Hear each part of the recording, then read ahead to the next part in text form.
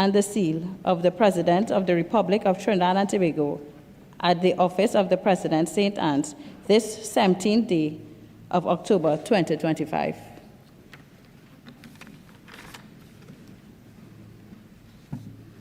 Honorable Senators, Senators are required to take the oath.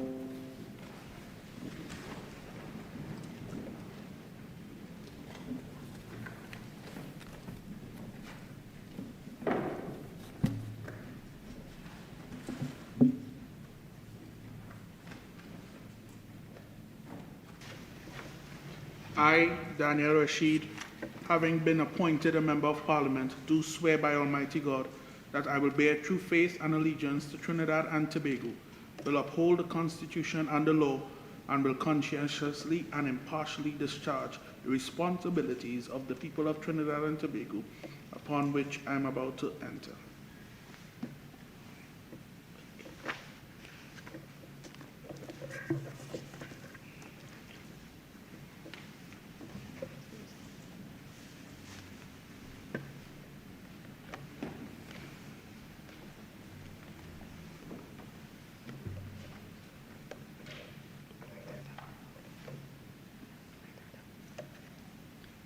I, Josh Drayton, having been appointed a Member of Parliament, do solemnly affirm that I will bear true faith and allegiance to Trinidad and Tobago, will uphold the Constitution and the law, and will conscientiously and impartially discharge the responsibilities to the people of Trinidad and Tobago upon which I am about to enter.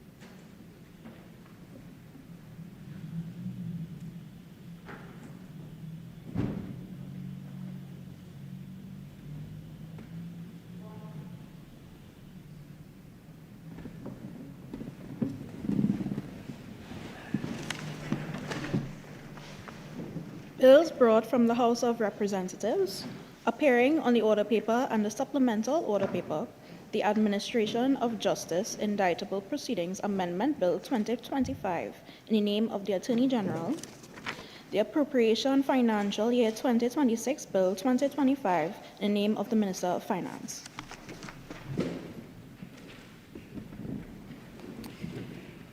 Minister of Planning, Economic Affairs and Development, and the Minister in the Ministry of Finance.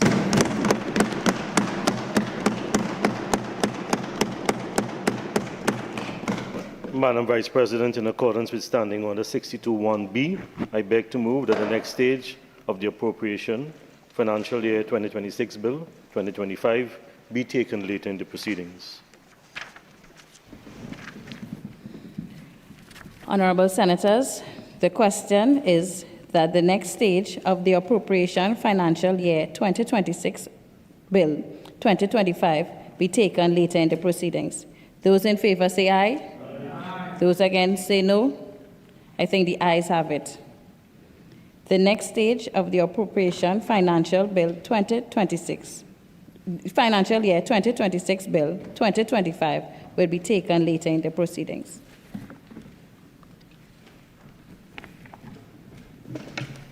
Papers. Attorney General. Madam Vice President, I have the honor to lay on the table the following paper as listed on the order paper in my name: the Mutual Legal Assistance in Criminal Matters Declaration of Treaty Number 2, Order 2025.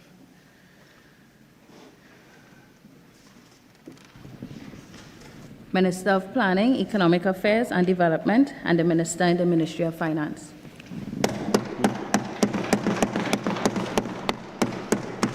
Madam Vice President, I have the honor to lay on the table the following papers as listed on the order paper and supplemental order paper in the name of the Minister of Finance.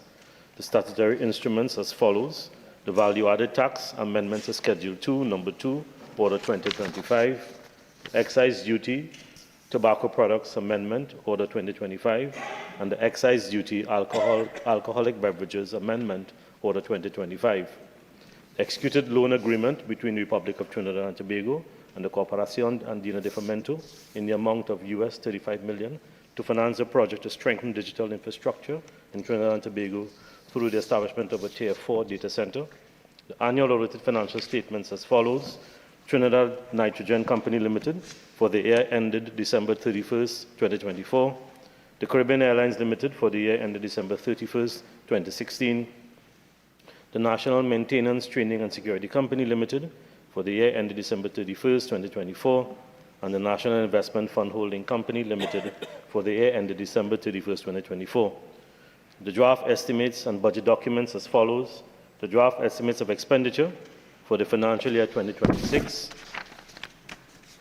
the draft estimates, details of estimates of recurrent expenditure for the financial year 2026, the draft estimates of revenue and expenditure of the statutory boards and similar bodies and of the Tobago House of Assembly for the financial year 2026, the draft estimates of development program for the financial year 2026, the draft estimates of revenue for the financial year 2026, the Social Sector Investment Program 2026, the Public Sector Investment Program Trinidad 2026, the Public Sector Investment Program Tobago 2026, the State Enterprises Investment Program 2026, and Review of the Economy 2025.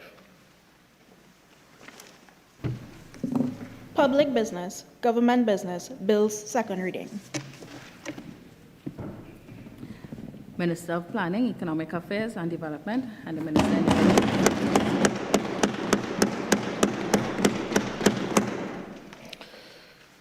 Madam Vice President, I beg to move that a bill entitled an act to provide for the service of Trinidad and Tobago for the financial year ending on the 30th day of September 2026 be now read a second time. Madam Vice President, may I warmly congratulate you on your ascent to the chair.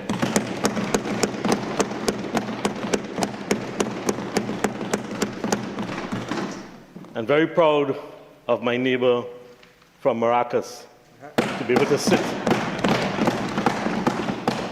in this chair and to lead this honorable house in the proceedings follow.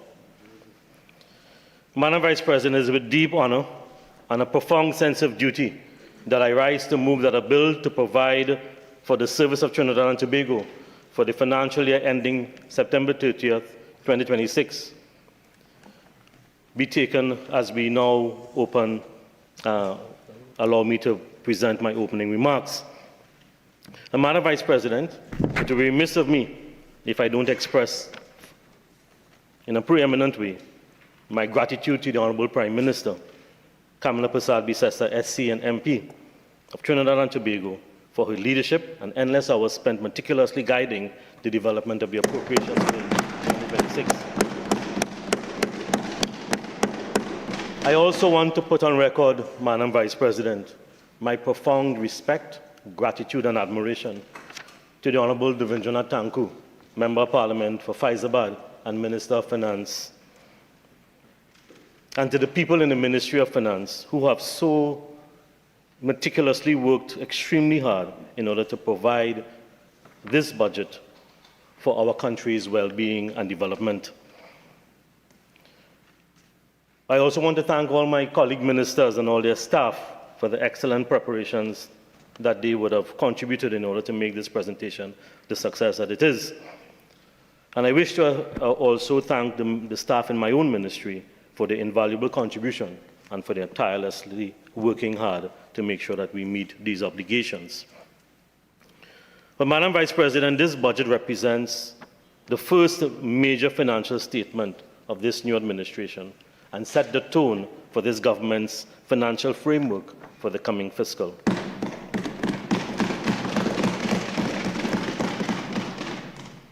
It is a declaration of purpose to restore confidence, rebuild the economy, and renew hope across every community of our beloved nation. Madam Vice President, the 2026 Appropriation Bill is presented to this Honourable House at a critical juncture in our country's history.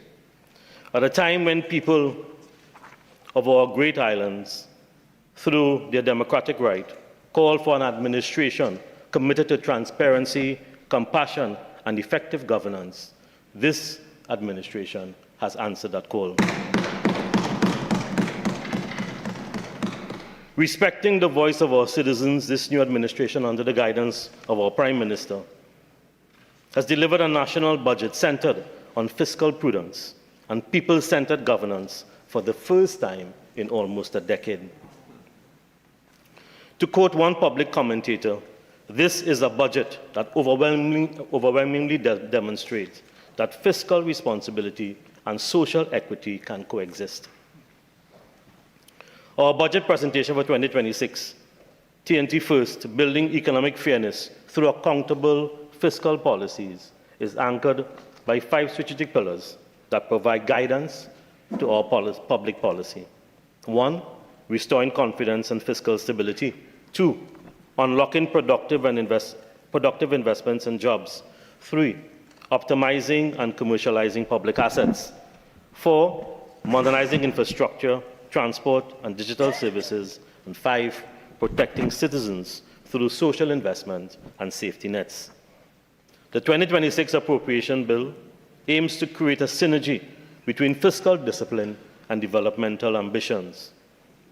What this means is that while we have to propose measures to raise additional revenue for Trinidad and Tobago's national goals, these revenue-gaining measures will also simultaneously contribute to other policy commitments such as climate change mitigation, infrastructure development, educational enhancement, and much more, and with a special focus on job creation. To support our intent to increase employment, the Minister of Finance announced the establishment of an employment fund in the Ministry of Finance. The Honourable Prime Minister, as you may recall and already come to know, has already launched an ongoing national recruitment drive on October 19, which is phase 1 of a promise to ensure job security. Phase 2 will be in partnership with the private sector, and my colleague ministers will elaborate on this as we go on in this debate. We have therefore been demonstrating action towards fulfilling our campaign promises focused on economic impact through job creation, increased investment, and fiscal growth. It has been calculated by some economists that the strategic measures outlined in the budget laid out by the Minister of Finance have the potential to fund the fiscal deficit projected to be almost $4 billion, which is roughly 2% of our nation's gross domestic product, which is instructive in that what we are doing so without imposing hardship on the most vulnerable in our society, unlike budgets in the past 10 years. Speaking of supporting the vulnerable in our society, Madam Vice President, we have applied a special focus on advancing public health and boosting gender equality. Demonstrating gender-responsive budget have allowed us to integrate and to put forward $5 million for a women's health fund to address period poverty by providing free menstrual products in schools and funding menstrual health education. This is a humane step that encourages economic growth by reducing missed school and work days, enabling full participation in society and fostering a more productive and equitable workforce, especially for the girls and the women in our society. We have provided relief to citizens and businesses in terms of the $1 litre reduction in gasoline, in super gasoline, a measure many stakeholders have celebrated as a much-needed effort to alleviate the rising cost of living over the past few years. These are measures that they could have done but failed to do. This government is taking the bold step to make sure that, as the Minister of Finance so proudly stated, and as everybody knows, when UNC wins, everybody wins. At a time when wages have been at a standstill and purchasing power seems to be on the decline, the Prime Minister's commitment to instruct the Minister of Finance on the 10% wage increase to public servants replaces rancor and anxiety with hope and renewed vigor. All this while jealously aiming to stimulate our nation's economy like never before. What we have done, Madam Vice President, is made this year's budget the government's first, more than just a routine fiscal exercise. We have applied our prolific imaginations to prepare a budget that excites thought and imbues creativity. Our measures are deliberate, focusing on modernizing our institutions, stimulating our business sector, inspiring citizens while ensuring that Trinidad and Tobago is once again on a sure footing. Understanding the current volatility of our global climate, the government continues to demonstrate courage under the leadership of the Honourable Kamala Persad-Bissessar to make the hard decisions necessary to see Trinidad and Tobago through. We will continue to communicate openly with our citizens, intensify our attentiveness towards new and improved regulatory frameworks, and pivot when necessary in a continued open and an accountable manner to avoid wanton fiscal pressure on our already fragile economy. Madam Vice President, we as a government are resolute that over the next fiscal year, through this budget, we will have the resources needed to do the work for the people of Trinidad and Tobago. We will create conditions which stimulate economic growth, especially by partnering with the private sector, and ensure that the priorities of the government will be met by again making the difficult decisions necessary for the benefit of all our citizens. To maximize the development goals of Trinidad and Tobago, we are proposing an expenditure of $59.232 billion against total revenues of $55.367 billion. The proposed fiscal deficit of $3.85 billion, or 2.17%, is well within the international benchmark of 3%. Madam Vice President, we have a wide spectrum of fiscal initiatives geared towards rebuilding and expanding our economy and creating millions in annual revenue to provide an improved quality of life for all our citizens. In the coming months, we will be implementing a range of tax and incentive measures, as stated by the Minister of Finance in his budget presentation, aimed at reduced costs for households and supporting new sectors of the economy. Particularly, there will be the removal of VAT on agricultural machinery and hydroponic greenhouse inputs, which will stimulate local food production, improving food security and lowering prices for consumers. At the same time, a new 5% tax on single-use plastics, effective from January 1st, 2026, will fund national recycling programs, waste management initiatives, and raise awareness of environmental responsibility. This is a strategic measure also intended to achieve Trinidad and Tobago's national determined contribution and other commitments to the United Nations Convention on Climate Change. This therefore demonstrates that our intent is not to punish citizens, as we cannot articulate that enough, but to create avenues for revenue generation through and for commitments, holistic strategic programs and initiatives while meeting our international commitments and obligations. This is our balanced approach articulated by Honourable Prime Minister to national development. This demonstrates a thinking budget, and if one were to look closely, will observe that each measure is by design and meant to meet multiple objectives.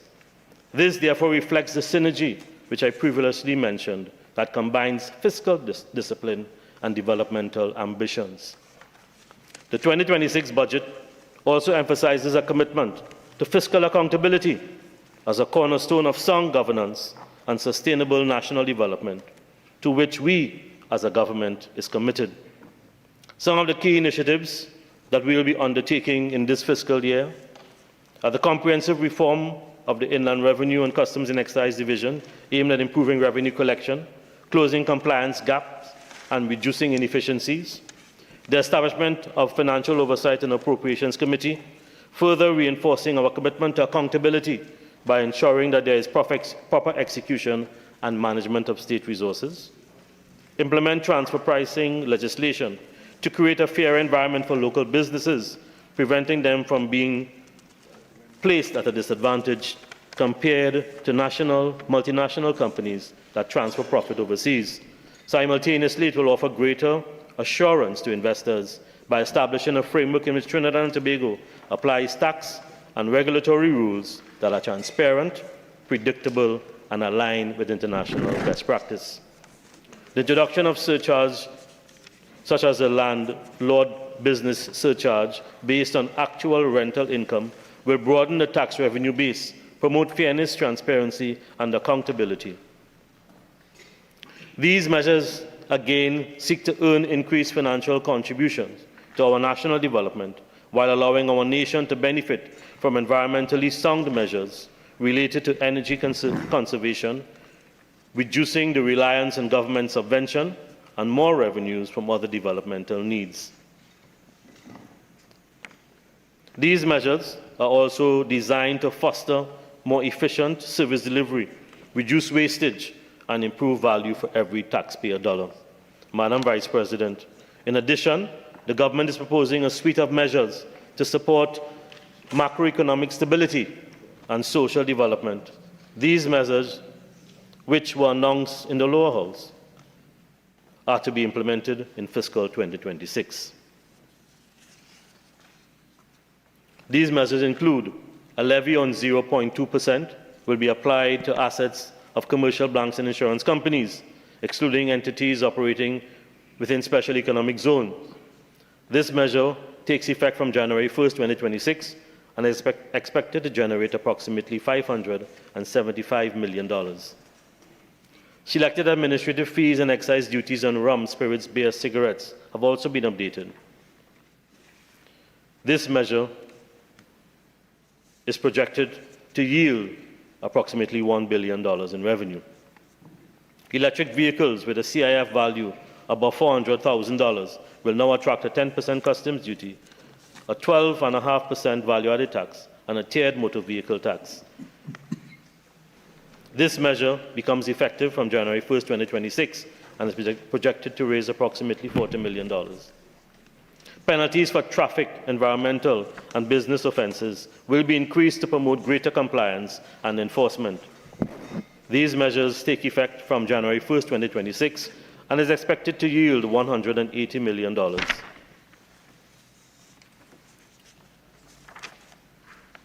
Concessions on customs duty, value-added tax, and motor vehicle tax for returning nationals have been removed. This measure will take effect from January 1st, 2026.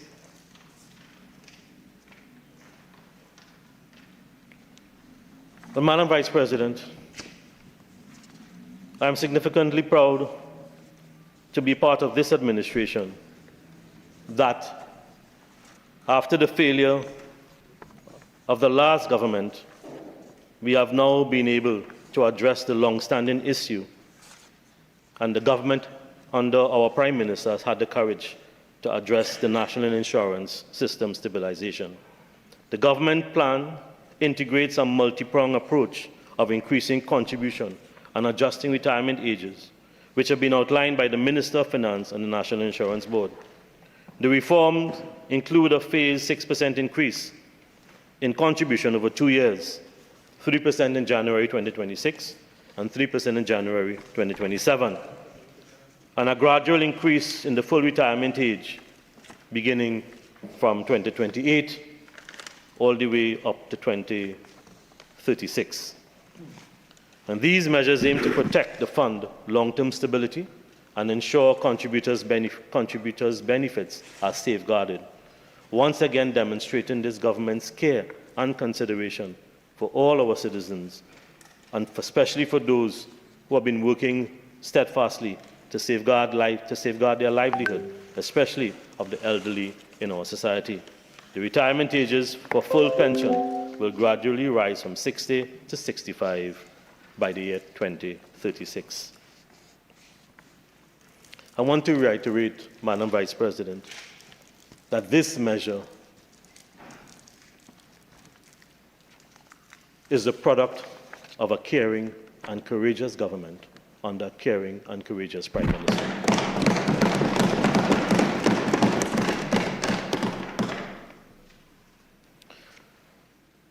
And let me pause, Madam Vice President, to say, for anybody to criticize this measure, for anybody to devalue what this measure means to Trinidad and Tobago, after the actual report have sat in that government for the last 7 or 8 years, these measures are long overdue and desperately needed given our circumstances today. And I want to thank the Prime Minister for having the courage. Value-added tax have been removed from locally produced items, and the schedule has been published. This permissible foreign use vehicle imports policy. The permissible import age for private cars will be extended to 6 years, and for light commercial vehicles to 10 years. And the policy takes effect on January 1st, 2026. Private pensions will be exempt from income tax with effect from January 1st, 2026. New tax deductions are being introduced for approved donations to animal shelters and to Women's Health Fund. Additional measures to promote research, development, and innovation through seed funding and incubation programs have been established. The government will undertake a review of the value-added tax system with the option to transition to a final point-of-sale tax while clearing outstanding VAT refund arrears. This review, once completed, will provide guidance necessary to ensure that, if we so choose, a transition can be easily made and socially balanced. This government has made it clear that we are committed to economic transformation and creating a more favorable environment for investments outside the traditional energy sector.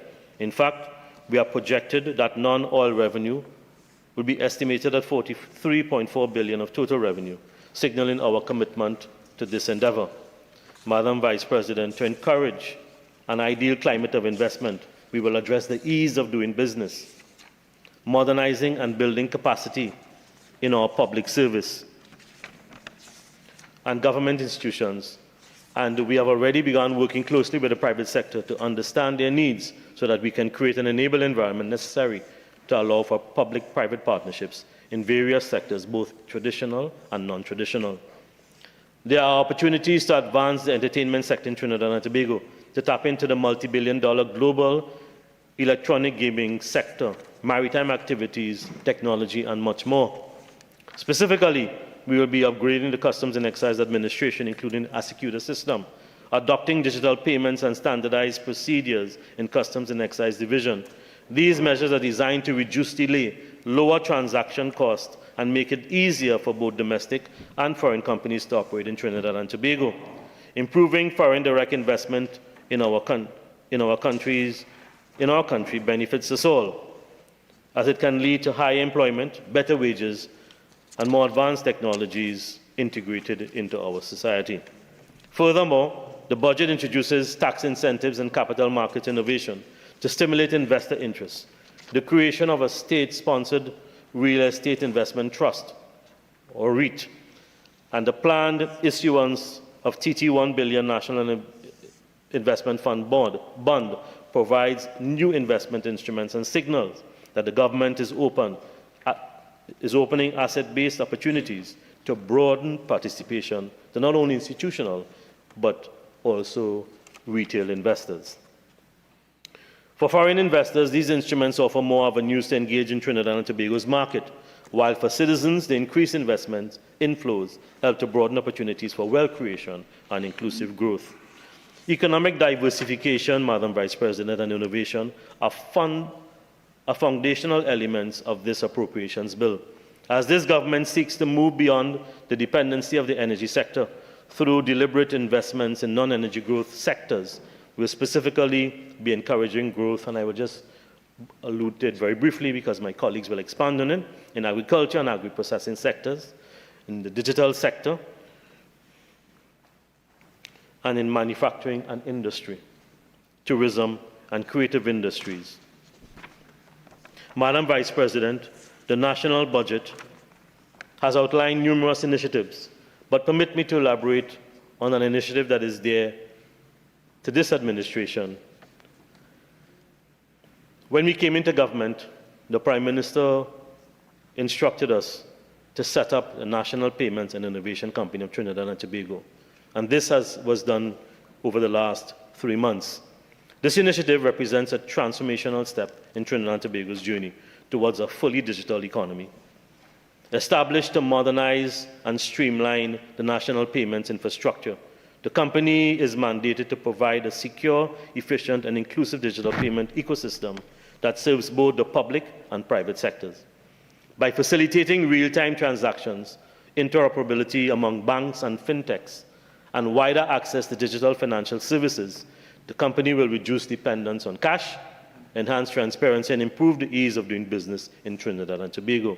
In this regard, we made a significant advancement last week in the government's digital transformation agenda with 3 national institutions: the Unit Trust Corporation of Trinidad and Tobago, the National Payments and Innovation Center of Trinidad and Tobago, and the Telecommunications Services of Trinidad and Tobago, signing a landmark agreement to introduce the National Electronic Know Your Customer platform. This national onboarding and biometric identification system is a locally developed eKYC platform that allows citizens to verify their identity and open accounts entirely online, built by the Innovative Center, the technology arm of NPCI-CTT. Nobis replaces paper-heavy in-person verification with a faster, more secure, and fully digital process. For citizens, it means less time spent traveling and waiting. For institutions, it means compliance onboarding with a standard that can be applied at a national scale. For citizens, it promises greater convenience and financial inclusion, Madam Vice President, particularly for small businesses and underserved communities. For the government, it enables more efficient revenue collection and service delivery. Ultimately, the NPCI-TT will play a central role in positioning Trinidad and Tobago as a regional leader in digital finance and innovation, while supporting the broader goal of economic diversification and modernization. Further, supporting economic diversification and innovation, the government has allocated $10 million to the UWI Research and Development Fund in fiscal 2026. This initiative will encourage our nation's researchers and innovators to direct their efforts towards priority areas of national importance, including climate resilience, citizen security, sustainable agriculture, and health innovation. The National Innovation and Incubator Program will play a pivotal role in strengthening Trinidad and Tobago's innovation ecosystem and advancing entrepreneurship. Through this initiative, 100 young graduates and aspiring entrepreneurs will receive mentorship, financing, and structured support to transform innovative ideas into viable business ventures. This collaboration underscores the government's commitment to fostering an enabled environment where creativity and enterprise can flourish, broadening the base of small and micro enterprise and driving economic diversification. This will benefit small and medium enterprises through the provision of training in trade facilitation, financing, e-commerce, global marketing, and other key areas to help significantly expand the export readiness of SMEs starting in the upcoming fiscal period. Another initiative that this government will implement to foster innovation is the National AI Research and Innovation Hub. The hub aims to empower youth and practical training in data science, software engineering, and creative digital production, thereby opening new opportunities for citizens to thrive and earn within the expanding digital and creative economies. At the heart of this appropriations bill, Madam Vice President, is the government's unwavering commitment to protecting and empowering our people. In fiscal 2026, from funding under the Public Sector Investment Program, we will strengthen the national healthcare system, which includes the upgrades to San Fernando General Hospital, operationalizing of the Couva Children's Hospital, and the expansion of the renal dialysis program. Madam Vice President, these initiatives will save lives and improve access to quality healthcare across our nation. Education continues to stand as a cornerstone of our development agenda. While dedicated funding for tertiary education and skills training, this includes the provision of scholarships, the enhancement of technical and vocational programs, and the refurbishment of the UWI Debe campus to better prepare and serve our young people with a modern, knowledge-driven economy. This government will re-establish the Trinidad and Tobago Hospitality and Tourism Institute, which will provide valuable skills and training to persons in the service tourism industries, again enhancing job creation. And Madam Vice President, let me stick up in here because it is a real travesty when I visited Chagaramas upon assuming office that the hotel school not only has been closed, but was mothballed for the last 7 or 8 years. That hotel school used to produce roughly about 700 graduates every year. And even as we talk about moving towards a greater focus on tourism, it is a sad reality that it is left to this government to now reopen that school to prepare our citizens to be able to get jobs in the service sector and the tourism sector.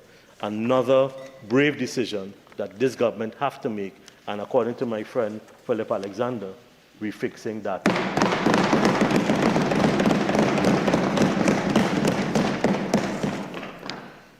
The 2026 budget outlines a comprehensive approach to housing that will allow us to deliver affordable homes through public-private partnerships and innovative designs, to make housing more accessible and affordable for first-time homeowners through homeowners grants, lower interest loans for young families, and the revival of the Land for the Landless programs. Again, my colleagues will expand on that. Furthermore, to make home ownership more attainable, the government planned to reduce construction costs by amending the trade ordinance to remove restrictions on key materials such as clay, sand, and gravel, thereby stimulating the construction sector and creating jobs across plumbing, electrical, masonry, carpentry, and other related industries. Madam Vice President, these are strategic investments in human dignity, equality, and opportunity. They represent this government's belief that national progress must be measured not only by economic growth, but by the well-being and empowerment of every citizen. While the 2025-2026 national budget is forward-facing, upon our arrival into government, by an overwhelming national consensus at the polls, we have been applying this new fiscal philosophy, moving from passive management to strategic execution. We understand where we stand, Madam Vice President. Our current fiscal positioning has been shaped by years of inertia, external shocks, and underutilization of national assets. This government has been steadily redefining an actionable future for economic transformation, moving swiftly to implement a multi-pronged fiscal approach that focuses on government-to-government optimization. We have been leveraging bilateral cooperation with nations such as the United Kingdom and Canada to deliver cost-efficient, high-impact capital projects outside the traditional modes of government's operation. Private sector empowerment through the creation of new investment vehicles and introducing transparent regulatory reform to boost confidence and stimulate foreign direct investment and private participation in strategic national development sectors. This is important because it is where government will focus and target development and economic growth by partnering with the private sector. Asset activation and monetization. Trinidad and Tobago possesses high potential but underutilized assets. We have been, since May of 2025, rolling out a comprehensive strategy to catalog, commercialize, and unlock value from government-owned infrastructure, land, and entities, supporting new non-energy revenue streams and reducing contingent liability, which will be intensified in fiscal 2026. So, Madam Vice President, the REIT is the first, and other investment programs to go on the stock exchange will follow. This marks a fundamental shift in our government institutions and how government functions, from primary operator to a modern facilitator of growth. A core part of our strategy, Madam Vice President, therefore, is to eliminate inefficiencies.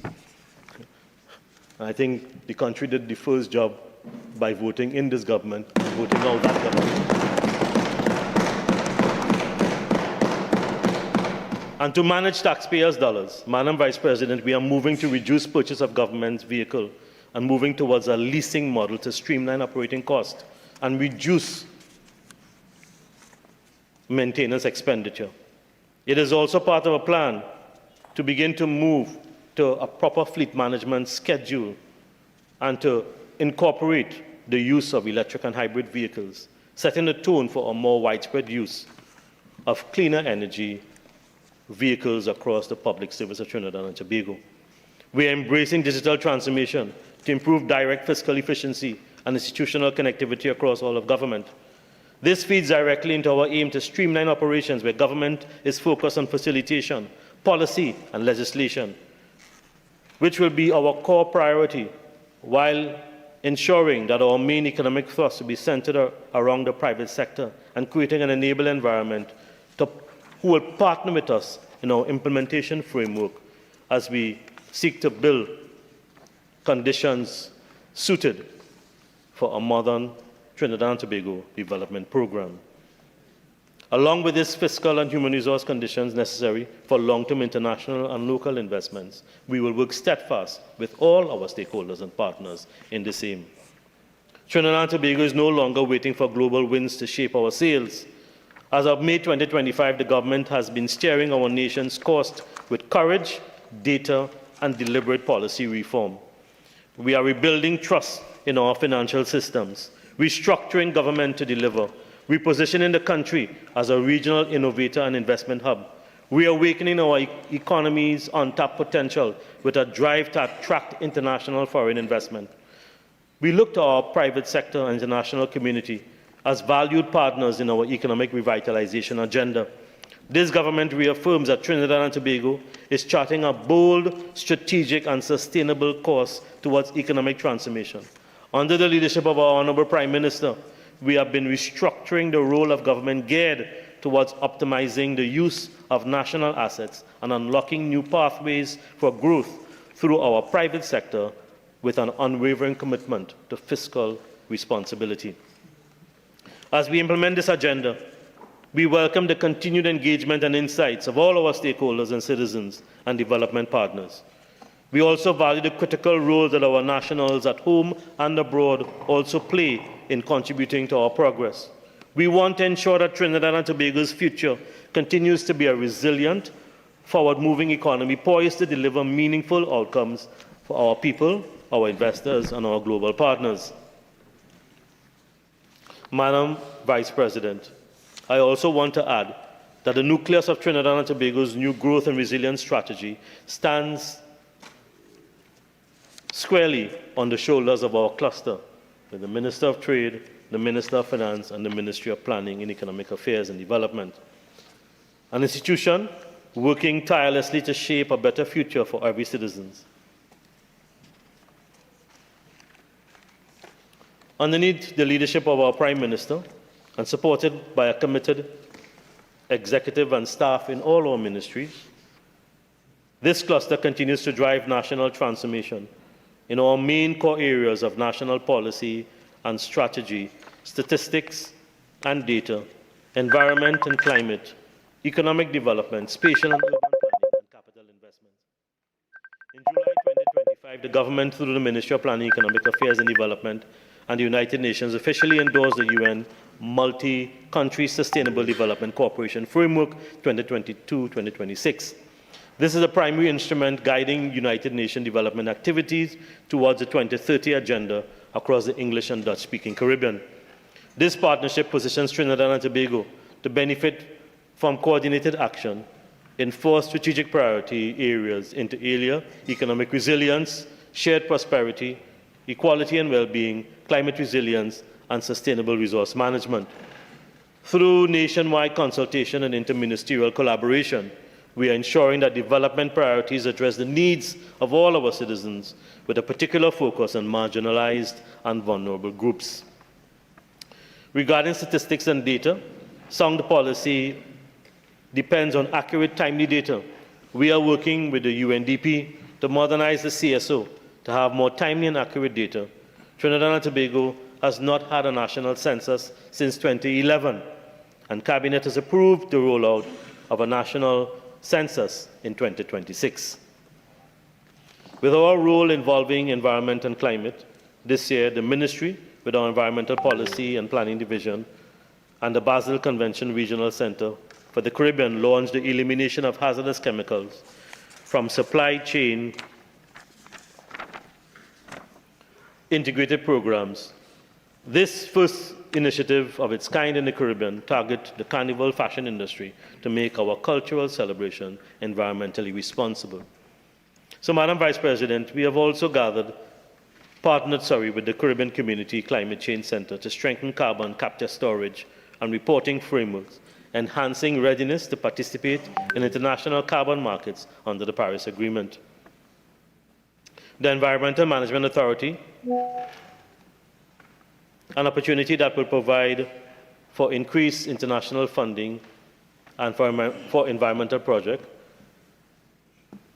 Madam Vice President, allow me to commend the EMA because they have now achieved a milestone which echoes the authority's robust and financial system, where they are now being authorized and credited to disburse on the Global Climate Fund.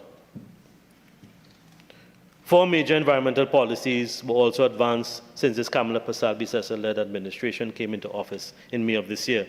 A memorandum of understanding supporting ocean governance in the Caribbean, membership of the International Coral Reef Initiative, adoption of Trinidad and Tobago's 2030 national biodiversity targets, and an approval of the new national climate change policy.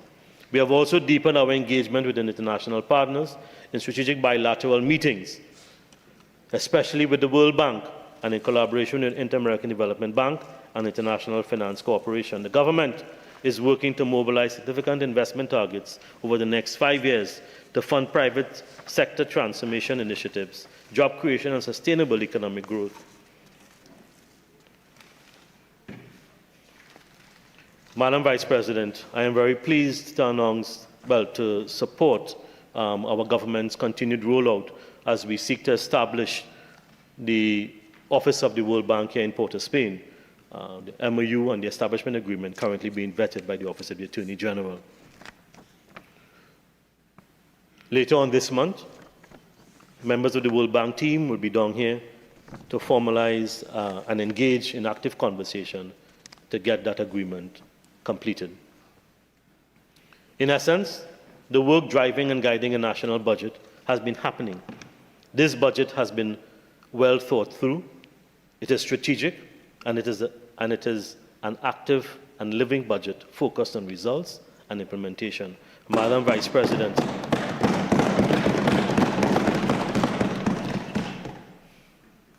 the Ministry of Planning, Economic Affairs and Development, charged with the responsibility of national monitoring and evaluation, and our National Transformation Unit places a direct focus on M&E at a national level.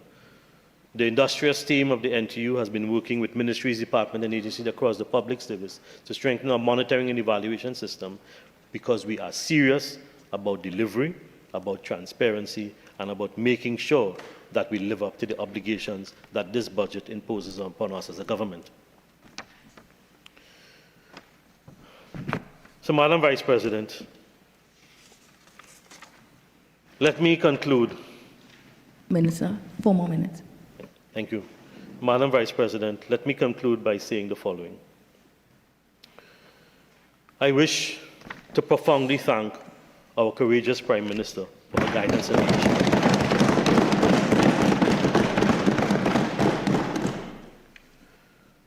I wish to also, on behalf of all of us, thank my colleague minister, the Minister of Finance.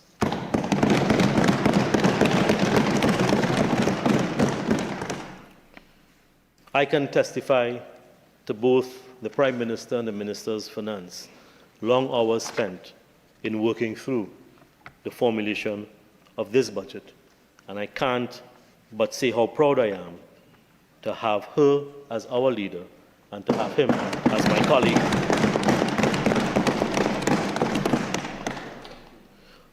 But I wish to reiterate, Madam Vice President, that the 2026 Financial Appropriations Bill is more than a financial instrument. It is a roadmap for national transformation built on fiscal prudence, social responsibility, and sustainable growth. We affirm our commitment to public sector, to the elderly, to our young people, and creating a people-centered approach to leadership and government. In fact, I know many persons may not completely understand, but having worked under several remarkable leaders from 1984 to now, I have served under people like Archbishop Anthony Panton, like Brigadier Carl Alfonso, like Bernard Doolal Whiteway, Father Henry Charles, Joe Teixeira, and many other remarkable persons. But it's the first time that I can safely say that I am able to work under a remarkable woman in Kamala Persad-Bissessing.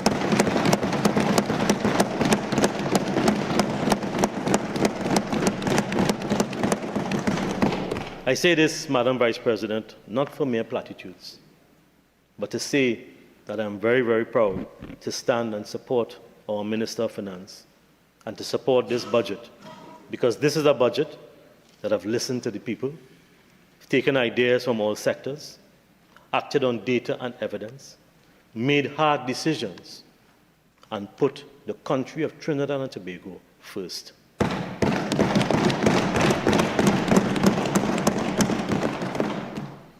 You couldn't want something better in a leader and in a government. And they could say what they want to know, because they don't even know who their leader is.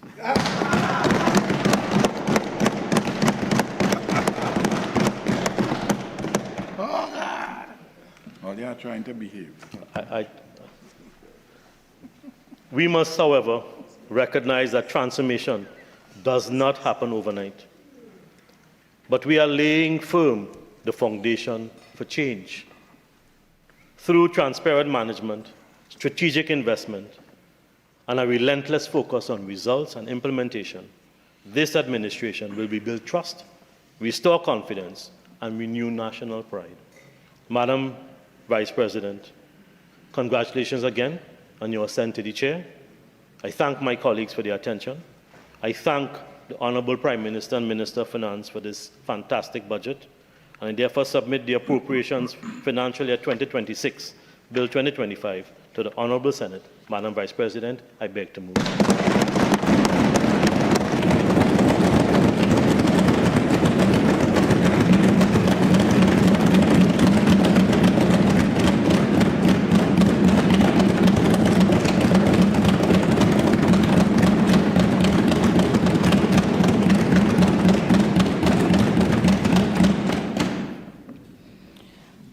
Honourable Senators, I shall now propose the question for debate. The question is that a bill entitled An Act to Provide for the Service of Trinidad and Tobago for the financial year ending on the 30th day, September 2026, be now read a second time.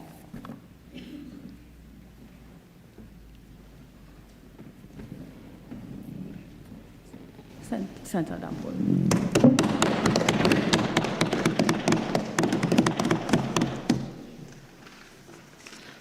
Madam Vice President, good morning. On behalf of my colleagues on this side, I'd like to let our CARICOM family in Jamaica know that they are in our thoughts and prayers as Hurricane Melissa approaches the island. We are also praying for the safety of our students, and may Almighty God watch over them.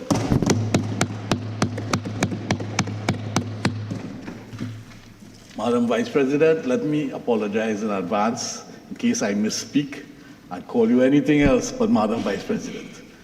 I apologize wholeheartedly. Madam Vice President, thank you for the opportunity to address this Honorable Senate. And may I also congratulate you. As I usually do, I preface my statement with, I have no intention of saying anything derogatory about my country. I'd like to begin by thanking and congratulating the Honorable Leader of the Opposition for a brilliant response to the national budget. I'd also like to thank my former colleagues at the Ministry of Finance for the excellent work on producing the budget. Madam Vice President, the production of the national budget is a model, or it's the perfect model of public service efficiency anywhere, any public service of Trinidad and Tobago. And that just goes to show how excellent my colleagues are at the Ministry of Finance. Madam Vice President, I've known the Minister of Finance for many years. I've always described him as a decent citizen. Although recently, I find him to be a bit agitated and a bit aggressive. I have no idea why. But I hope at the end of this budget debate that he would not become more aggressive and agitated. Madam Vice President, this is now the government's budget. This is the UNC's budget. They will now be held totally responsible. Madam Vice President, the budget is not a game. For me personally, it's always interesting to hear the various commentaries following the delivery of the budget. My suggestion has always been that the budget can either be good, bad, or indifferent. It's almost impossible to script or calibrate the perfect budget. To quote a recent editorial in a local newspaper, the national budget is not a party showpiece. It is the country's most consequential economic statement. Madam Vice President, let me get to the point. This budget will be derailed early in the new year, in the new calendar year, or before. It will collapse and will need to be recalibrated within the first quarter of the new calendar year. And this is nothing new. Several budgets have had to be recalibrated under the UNC and the PNM. In fact, I remember an instance where the Minister of Finance put out instructions that each ministry should cut their allocation by 10%. It happens. But why? Why would this budget be derailed? It will be derailed for not only what it contains, but definitely what it does not contain. This budget will collapse shortly under the weight of dubious assumptions and extremely creative accounting. But, you know, Madam Vice President, during the Standing Finance Committee, I realized that ministers, several ministers, including the Minister of Finance, were more interested in the mid-year review than the actual budget itself. And let me quote the Minister of Finance during the last mid-year review. And he was describing the PNM budget. They knew exactly what they were doing. I'm quoting here, Madam Vice President. They deliberately underfunded critical expenditure planning all along. to return after election and demand more money. A shameless ploy to manipulate public finances for political gain. The Minister of Finance goes on in the media review. They spent the money without any clear idea of where the money was going to come from. No proper planning, no sustainable financing, just reckless expenditure. What we witnessed under the previous administration was not budgeted, but a calculated scheme of financial deception. Year after year, they pass budgets that are deliberately underfunded and then come back to Parliament, cap in hand, for billions more. However, just a few months later, the Minister of Finance is singing a different song. The Finance Minister says, right recently in the Finance Committee, the Finance Minister said funds are available to meet the government's current wage obligations, as it should be, and that additional resources, Madam Vice President, and that additional resources will be secured through Parliament if needed. The media review. So in other words, after blaming the previous administration for miscalculating the budget, what's the first thing the Minister of Finance does? Starts to talk about the media review. So let me deal with some of the assumptions that's going to cave in this budget. The international oil price projections.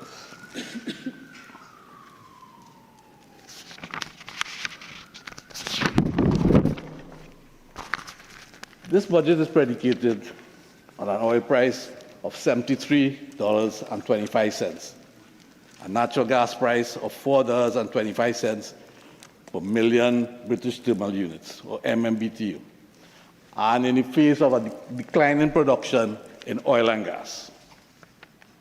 Total budgeted revenue projected at $55.3 billion, of which oil revenue would be 11.2 and non-oil revenue 43.4. I will show now how these numbers could be seen as highly unrealistic, Madam Vice President. The United States Energy Information Administration, a highly reputable agency, where they predict the average price of oil in 2026. They projected that the average price of oil would be $52 per barrel, a full $20 lower than the projection in the budget. The IMF has projected that the price of oil will be $62 per barrel in its World Economic Outlook. And they're making these predictions based on projected oversupply in the international market. Similarly, in international gas prices, the US EIA, the Energy Information Administration, 2026 is projecting gas prices at $4.16 per MMBTU, and the IMF roughly the same. So both oil and gas prices projections by the EIA are lower than the assumptions in the budget. Although we are not, well, I would say no longer a big oil province, and now we are a gas province, a $20 reduction in the projection could have a significant hit on total revenue. Madam Vice President, the oil and gas prices assumptions are unrealistic. We must remember that we are dealing with two exogenous factors here that we have no control over. We are price takers. We have no control over the price of oil and the price of gas. These assumptions on prices are some of the main risks to the budget. The revenue projected from the non-energy sector may not be able to compensate for the loss from the energy sector. And what is notable here, Madam Vice President, is that the credit rating agencies and the IMF, for the Article 4 consultations, are already aware of the risky assumptions. But there's a method to government's madness. I have to confess, there is a method to the madness. The government's strategy is to use an inflated oil price assumption to trigger the withdrawal clause of the Heritage and Stabilization Fund. And let me explain that withdrawal clause to the national community, to the population. If actual petroleum revenues are at least 10% below budgeted revenues for the fiscal year, the government can access the Heritage and Stabilization Fund to the amount of 60% of the revenue shortfall. Let me repeat that. If actual petroleum revenues are at least 10% below budgeted revenues for the fiscal year, the government can access the Heritage and Stabilization Fund to the tune of 60% of the revenue shortfall. The nation needs to monitor this situation carefully, because when the budget implodes, the UNC government is heading to the HSF to pay recurrent expenditure. Madam Vice President, just a few issues on budgeted expenditure.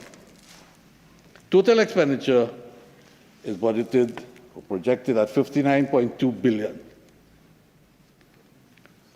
of which, and this is a pet peeve of mine, since my days back in the Ministry of Finance, of which education is 8.7 billion, and national security 6.36 billion. National security stands at 10% of total expenditure and 4% of GDP.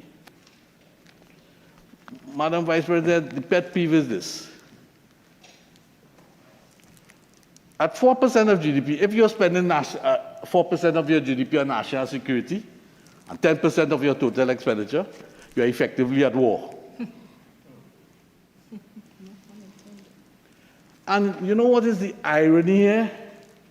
Is that we are spending $8 billion plus on education and $6 billion plus on national security. So what we are effectively saying is that we are educating people and then spending money to protect us from those who we just educated. That is the irony of these two numbers. It has been my pet peeve for a very long time.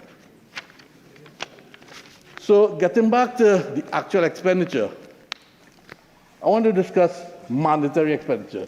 Are you aware, and I've said it in this honorable house already, Madam Vice President, are you aware that monetary expenditure in this country totals $54 billion annually, an average of about $4.5 billion a month? So if your budgeted revenue is $55 billion, a little over, and your monetary expenditure is 54, you understand, and you have some very unrealistic assumptions generating revenue, to generate revenue, you understand how precarious the budget is. But let me tell you some components of monetary expenditure. No right-thinking Minister of Finance is going to touch any one of them. Pension and gratuities, and these are direct charges on the exchequer. Social grants, old age pension, for instance, public assistance grants, disability grants, money for THA, money for the development program, and debt servicing. They're all part of monetary expenditure, which in this country, in this complex society, totals $54 billion a year, and the projected revenue is 55. The projected total budget, the projected total expenditure is 59 billion. So in other words, essentially, you only have 5 billion for discretionary expenditure on your, right? So that's something that I'm asking the Minister of Finance to keep an eye on, please. But it's also something, as I said previously, going to derail the government. Just want to focus on another part of total expenditure that is under the Minister of Planning. That's the PSIP, or the Development Program, as is known. On page 19 of the PSIP document, the PSIP is projected at $4.1 billion. Consolidated Fund, 2.6, and the IDF, 1.4. However, the problem with the PSIP is not the size of the PSIP. The problem with the PSIP is the implementation of the PSIP, which creates a problem. And the PSIP is there to generate economic growth. It is there to generate employment opportunities. It's there to generate investment. It's there to spend money on infrastructure, etc. The problem is implementation. I know what's the general problem throughout the public service. Various ministries don't have implementation units. I don't know if the Minister of Planning will tell me later on if they have implemented implementation agencies in these ministries. And I'm also wondering whether to match back, and it's a whole trick in the Ministry of Finance, to match back to get a targeted deficit if they didn't use the PSIP as a residual number. So let me discuss now the deficit itself. The deficit is estimated at 3.865 billion, 2.7% of GDP, and which the minister claims is less than it's 3% is less than the 3% international benchmark. This is very deceptive because the deficit does not take into account of the following, and this is where the derailment is going to take place. Back pay for 10%, the 10% increase in salaries. The addition to the recurrent expenditure for salary increases, which now become part of monetary expenditure. Debt payment, a direct charge on the exchequer, is underestimated by $5 billion. I like the national community to go on the website, finance.gov.tt. Go into the draft estimates of expenditure. They usually call the Yellow Book. Go on page 110. Page 110 of Head 19, debt servicing. And you will see a figure there of $7.675 billion. And if you look at the previous years, you will see $12 billion. How could the figure drop from last year, $12 billion, to $7.65 this year in the face of increasing debt stock and increasing debt stock? I find that to be very, very creative accounting. The next thing that's missing is the VAT figure. On page 5 of the estimates of revenue, and I want to quote my sources because I don't want to be accused by the other side of spreading false information. The VAT figure on page 5 of the estimates of revenue, which also will have a direct impact on the deficit, is $8.2 billion.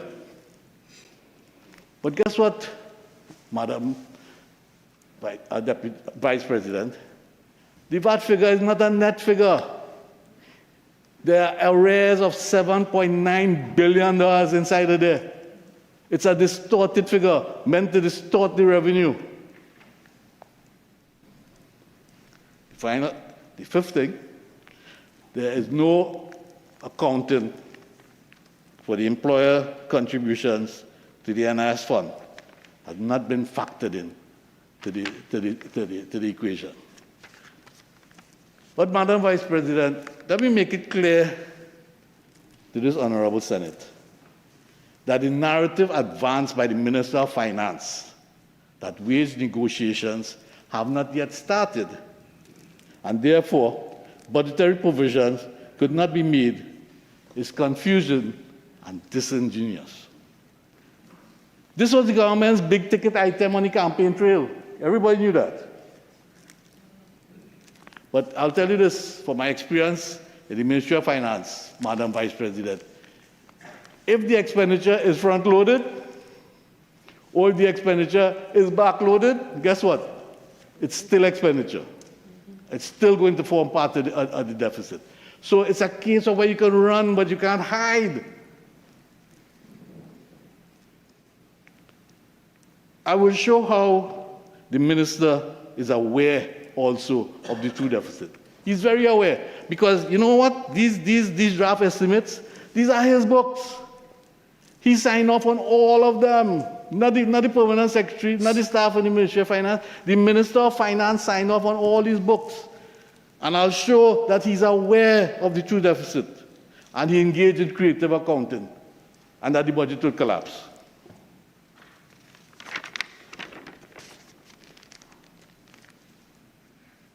When it comes to financing the deficit is financed in 4 ways. Through domestic borrowing, through external borrowing. You can, as I said earlier, you can withdraw from the HSF. Or you can use the overdraft facility at the central bank. On page 67 of the estimates of revenue,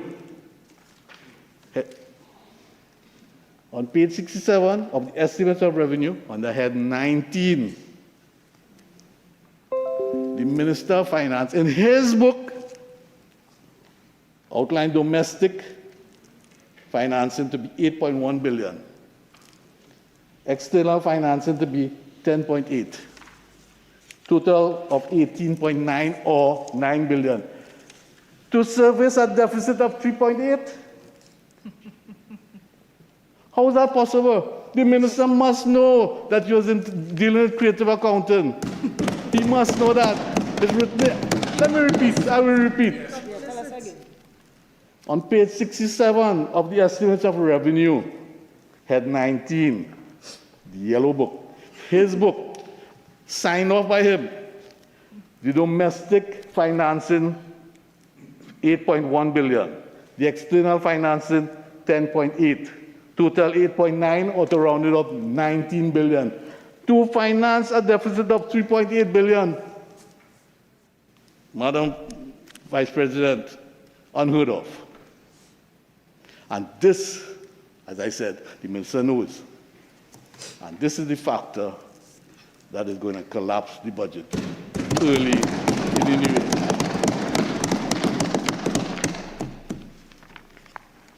But there are more problems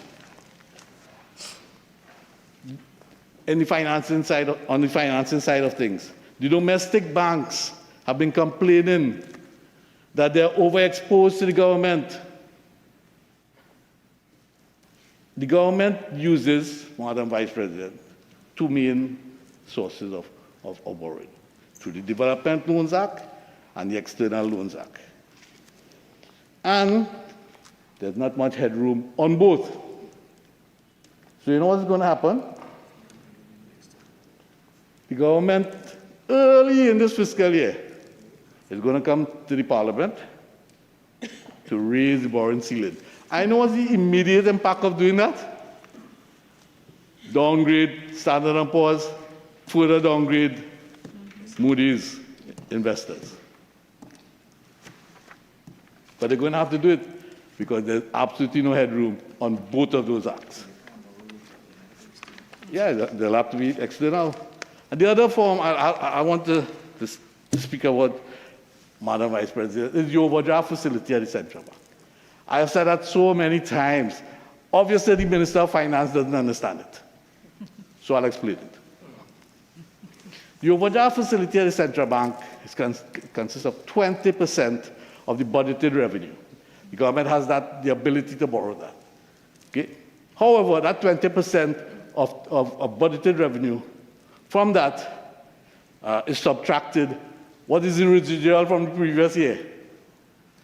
Okay? So it's reduced based on the level of the balance brought forward. But what caused us to have to go to the overdraft at the central bank? We have been running fiscal deficits or recording fiscal deficits in 2009. And that has caused the buildup of the Exchequer One account at the central bank. It's called government cash balances. Anybody could go and check it at the central bank. And you will see Madam Vice President, because of the buildup of fiscal deficits over the years. You know what's the size of and it's a negative, meaning it's a debt, more or less. It is now $50 billion. In other words, the fiscal policy in Trinidad and Tobago is stifled by the overdraft facility at the central bank. The Green Fund, the Infrastructure Development Fund are both mortgaged to the government cash balances at the central bank. So how do we fix that? And this is basic financial programming. How do we fix it? Simple. This is the only way you can fix it. You have to run fiscal surpluses and pay back into the central bank. It's the only way. And reduce that $50 billion and wean yourself out of the overdraft facility. But it's $50 billion, which is not part of the country's overall debt. But what it does, as I said previously, it stifles fiscal policy. So I'd like to now look at some selected fiscal measures. My colleagues will obviously pick up the rest. But before I look at the fiscal measures, some of the fiscal measures, I'd like to entertain a quote from the Honorable Prime Minister in 2020 when she was leader of the opposition. She declared that you cannot tax a nation into prosperity. For a nation to tax itself into prosperity is like a man standing in a bucket and trying to lift himself up by the handle of the bucket. A UNC government will lower tax and put money back into the pockets of citizens. On that note, I'll look at some of the fiscal measures. And they're not all that bad. Some I like. You want another increase in price of super. I have no problem with that. However, if I had a choice, I would use it on diesel. I would reduce diesel because diesel has more of an economic impact on a complex society. Because most of our maxi taxis, commercial vehicles, etc., use diesel. So it has more of a multiplier effect on the economy. The other thing I noticed is transfer pricing. Madam Speaker, multinationals are not going to sit back and just let you interfere with their profits. They will continue to find innovative ways to move their profits to tax havens. They're not going. And you know what this is going to also cause? It's going to have a major impact on investor confidence. On the group health plan for public servants, as a proud former public servant, it's already available for public servants who are under the SRC, Salary Reviews Commission. I use it. It's a very costly initiative if you're not under the SRC. But what about the removal, and I'm not being self-centered here or anything, but what about the removal of the taxes on public servants' pensions? The highest public servant pension in Trinidad and Tobago is between 25 and 30,000. And about 75 to 80% of the rest of public servants are within the personal allowance. So they don't pay taxes anyway. Tax-free. So why not give as promised, on the campaign trail, why private sector? And the private sector pensions are 100,000, 200,000 private sector pension. The largest public sector pension in Trinidad and Tobago is somewhere between 25 and 30,000 before tax. And as I go along, I want to quote the Honorable Prime Minister again on the national insurance system. According to the Honorable Prime Minister, when she was opposition leader on the campaign trail, and I quote, any discussion about changing retirement age would need serious consultations. And should that be an option preferred by the majority, it should be one by choice. Where was the consultation? That is to say, those who wish to go home by 60, fine. Those who wish to go home by 65, fine, I'm quoting the Honorable Prime Minister. But you can't tell a man to work for his entire life, put his savings in NIS every week, every month, and you come to tell him now, sorry, sir, you can't get it. You have to wait until 65. You cannot continue like that. And let me quote the Minister of Finance, February 29, April 2022. Tanku, unwise to raise retirement age. Tanku said it takes no genius to realize that the way to increase the value of contributions is not to penalize workers, but to increase the number of workers in permanent well-paid jobs. Well said. And raising the number of employers contributing to the system. Brilliant. This is not rocket science, he goes on. That is common sense. Superb. It is similarly common sense that what the government needs to do then is to create the environment for greater confidence in the economy so that investors can come in and create jobs. What a difference a few years make. Fast forward to now. Is this country aware, Madam Vice President? Is this country really aware? Because I'm not too sure, because the trade unions are staying, and my comrade here, staying very quiet on this. Is this country, is this population aware that from January 1st, 2036 onward, a retiree must be 65 years of age to receive a full NIS pension? Repeat it, please. Is the country aware of that? I will repeat. Is the country aware that from January 1, 2036 onward, a retiree must be 65 years of age to receive full NIS? And I'm not hearing a word from the unions. You know what happened when France went to increase their retirement age by 2 years? All hell broke loose. 3 prime ministers ago, exactly. And you know what? The actual reports, and I'm quoting here from, these are published books. The actual report 2022, 2023, and 2024 projected contributors to fall to 423,249, and the fund to fall to 25 billion. However, the actual in 2024 contributors increased to 488,256, and the fund increased to 28 billion. And so, in other words, in the NIS now, is the country aware, is the population aware that after January 4th, 2027, there will be a total increase of 45% in the NIS contributions? And the minister, that's not even arithmetic, and that's sums.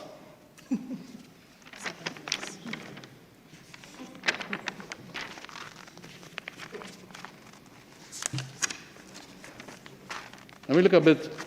How long I have again? 6 minutes. On customs and excise.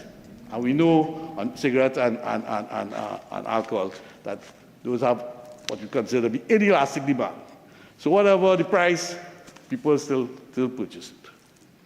But on customs, excise, and fees, we are told that projected increases will come from beverages and tobacco duties and long overdue indexation of administrative fees and charges. Let me be clear. These are not broad-based, high-yield reforms that change the 2026 deficit arithmetic in any meaningful way, nor do they address structural leakages in compliance. And I want to touch on one thing that I found very creative and innovative and could work also. Madam Vice President, we then heard the suggestion of a pivot away from VAT. That's always caused a problem since 1990 as far as I'm concerned. The budget statement concedes accurately that bi-monthly filing and verification cycles have generated a buildup of VAT refund arrears, undermining working capital for firms and damaging confidence.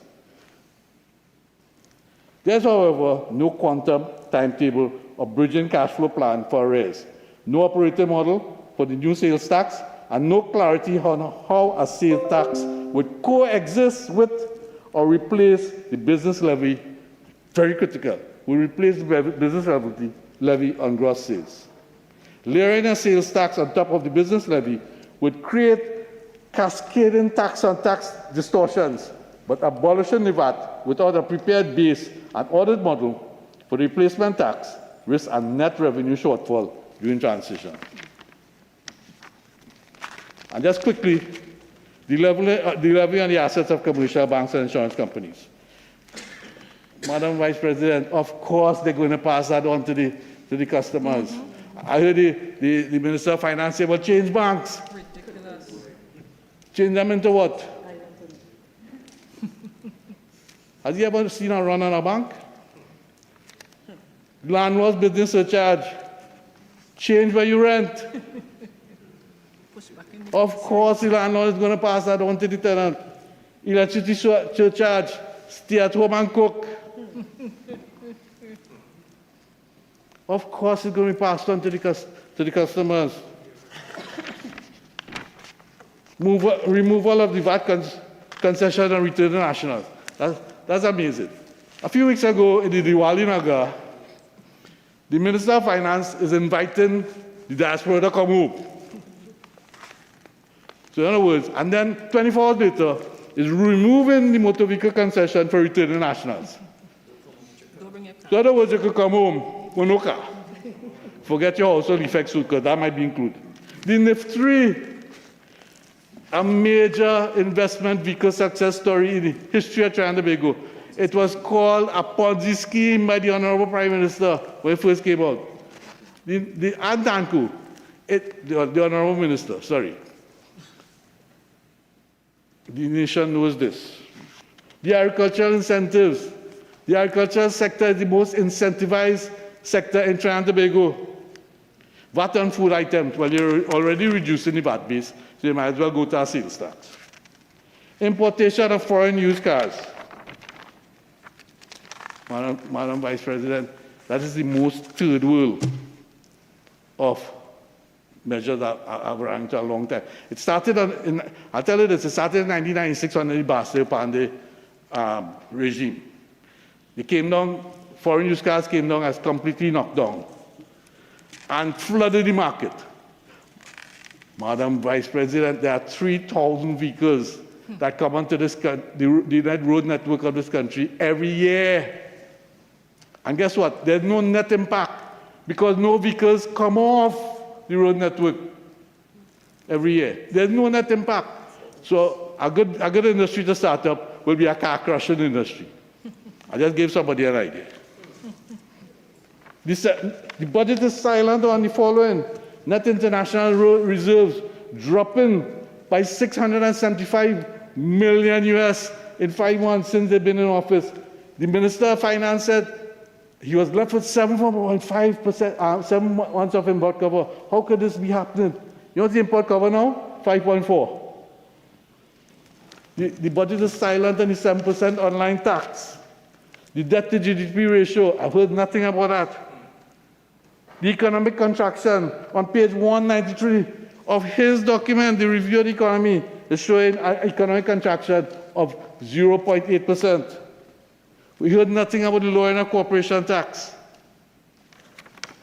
Unfortunately,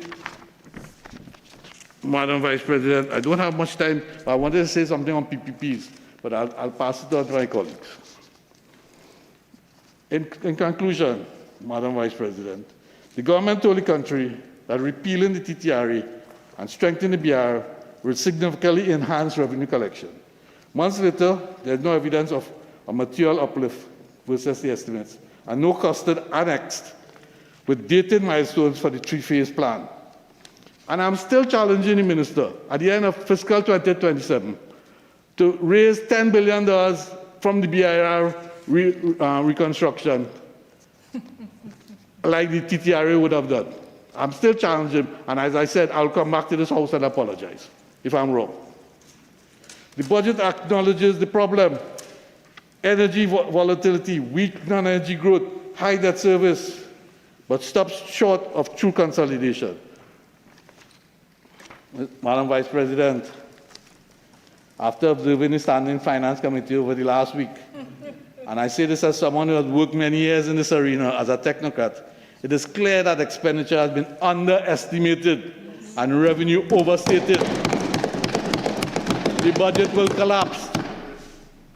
Given the fiscal package as presented, the budget will collapse, and this is deeply alarming. Thank you very much, Madam.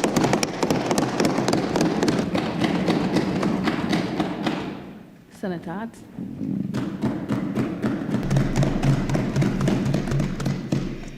Thank you, Madam Vice President. As I rise to make my contribution on the 2026 appropriation bill and the budget presentation by the Honourable Minister of Finance, I first wish to congratulate you, Madam Vice President, on your elevation to the chair as President of the Senate. So I want to congratulate you on that. And, Madam Vice President, as I begin, and consistent with the standing orders of the Senate and practices in the Houses of Parliament in the United Kingdom, I should also like to draw the attention of the Senate to the fact that I have accepted an appointment to the Board of Directors of Answer McCall, a conglomerate with an interest in beverage and motor vehicles. To the substantive issue of Budget 2026, Madam Vice President, permit me to congratulate Minister Tanku on the presentation of his maiden budget. He delivered with energy, with political poise, and importantly, a people-centered focus, which I appreciated. I appreciated his tone of empathy that ran through his speech and the emphasis on restoring confidence in the economy by putting people first. I think that was absolutely important and brilliant. The theme that Minister Tanku used for his budget presentation, TNT First, building economic fairness through accountable fiscal policies, captures both the spirit of renewal and the moral imperative of inclusion. It is a timely and worthy aspiration, and I intend to use fairness as a common thread throughout my contribution today, because I want to examine whether the policies and priorities outlined truly deliver on that promise for all the people of Trinidad and Tobago. That people-centered approach is commendable. It is important. But a credible budget must go beyond good intentions. It must show how the government plans to confront our most pressing realities, including issues of crime, foreign exchange shortages, and rising debt. On these counts, Madam Vice President, I felt that Budget 2026 fell short. Because before we can assess the fairness of any fiscal package, we must first examine the economic fundamentals on which the budget stands. What assumptions are made about growth? What assumptions are made about debt? And resilience? All of these will determine whether the budget can actually keep the promises that were stated. So I want to turn to the economic fundamentals, first and foremost. The minister spoke of renewed confidence, but confidence, to my mind, Madam Vice President, must rest on a vision and on credible data. What is the target debt to GDP ratio that the government considers sustainable? That was not mentioned. What guardrails are there in place to protect investor confidence and to prevent future downgrades? Those were not mentioned. Madam Vice President, in the review of the economy 2025, we get painted a picture of stabilization, but not yet transformation. Revenues have improved with energy prices, but non-energy diversification remains low and slow. Foreign exchange shortages persist. Public debt continues to rise. We are at 80 and rising. And our reserves, though stable, are being drawn down to plug short-term gaps. If the theme of economic fairness is to be real, Madam Vice President, we must be fiscally responsible and sustainable. And I will use the first person plural we because this is all of our business. And my contribution here today is in the interest of the people of Trinidad and Tobago, and I am a citizen of Trinidad and Tobago. We must be fiscally responsible and sustainable. Borrowing to fund consumption or deferred obligations simply shifts the burden to future generations. On this score, Madam Vice President, it was concerning to me that the budget presented by the Honourable Minister did not mention the government's intention to borrow $18.96 billion. There was no mention of that in the budget presentation. But when you went to one of the yellow books, you saw borrowing of 18.965. And borrowing by itself is not a problem, particularly when you have declining revenues. That is not the issue. What concerns me is the change in the consumption of the borrowing. In recent years, government debt has been largely domestically financed, but the 2026 estimates point to a pivot towards foreign borrowing. So of the 18.965 billion, 8.1 billion comes from the domestic market and 10.9 billion comes from the international market. This shift in the composition of borrowing will bring higher costs, greater exchange rate risk, and of course, repayment obligations in foreign currency. For the benefit of the citizens of Trinidad and Tobago, let me be pellucidly clear.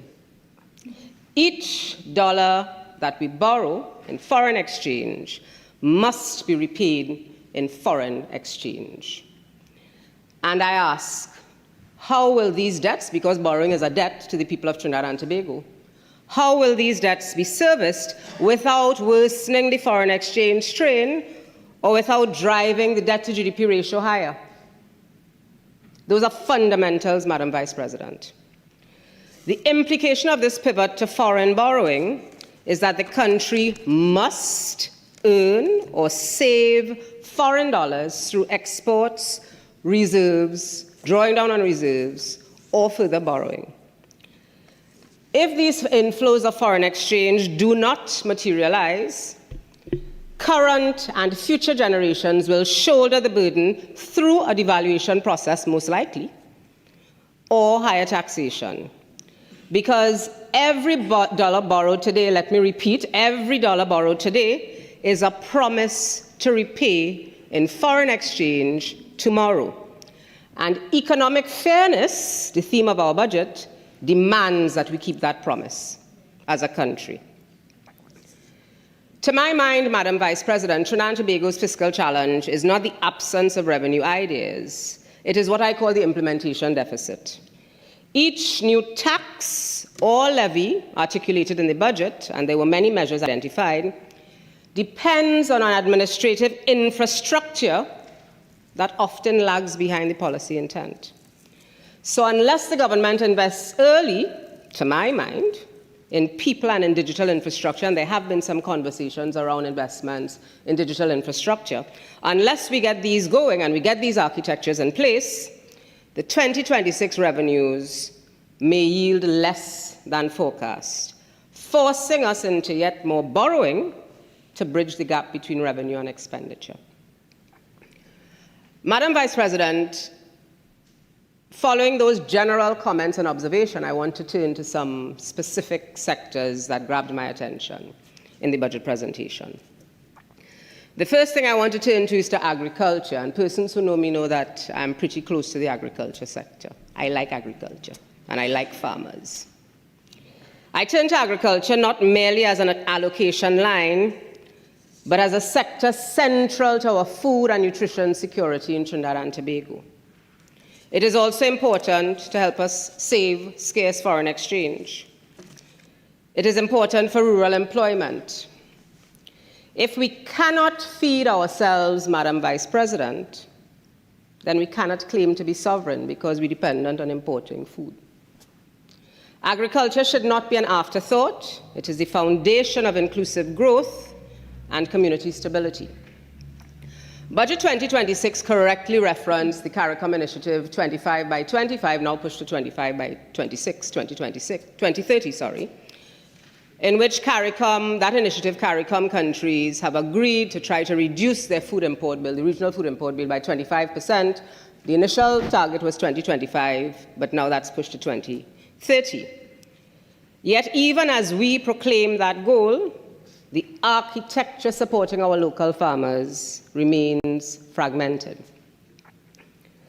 We have an opportunity, the collective, we have an opportunity to fix that.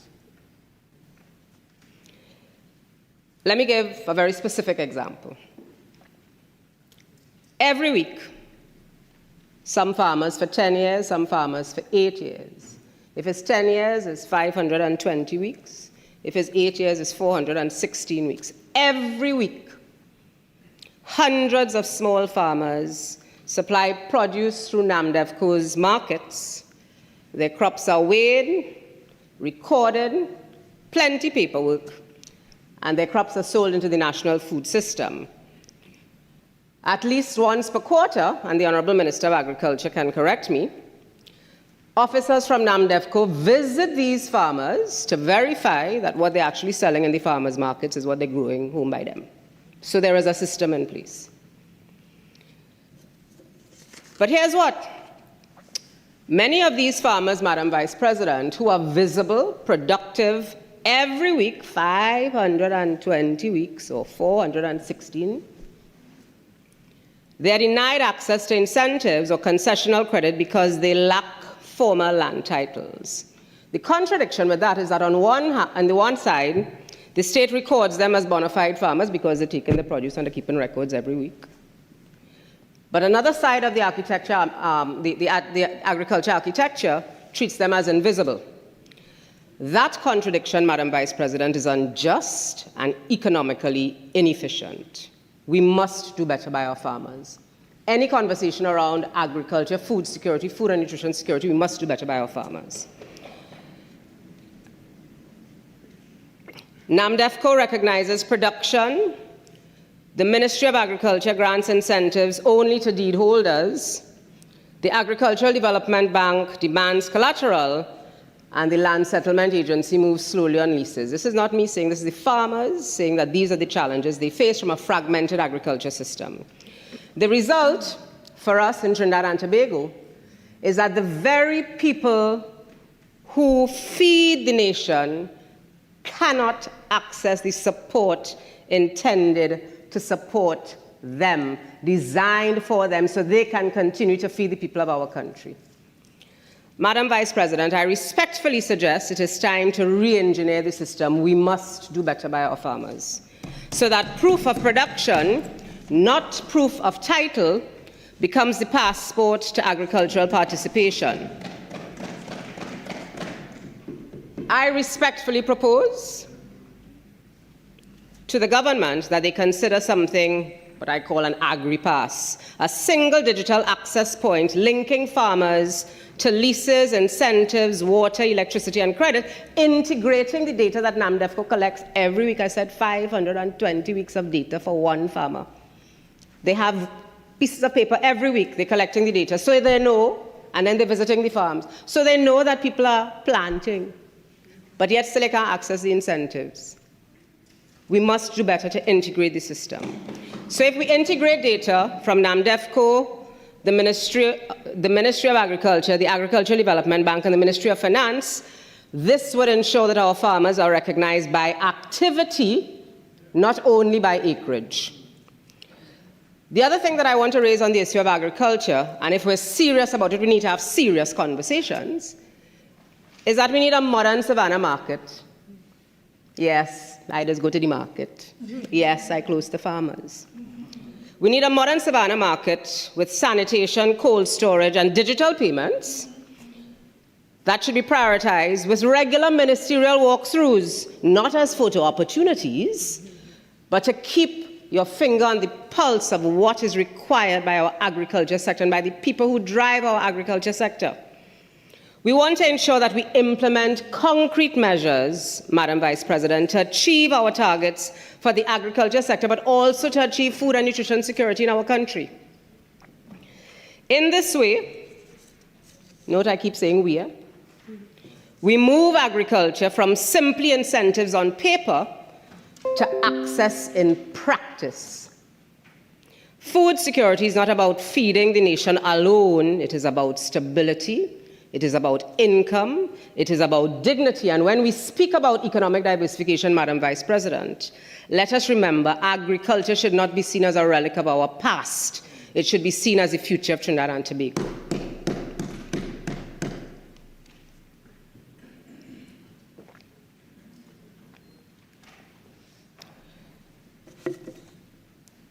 Another area that I think demands clarity from the government with respect to Budget 2026 is with respect to the government's plan for crime reduction. During the budget debate, the country did not benefit from a presentation from the Minister of Homeland Security in which he could have outlined his strategies or his measurable outcomes for dealing with crime in the country.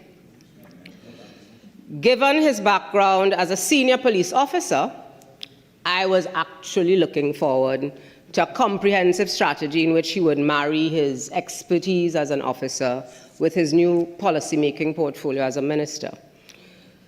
Madam Vice President, let us be honest. There can be no economic prosperity in Trinidad and Tobago unless we have security. Investors will not invest and communities cannot thrive where fear replaces trust. True security is not simply about police patrols. It is about prevention through opportunity. When young people see pathways in education and entrepreneurship, in sport and the creative industries, they are less likely to be lured into a life of crime. In recent weeks, the Minister of Homeland Security himself has acknowledged the rise in serious offenses committed by minors. His comments made me recall a 2013 document that was actually commissioned by the Honorable Prime Minister during her first term in office. That report was headed by one of my former university colleagues, the late Professor Selwyn Ryan, and that document was titled, "No Time to Quit, Engaging Youth at Risk." That report, as I said, which was commissioned by the Honorable Prime Minister during her first term as Prime Minister, that report found that vulnerability to crime stems not from character flaw, but from the environment in which some of our young persons find themselves. Broken families, peer rejection, school failure, and the attraction of easy money. The committee's conclusion, the committee headed by Professor Ryan, the late Professor Ryan, they concluded very simply, but it was profound. Crime is a system of social failure, and the solutions must therefore be multidimensional. It's not just about police and patrols. I think it must be a multidimensional approach, where we link law enforcement with education, housing, health, and community empowerment. That report provides us with a roadmap.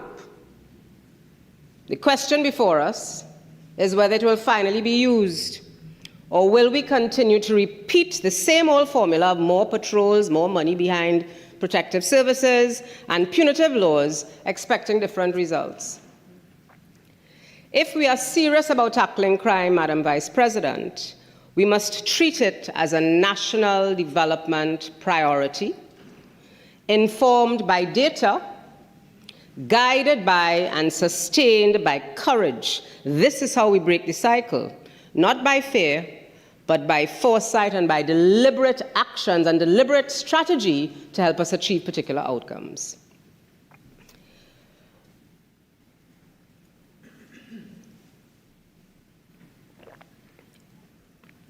Madam Vice President, it would be remiss of me if I did not address the issue of short-term employment programs, particularly the CPEP and the URP, which have dominated headlines since May and June of this year. In his presentation, the Minister of Finance promised measures to significantly improve job creation, yet the country received no further detail. CPEP and URP were often derided as make-work programs, but their closure has made their value clear to my mind. Across the country, garbage accumulation and overgrown public spaces, nobody cutting the grass, combined with the onset of the rainy season, have created conditions ripe for public health hazard from mosquito-borne and vector-borne diseases. Tens of thousands were placed on the breadline, Madam Vice President.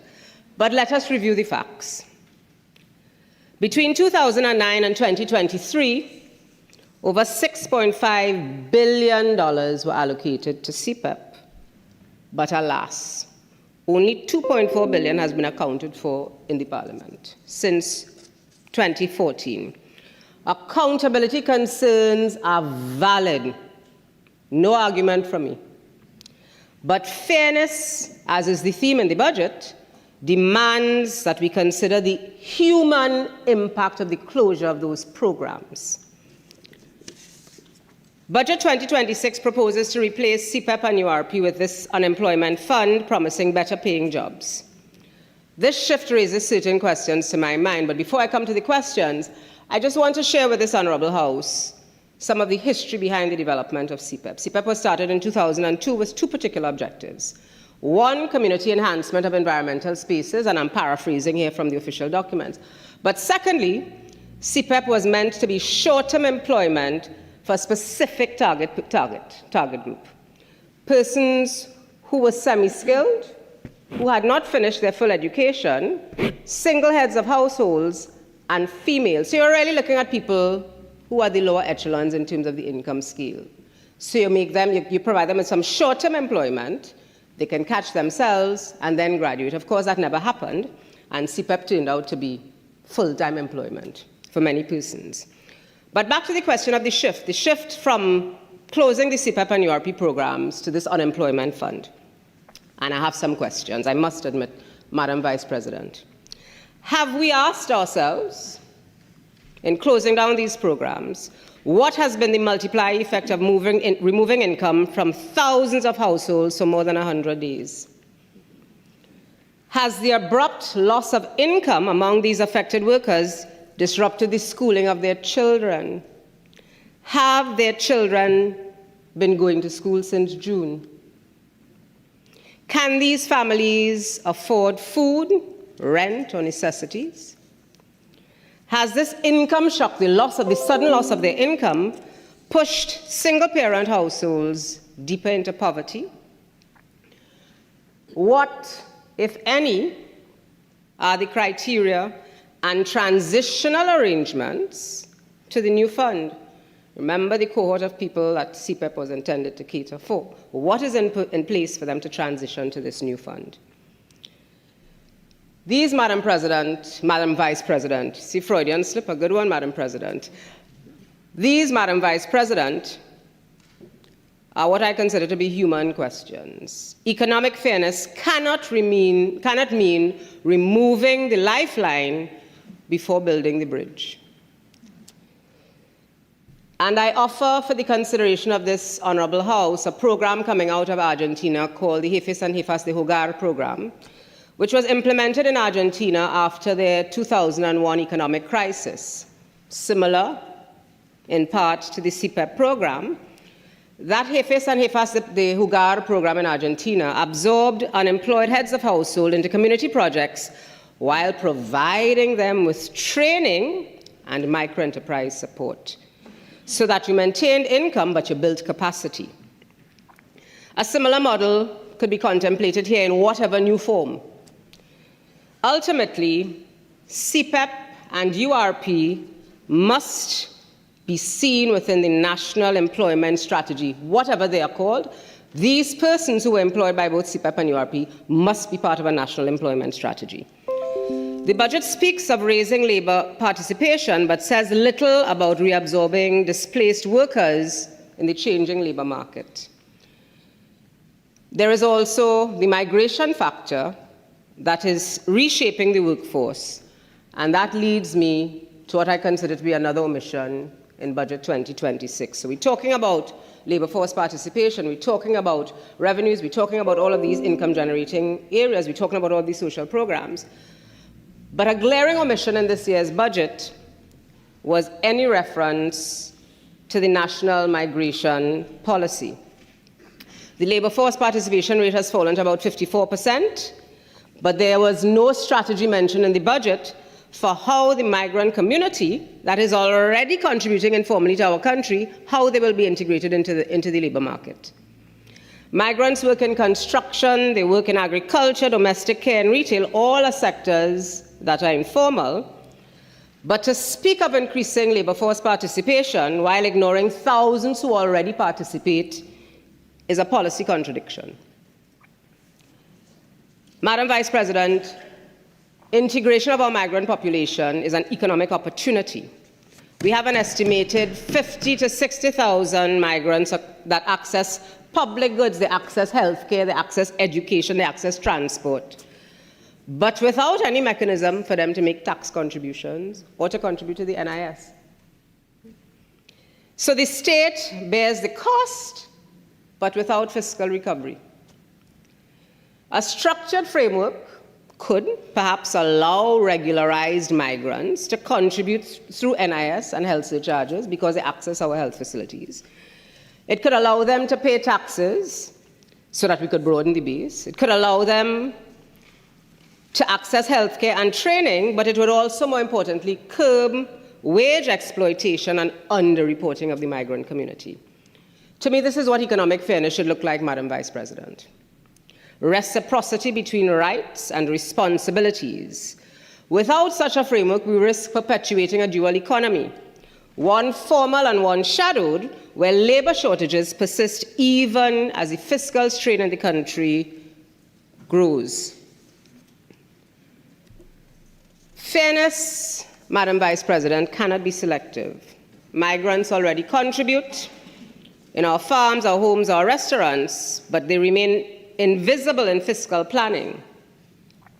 To my mind, integrating them formally is not charity, it's good economics.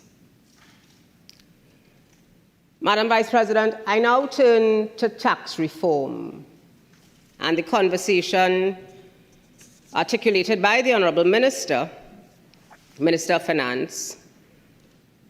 The government is considering replacing the value-added tax with a sales tax, arguing correctly that VAT is onerous to administer.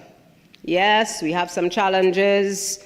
The IMF's 2017 Tax Administration Diagnostic Assessment tool, the TADAT report, pointed to this. But the problem is not VAT itself. The problem is that we fail to administer it efficiently. A sales tax may simplify filing, but it carries significant risks. Greater risks of evasion, lower yield, and potentially a heavier burden on low-income households. VAT remains, in the words, well, the numbers of the Minister of Finance, one of our most reliable revenue sources, projected at $8.2 billion for 2026. So it's not chicken feed, it's a significant amount of money. Replacing VAT with a sales tax could cause transitional losses during the changeover, but it could also cause structural losses as we narrow the base. Given our deficit budget, that would mean more borrowing or cuts at the mid-year review. A global example is from Malaysia. When Malaysia shifted from VAT to sales tax in 2018, they saw a significant decline in their tax revenue and evasion. Madam Vice President, I want to respectfully suggest that the world is moving towards VAT, not away from it. If fairness is our goal, we must reform what exists, not replace it with something that is potentially weaker and does not redound to our benefit. Madam Vice President, I want to speak briefly on the creative economy and the tourism synergy. The budget statement on the orange economy is again aspirational, but very thin on specifics. It speaks of empowering creatives, yet offers no coherent framework or measurable targets. There's mention of the Creative Value Chain Fund without governance details or alignment with existing entities such as Creative TT, Film TT, Music TT, and the Artist Registry. Are these to be retained or restructured? Without clarity, we cannot know for sure whether the past lessons have been learned, whether this is an improvement, or whether we're simply duplicating. If it is that previous institutions underperformed, what is being done differently? Where is the new National Creative Industries Policy, the financing plan, or a task force linking trade, tourism, education, and culture? The 2025 Nobel Prize in Economics was awarded for innovation-driven growth. And that reminds us that innovation and creativity are the true engine of progress. For Trinidad and Tobago, Madam Vice President, I suggest that building fairness requires us to invest in creativity, not simply celebrating it once or twice per year. Jamaica's national policy for culture, entertainment, and the creative economy that was recently launched in Jamaica provides a model. It is anchored in job creation, poverty reduction, and social cohesion. It integrates governance, establishes a culture and entertainment satellite account to measure the contribution of the creative sector to their GDP. And it links the creative sector to tourism, education, and digital transformation. In Trinidad and Tobago, while I welcome the conversation around the reopening of the TTHDI, because I think it was a travesty to close it, given how central and the number of persons who were trained, our tourism policy remains fragmented. So there was mention of medical, sport tourism, cultural tourism, but no roadmap to connect them. A genuine orange economy tourism nexus would create culinary trails, artisan markets, and live performance hubs, not simply a conversation around opening of new hotels and new airports. Creativity should not be seen, Madam Vice President, as a side hustle of the economy, because for many of our young people, creativity is their economy. So more should be done. If this budget truly seeks to build fairness, the creative sector deserves a coherent ecosystem linking policy, finance, education, data, and tourism. Madam Vice President, I now turn to some overarching questions that remain in my mind, having listened to the budget, having read the documents, and having listened to some of the subsequent presentations. For all of its ambition, the budget raises issues of governance and transparency that I think require some clarification to ensure sound policy making. In that spirit, I pose the following questions in the public interest. With respect to the Financial Oversight and Appropriations Committee, FOAC sounds good, looks good on paper, but my question is, how will it coexist with the Standing Finance Committee and the Public Accounts Committee to strengthen, not dilute, parliamentary oversight? How will the Economic Resilience Council, that is going to approve investment decisions greater than $50 million, what are the performance indicators? And will the major investment decisions be made public in the Parliament? With respect to the asset levy, what precisely constitutes these assets? I think there's need for clarification around that. With respect to the procurement leakages that the Minister mentioned during his presentation, he announced that there was about $45 billion reportedly lost, and my question is, what is the legislative or enforcement measure that will deliver measurable savings in fiscal 2026? Back to the question of debt sustainability. What medium-term fiscal rule or debt anchor is the government identifying to help preserve investor confidence? With respect to the public sector wages, as a former public servant myself, I know it is important to have the 10% increase, but can the country sustain a 10% increase without crowding out investment? With respect to the foreign exchange issue, more questions than answers. How will relaxing the vehicle import age limits affect forex demand and reserves, especially given the data suggests that within recent years we spent between US $300 and $400 million on imported vehicles. The fuel price reduction. I know the population welcomed that. I was in the gallery when the budget was read, and I mean, it was euphoria, pure euphoria. But what is the economic cost and the environmental impact of this $1 reduction in the price of super gasoline, and how will these economic and environmental costs be offset? With respect to education and skills, as part of the digitization strategy, there's mention of education platforms, etc., to introduce smart classrooms, e-textbooks, etc. How will the government measure whether AI-based learning investments outlined in the budget actually improve education outcomes? These are governance questions, Madam Vice President. Until these are clearly answered and publicly articulated, the national conversation on fairness will remain incomplete. Madam Vice President, as I close, I return to the theme of this year's budget: building economic fairness.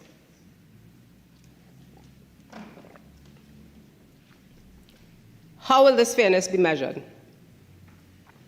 Will citizens see data, dashboards tracking our progress? Data that shows real change in income distribution and gender equity and access to housing and access to healthcare and access to education? Fairness cannot be declared, Madam Vice President. It must be demonstrated and measured.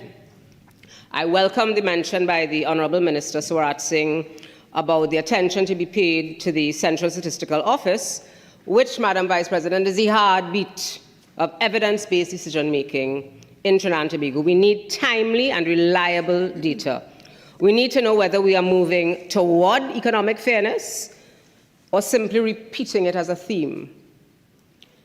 Economic fairness, Madam Vice President, is not achieved by rhetoric. It is achieved by measurable outcomes, by whether the unemployed find decent work, by whether our children can dream beyond their circumstances, by whether farmers, nurses, and teachers can live with dignity, and whether the debt we incur will bring tangible improvements to the lives of every citizen of Trinidad and Tobago.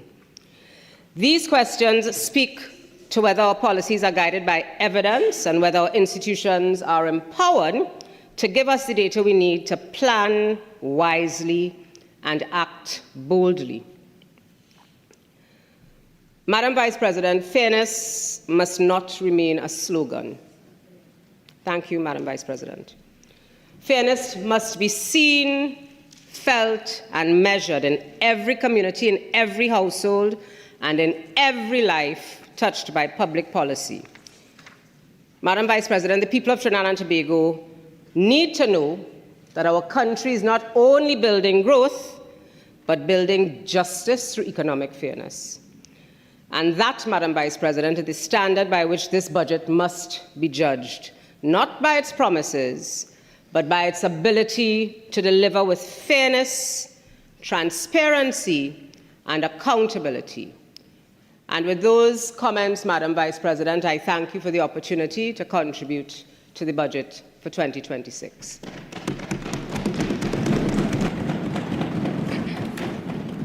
Minister Batis.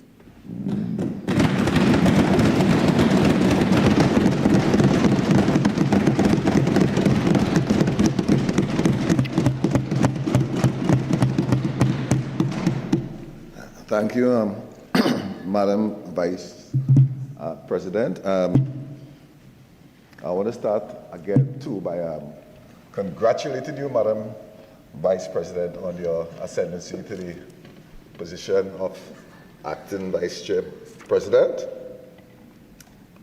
I'm honored to rise in support of this appropriation bill, which reflects the government's commitment to the well-being of citizens and the development of Trinidad and Tobago.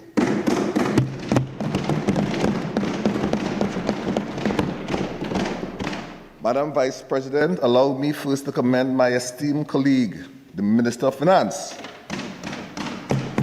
and his team on this budget, which reflects the clear vision set out by this government in our official policy framework and focuses on putting Trinidad and Tobago first, building economic fairness through accountable fiscal policies. I also laud my fellow ministers and members of parliament who were instrumental in reflecting the will and desires of the people in the first budget in a long time, which can truly be considered a people's budget.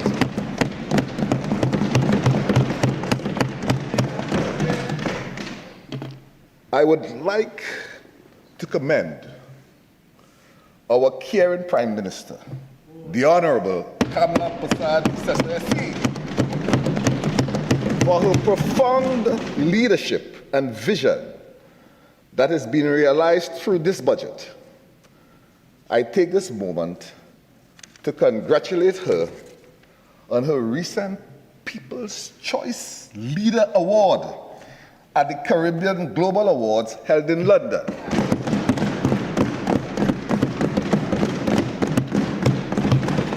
This award, I know, is made even more meaningful as it was the result of a vote and therefore a true reflection of the voice of the people.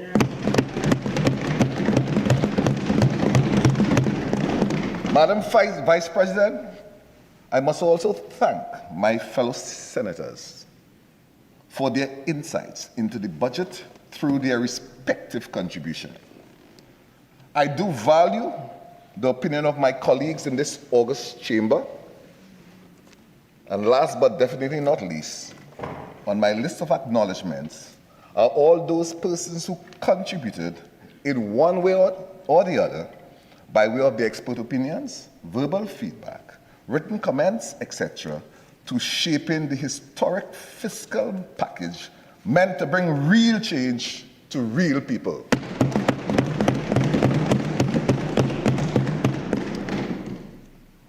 Madam Vice President, you have a very limited time to contribute.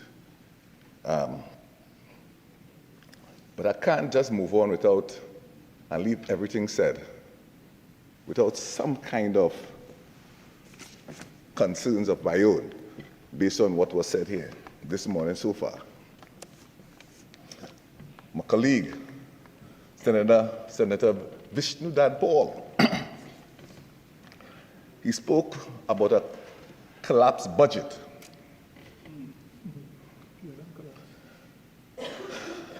And then somehow he said, well, that has always happened. I find I wasn't sure whether it was a bad thing or a good thing he was saying, because he kind of acknowledged it happened before, this concept of a collapsed budget. And then I heard,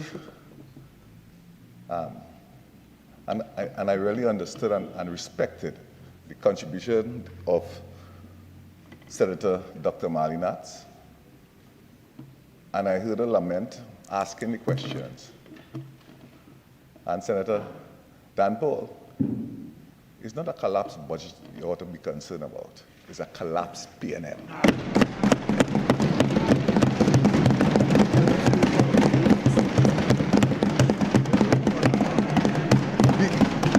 Because the questions being asked would have been answered if the other place, the P&M, had not collapsed.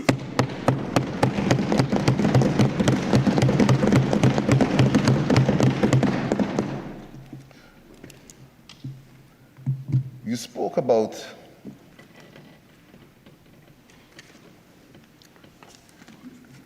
a budget and the figures. I just want to be clear that a lot of that budget is to provide for outstanding arrears left by the P&M that we still have to.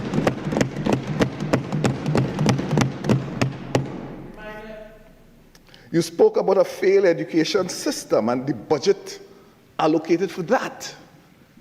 Let me remind the PNM, my God, this Pontius Pilate thing can't work.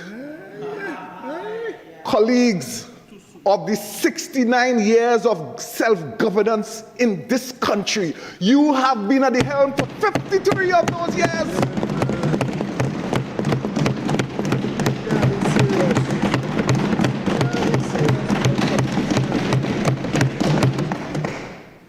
Colleagues, the UNC, this big bad UNC is only 10 years. That plus a couple months that we have been in office. Whatever problem you have in the education system, is we fixing it now.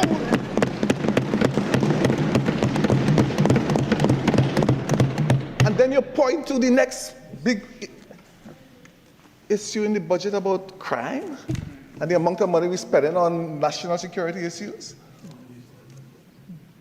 That you feel is not the point, but that's the point. There's a big budget to deal with crime because we met and inherit uncontrolled crime and criminality left after 10 years by the PNM.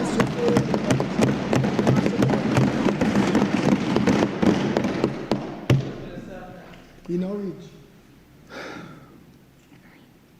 Yeah, just reach. You spoke about one of the things you hope for, and I appreciate that. You want implementation units in all ministries so that they could effectively execute. You're right. That ought to be there. What you have been doing for the last 10 years, why is it not there? It is not there because the PNM, not only for the last 10 years, and I want people to always remember that they have been there for 53 years at the helm of this country. And guess what you have? The public service plagued with what? 50% of its positions are vacant. Vacancies rendering it ineffective. And then there's come and lament about the ineffectiveness of the public service. Because why? They failed to fill the vacancies, and moreover, they failed to restructure the public service, to modernize the public service, to ensure that it could meet the demands of the current society that we live in. The PNM's failure is why we're in a situation where you're now talking about implementation unit. Yes, it will happen. And guess what? We will fix it.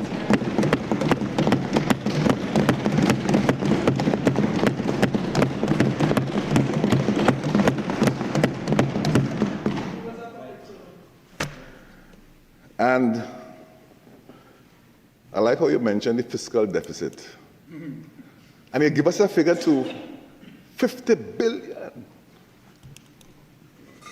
Since 2009, you talk about we having that deficit. I know, the overdraft. But you say this since 2009. Again, colleague, who in charge of this place of all these years, for you to mention these things like if it came from nowhere. That situation is largely caused because of the ineffectiveness and incompetence of the people national movements.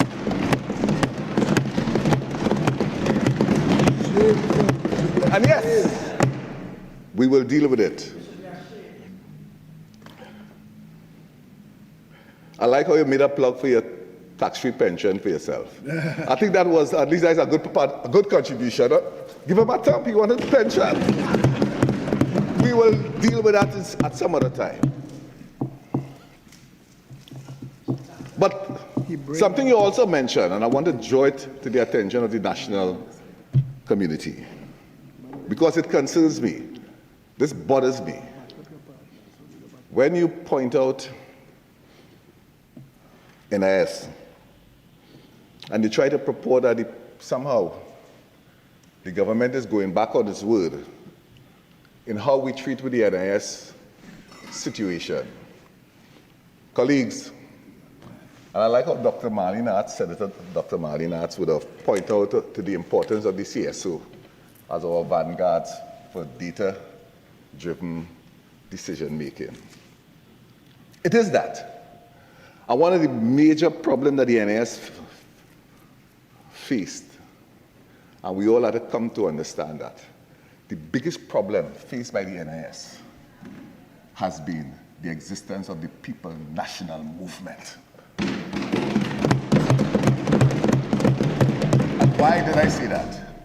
Because in the last 10 years, CSO statistics, over 64,900 jobs lost, and therefore the corresponding drop in contribution to the NIS based on the last 10 years of the PNM existence.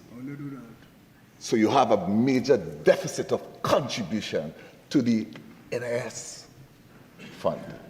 And we have found ourselves here having to treat with that with a level of urgency, lest we face the collapse of NIS and the NIB.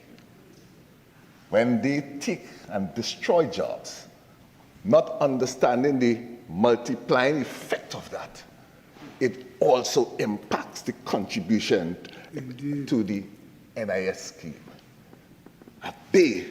In 10 years, 64,900 jobs were lost. And then they sat on the actual report. So,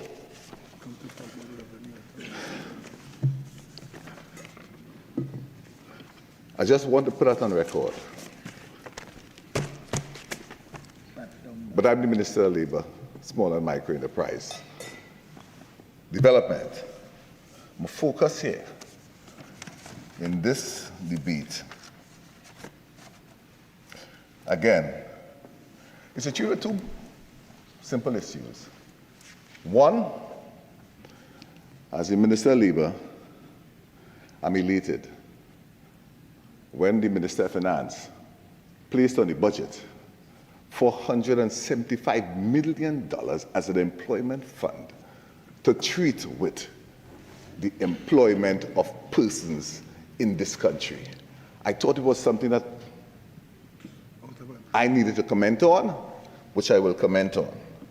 And moreover, to indicate how this ministry, under my charge, is going to assist in sustainable development and growth of our economy. Madam Vice President, before we can speak of solutions, we must confront failures. The previous PNM administration left behind a legacy of neglect, inertia, and institutional decay. The PNM overall impact on the society over the last 53 years, whilst it was at the helm, as we all know, and you speak about it glowingly, Senator Dan Paul, the mere fact that this economy, we failed to diversify the economy, notwithstanding for decades being in charge. We have the widening of the income inequality gap between the haves and the have-nots, courtesy the PNM. We have the out-of-control crime and criminality, the courtesy the PNM. And of course, we have had, over the years, massive job losses. I wouldn't go into those figures, but massive job losses, whether it's Caroni, Biwi, TSC, Petrotrin, and the list will go on. It is not surprising, therefore, that in the last 10 years, we met an industrial relations climate in Trinidad and Tobago that was in disarray, characterized by industrial action, failed wage negotiations, the collapse of the National Tripartite Council. Madam President, prior to my installation as the Minister of Labour, Small and Micro Enterprise Development, the industrial relations climate in Trinidad and Tobago could be described in only one word. That word is unhealthy. In my former iteration as the president of the PSA, I would have had cause to lead the charge against a politicized special tribunal where the chairman would have sought to extend powers that he did not possess in a bid to foist a 10-year collective bargaining agreement upon civil servants, when the period which was being negotiated was for 6 years. In the interest of time, I need not regurgitate the decision of the Court of Appeal that the special tribunal could not so exercise those powers that it did not have. But my greater point here is that the unjust treatment and oppression of workers by the former regime was boldly orchestrated from the highest echelons of our public institutions. You see, Madam Vice President, for the past 9 years, the former PNM government appeared to be shamelessly and appallingly unaware of the need to establish and maintain the tripartite structures that were necessary to steer this country in the direction of industrial peace and harmony. It is trite industrial relations, Madam Vice President, that in the absence of genuine tripartite processes, productivity and growth will suffer.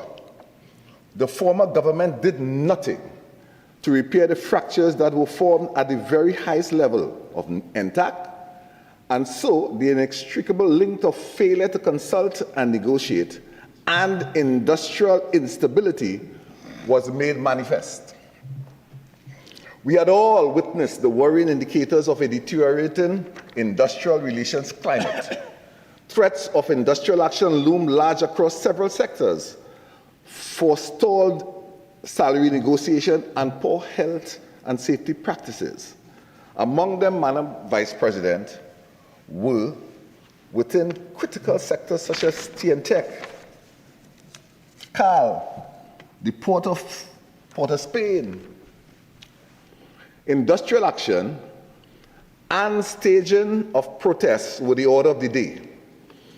And the inadequate response of the then government was seeming to suggest that the disruptions, work stoppages, losses in production, and adverse economic consequences were to be easily ignored. The then government abused the remedy of injunctive relief and exchanged consultation for legalism. Workers were seen as nothing more than pawns in the PNM playbook. This, Madam Vice President, even while our economy was reeling and still struggling to recover from an economic downturn occasioned by COVID-19. Madam Vice President, we are fixing this.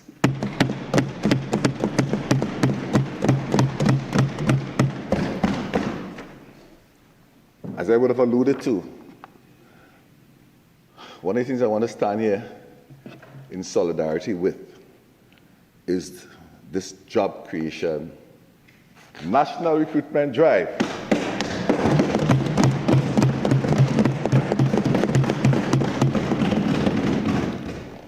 Because I want the national community to trust the process.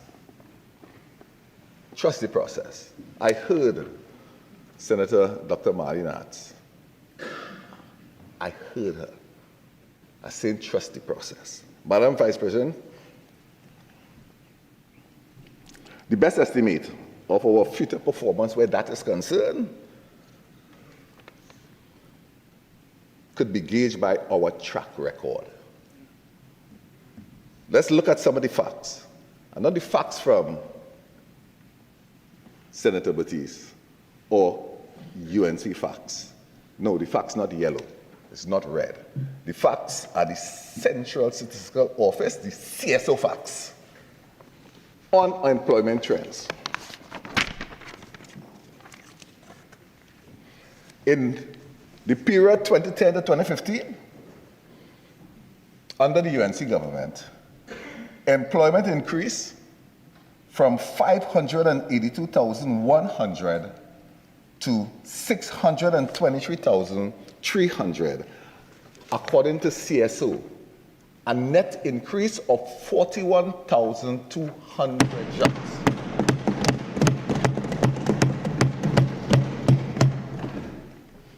According to CSO,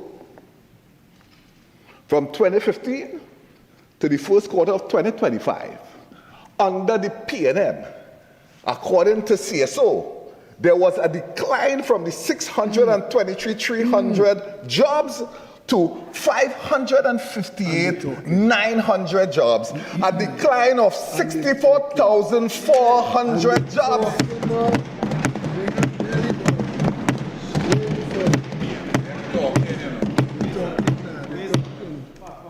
Now, this is CSO.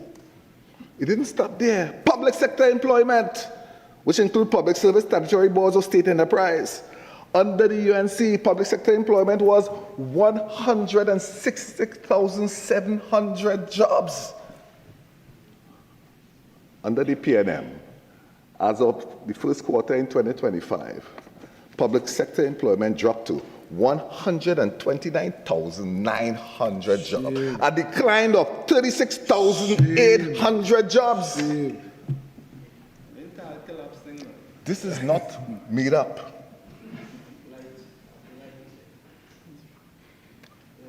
Well, we know looking at the economists, this thing is now a very popular indicator that is used, labor force participation rate. Those who are working and those who could looking for work.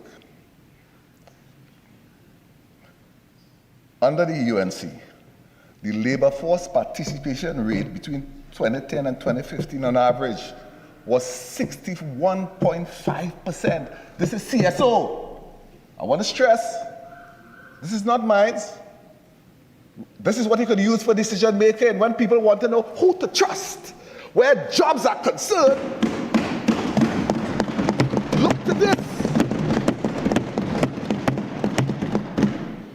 Under the P&M, the labor force participation rate dropped by over 6.3% to 54.3% under the P&M. So you had a fall in the labor force participation rate. Youth employment. Youth employment under the UNC, when left office in 2015, was 79,600. Under the P&M, the first quarter of 2025, that dropped to 51,700, a decline of 27,900 And they talking. jobs lost.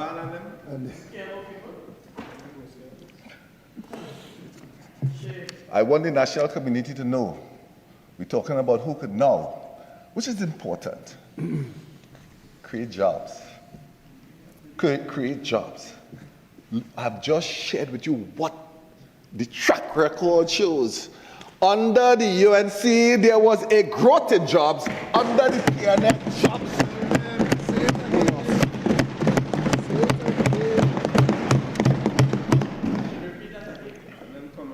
Under the UNC, jobs will increase, and under the PNM, jobs were lost by the thousands. And that jobs Colleagues, but guess what? And that jobs narrative. The UNC can fix it.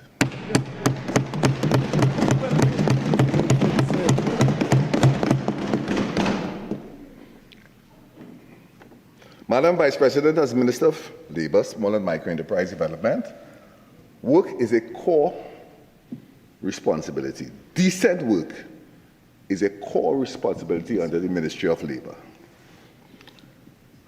Then we come to the perennial issue of make work programs, and we know this is of great concern. I want to acknowledge Dr. Marlene Arts and Senator Dr. Marlene Arts and how she would have spoke about him, and I really appreciate the concern. Madam Vice President, this country is a member of the International Labour Organization. Therefore, we are obligated. I want to stress, we are obligated if not compelled, to promote decent work. You know, we talk about contractors, and this is not a matter I could discuss here, it's sub judice, yes? But I'm not studying that aspect of the contractors and CPEP and what have you. But what took place in that environment, what we call work. Don't make no mistake in believing when you hear somebody have a contract for 3 years that you feel for a moment that person's got 3 years of employment. That's not the case. When I speak to the persons impacted, they will be given that fortnight. They have to come again and hopefully be called again. If you get 2 fortnights, you go home and you may be called again. That is inconsistent with the concept of decent work that we have applied.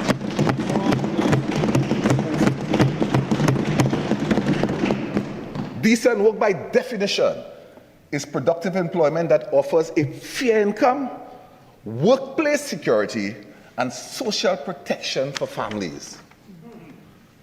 We all know the problem is make work programs, and we have to deal with it. And we know the solution is decent work or well-defined, sustainable jobs. Real jobs for real people. But Madam Vice President, you know, we all understand what the problem, we understand what the solution is, but it's always who will bell the cat? Well, you know, the story about who will bell the cat.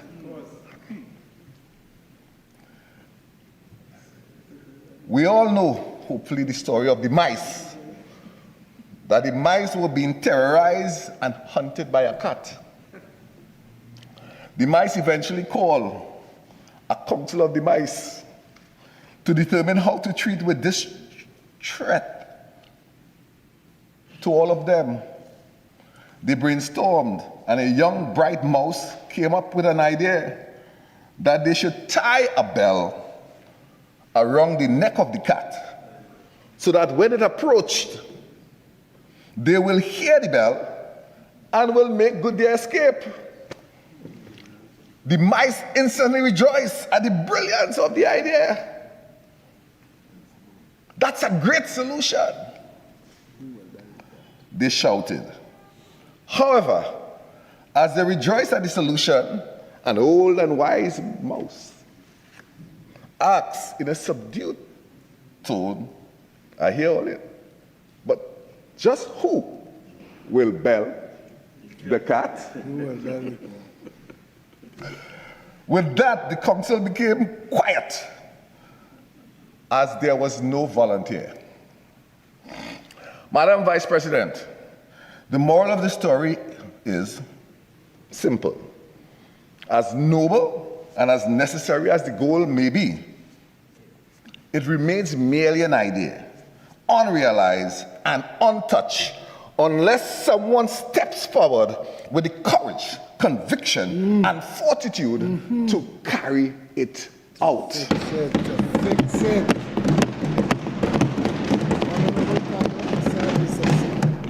Alas, came April 28, 2025. And with it came the election of the United National Congress and its leader, our Prime Minister, the Honorable Kamla Prasad Bisesa. The Honorable Kamla Prasad Bisesa, by actions, declared unequivocally and emphatically that she will bell the cat.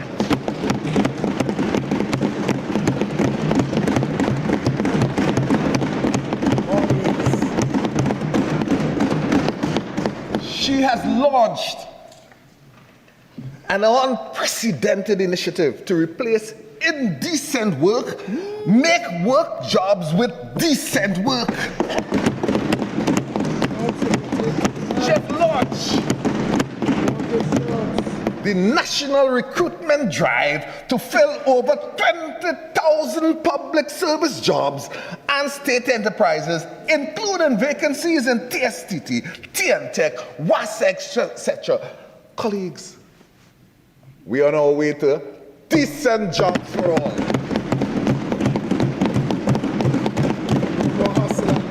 Once and for all, the government has taken lead in promoting decent work in our beloved nation. We are honoring our ILO obligation to decent work. Real jobs, real people, real change.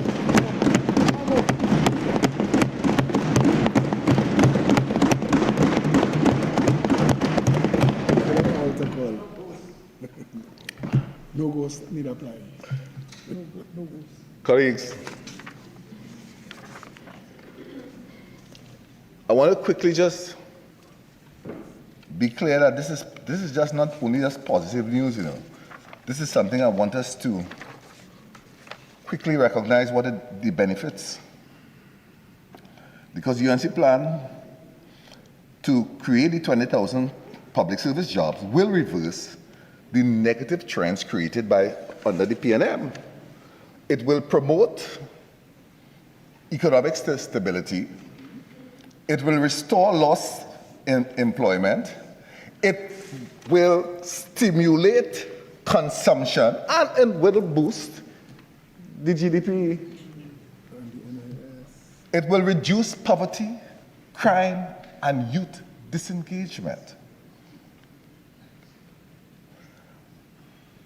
It provides sustainable, safe jobs with clearly defined terms and conditions. Colleagues, again, real jobs, real people, real change.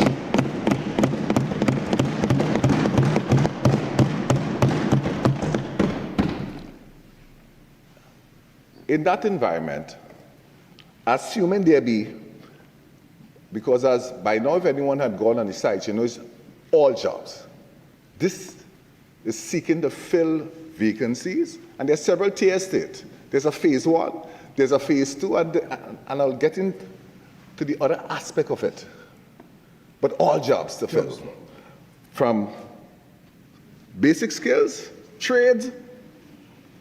If one was to assume, on average, at the filling of those vacancies, that you have net increase in salary of about $6,500 a month per person. Looking at high salaries, low salaries, in between salaries, that translates to a TT $78,000 a year someone could own. And if you have that now being the mean or median salary, you have total direct household income based on 20,000 being 20,000 by 78,000. Annually, we're talking about an injection of $1.56 billion into the economy.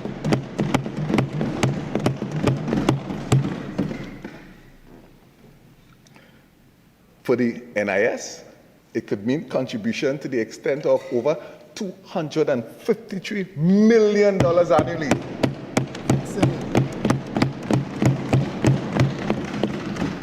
It also could mean increase, of course, the obvious increase in the labor participation rate, reduction in unemployment, increase in youth employment. But moreover, you have the impact on that, where indirect job creation is concerned. To use the economics term, the multiplying effect. That what you could deal with when you have jobs create more jobs. That's just what happens. Demand-driven growth, that is just what happens. Yes, demand for more goods and services, that is what just happens. Extrapolation. And there are all type of multiplier rates that are used. If it's tradable, if it's non-tradable, job growth.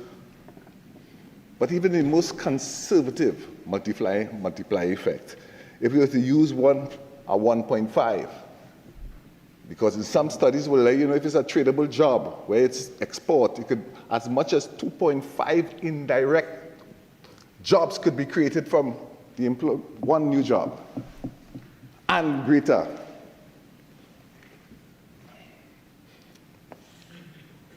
But if you use a modest 1.5, you talk about the possibility of what? 20,000 jobs, indirectly creating 30,000 jobs. And then you have a total of 50,000 jobs. Even if you have a lower salary, mean salary, for the 30,000 job, maybe $5,000 or $4,500 for the salary, you're talking about the possibility of adding the next $1.8 billion again in circulation in this economy. And I say this because I want the business community know they have to support this budget. And this initiative, because it seeks to inject into this economy as much as over $3 billion by the National Recruitment Drive initiative of the Honorable Prime Minister Kamala Prasad Bisesa, SC.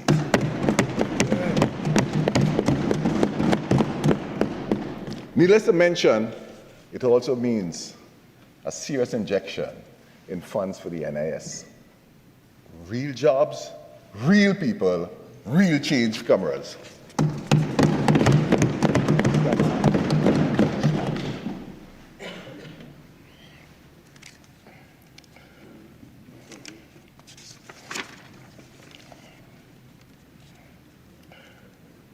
I spent some time.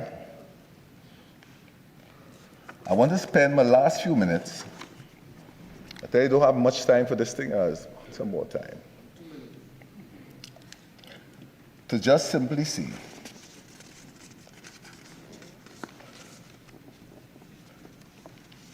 some of what, as the Minister of Labor, that we have been engaged in.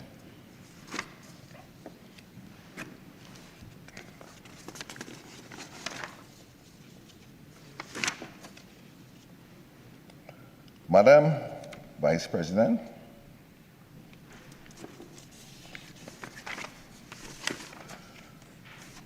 on April 28, the people of Trinidad and Tobago chose competence over chaos.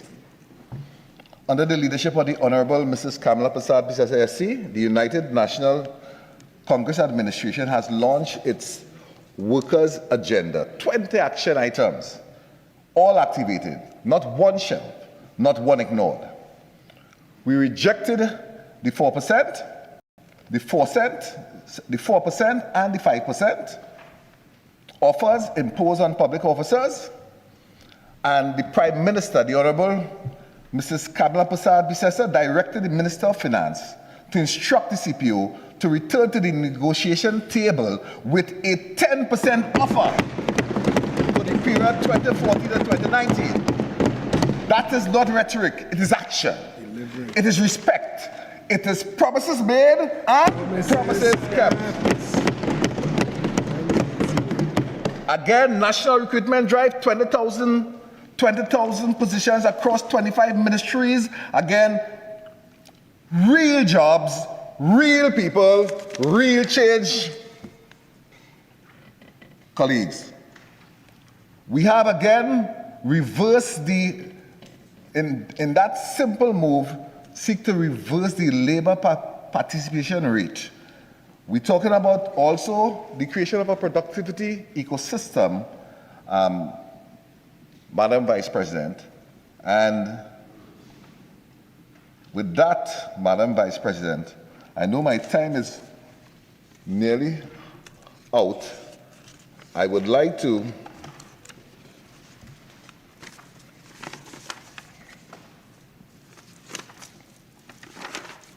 wind up by saying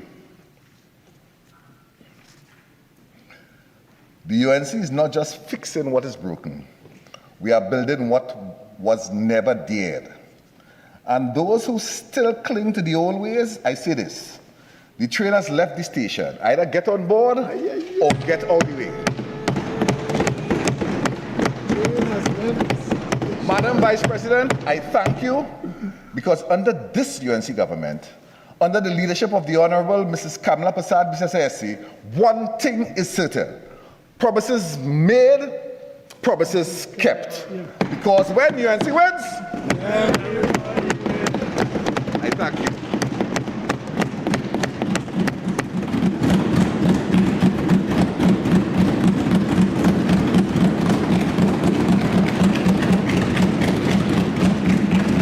Senator Etienne.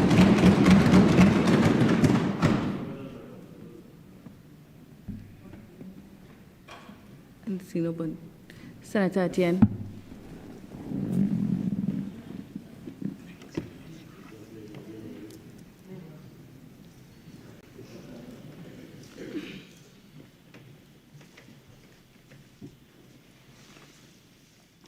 Madam President, Vice President, I'm sorry, Vice President, government senators, opposition bench, independent bench, media, visitors, the watching public. Good afternoon, everyone. We are here today because we come here at the crossroad to debate something, a very important document that is going to affect the lives of every one of us, rich or poor, disabled, non-disabled. It's going to affect every single person that occupies this country. And we have to be very careful of, looking at the country as collapse, gloom and doom.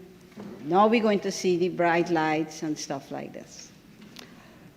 Now this budget, I view it as, I could align it with a Christmas tree. So I will, quote unquote, distinguish it as a Christmas tree. It has a lot of glitter, plenty glitter, that even the blind could see. However, not everything that glitters is gold. I am not saying that things are not looking bright on the horizon and things are not fine. For example, you have, economic fairness. It has a lot of catchwords, words that desperate people would long to hear and are happy to hear. So you have a lot of, fairness, fiscal policy. The budget belongs to all of us, which is true. That's one main true point.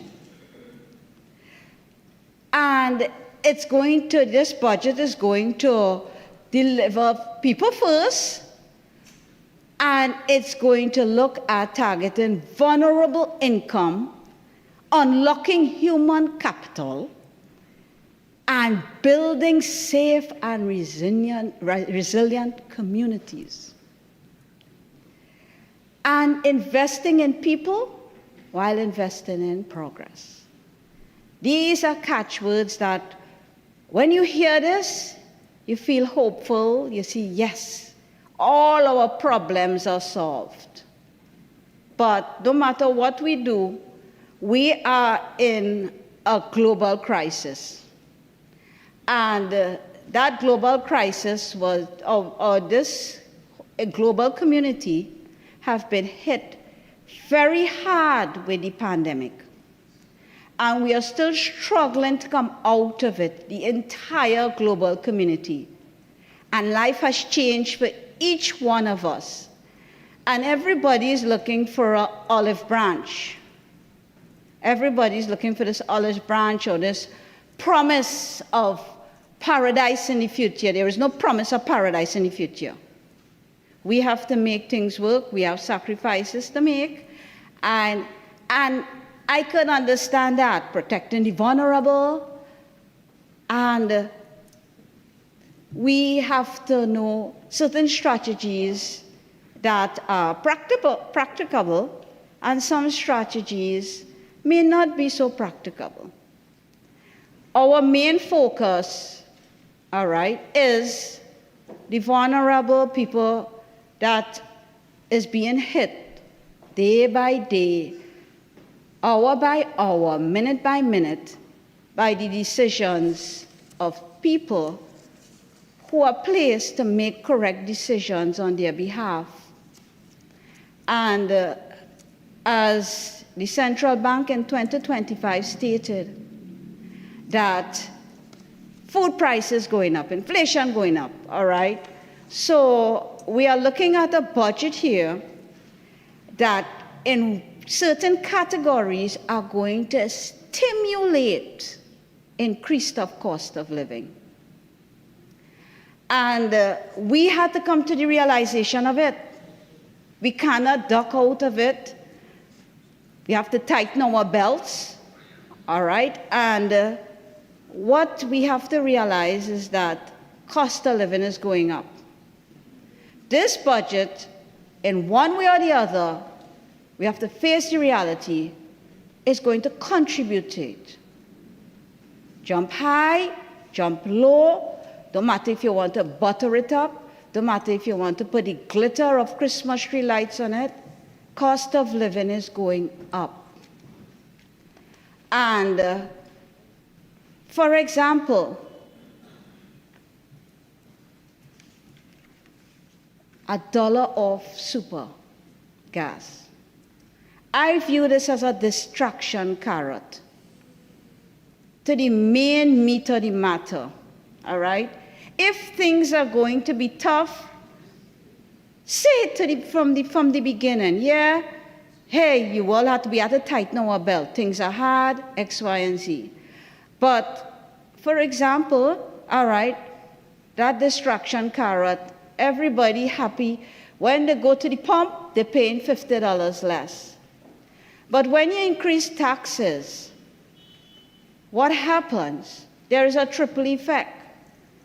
When people have to import goods, all right, and these companies have to pay to clear the containers, and who you think it's going to be trickle off to? Are they going to say, see me, I am not going to touch the vulnerable. I am not going to interfere with, raising the prices of the products? No, all right. Budget said this is going to increase. Well, the products is going to increase as well. And people have to come to the realization that when you go to the supermarkets, cost of living is going up. It's going to continue to go up. And certain parts of this budget is going to contribute towards it. The companies that have to pay more are going to pass it off. Don't matter how much exemption on certain products, we all have to live. We all have to eat. We have to survive. And I know the budget have a lot of promises in it. But right now, for people who have lost their jobs, okay, on the breadline, accustomed of getting a salary this week, nothing. They have children to support. They have rent to pay. They have mortgage to pay, all right? You can't tell them, hey, wait and see, we come in next 2026 with promises that will be fulfilled. They want help now. Many are thrown on the bread line. Thousands are thrown on the bread line. Instead of weaning them off of a broken system, quote unquote broken system, all right, they were immediately slashed. how are you going to feel that you're working? You have children, you have your bills, and in a blink of an eye, you have nothing. Children watching you, wifey watching you, what next? Many people are homeless because of this. They have to return to their parents' homes and stuff like that. They don't know what to do. And it came about in a critical moment. Just think about it. My child passed the C exam, and there are costs involved. Everybody knows the booklet is thousands of dollars. The next item, I don't know how the horse ran away and leave the cart. But I cannot understand why parents have to pay such an exorbitant amount when they go to register their children, thousands of dollars. So they have to go with the registration fee of thousands of dollars. When they get the booklets, thousands of dollars, they have to pay for uniform, and then they have to pay for their children transportation. This is the reality that many people had to face in September. So while, hey, it's good of promises, but you can't dump people into an abyss and then tell them, wait for the promise it coming down the pipeline. They need it now. They need that olive branch now. Grants, all right, the little bit that the grants will offer, they have to go through mean assessment and everything. And the thing about it is not all getting. Not all people are getting. And you know what? You know who is suffering too now? Our future generation, the children. Some children can't go to school. Parents say, I can't pay your school fee, or I can't, sorry, not school fee, pay the transportation fee. All right? So right now, our future children are being affected. I could understand a wean system or a tier system that the government, has adopted in several areas. But that slash like this is like, it's for the poor people, the low-income people, all right? These are people, many people, all right, could choose what they want to have for breakfast. We're coming on to the reality, all right? Being realistic. You could have your eggs, your butter, your cheese. You could have cereal if you want to have coffee. If you want to have tea or drinking chocolate. Some people this morning, they have to choose, they have no choice. And the children, bread and butter and a cup of tea. And when they reach the school, they have to depend on the school feeding program. Thanks to the full school feeding program, because you know why? Daddy unemployed, he got thrown on the bread line. And these are low-income people. All right? So when we're talking about these promises, and it coming, and it coming, and it coming, yes, these are promises. But there must be a safety net for people who are vulnerable. You're talking about another glitter, another twinkling bulb, is protecting the purchasing power for the vulnerable. Now, when you protecting the purchasing power of the vulnerable, you can't do that by plunging them into unemployment. If you plunge them into unemployment, in economics you have what is called supply and demand. And if somebody don't have purchasing power, then obviously it would affect their demand.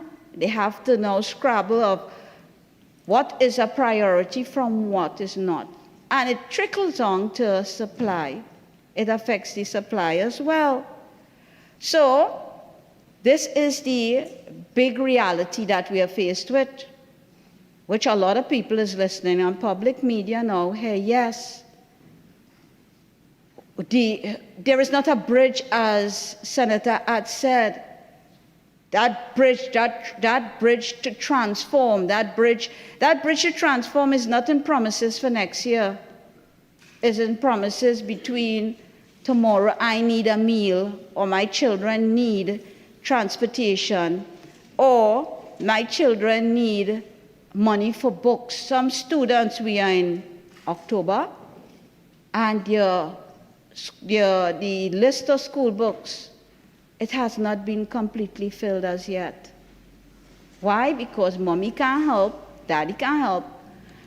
Many parents have to pick up, other than those that was slashed, generally have to pick up a second job because of rising food prices. Talking about the average man on the street. So when you raise various taxes and different taxes, and there is where we will increase revenue, and we're going to get more money to pay our debts and stuff like that. You know who is going to feel it? The poor, the vulnerable, the person who is on grants, because the grants not going up, the pensions not going up, and the salaries people getting is not going up. So when cost of living go up, and somebody have a mortgage, somebody have loans, and cost of living going up, all right? The thing about it is they still have those bills to pay. For example, tax on industrial and commercial electricity. We all know anytime you tamper with utilities, it's going to trigger a cost of living increase. So don't think that the port, Massey stores, food basket, and other places, all right, I could go on and on, like industries like, food, the hardware industries, people's mom and pop stores, all right, fast food outlets are not going to raise their items, the final product, because they are not going to incur that bill and leave it, whereby it's not going to trickle down to the poor. So you can't tell me that you're going to increase industrial and commercial electricity and it's not going to touch domestic people, the poor, domestic homes. Cost of living is going to go up. The grocery is not going to say, oh my goodness, all right, we are not going to increase on flour and sugar and milk and the essential things and rice, and we will try and incur that cost. No, the cost is going to be passed on. And when it passed on to somebody who has a fixed salary amount, all right, and already struggling, and many have to pick up a second job to make things work, all right, then what happens? So you're seeing here where people, all right, are being affected. You can't say, wait, promises are coming. Cost of living is going up, and the budget is triggering it. Parts of the budget is triggering it. So you're giving something in one hand and taking it back in the other. That dangling carrot of super for the drivers, people who have vehicles, when they have to go and purchase parts in the bamboo and the motor establishments, who have to pay commercial electricity and industrial electricity, all right, charges. You think they're going to leave the price of a radiator the same? You think they're going to leave a fuel pump the same? You think they're going to leave those parts that is essential for the car the same price? No, it's going to go up. So when people think they're saving $50 at the pump, that's why I say that's a distraction carrot. Because you have to go and spend it back, right back. You have to go and spend it.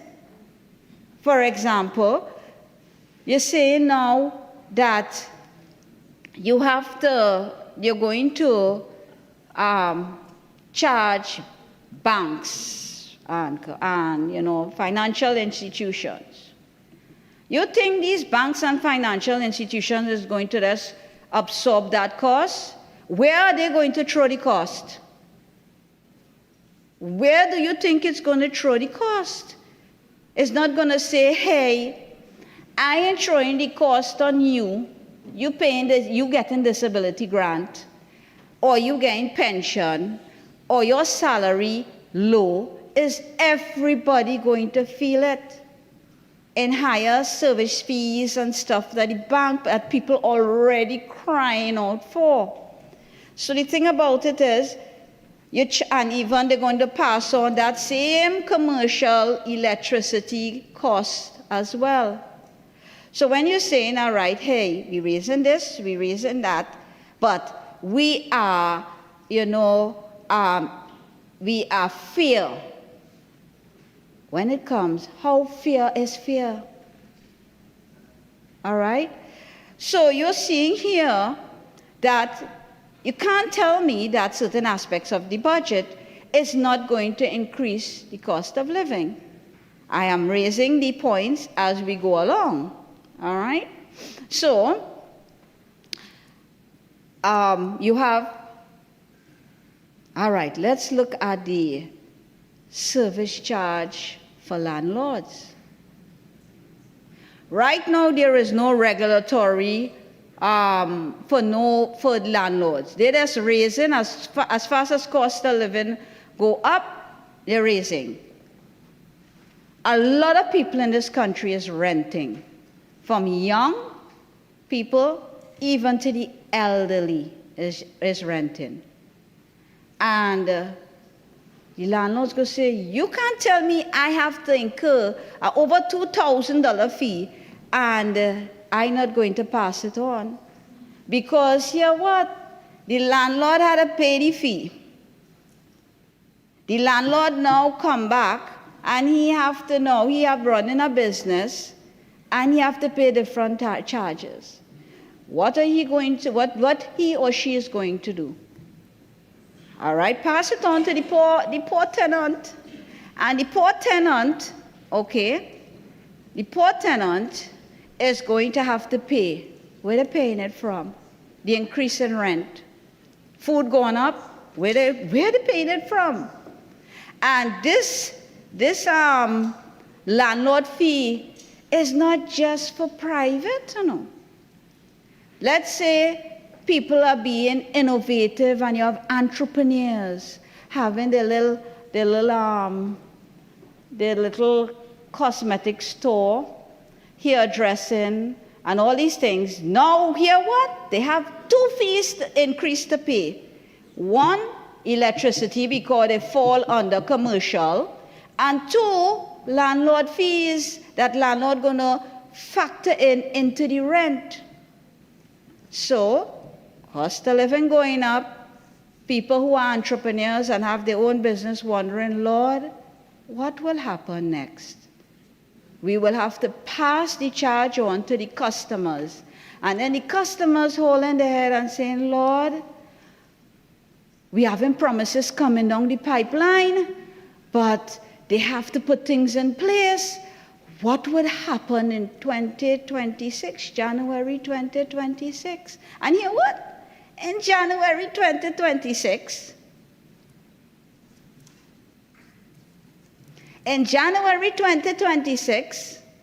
they go in and take out more money out of the salary for NIS.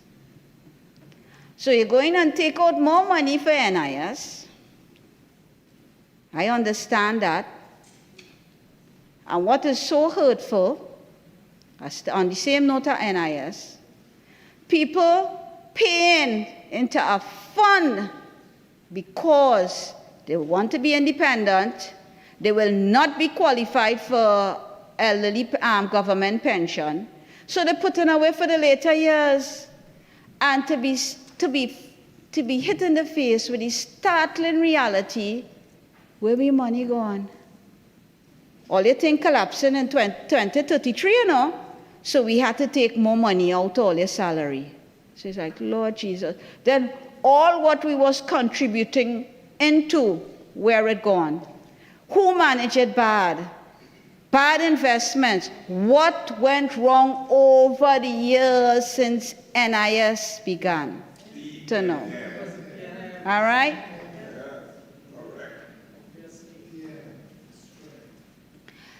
All who was in governing power since then till now, all right, where the money gone? It's so sad because all of us are going to be affected. All of us. And I could understand that the government realizes this is a serious issue and it must be dealt with now. All right, I understand that. But don't tell me you're going and take money out from January. All right, and people are saying it's not much, it's not much. If you calculate every week for sometimes 5 weeks a month, and you total it, you will see how much every month. For somebody who is getting an average salary, sometimes there's the bare minimum wage. And linked to what I previously said with all the cost of living going up. My main concern for this is taking the money and dumping it into the abyss. The same thing is going to happen all over again.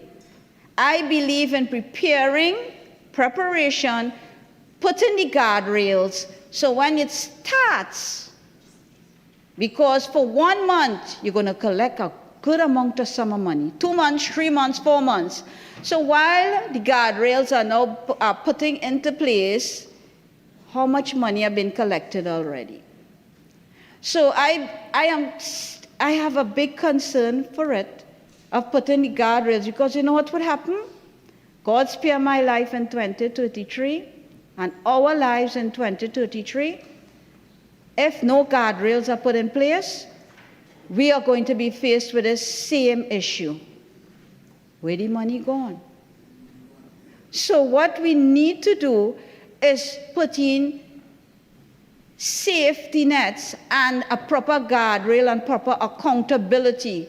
You can't say, right, you're going to put it in the future while taking money in January.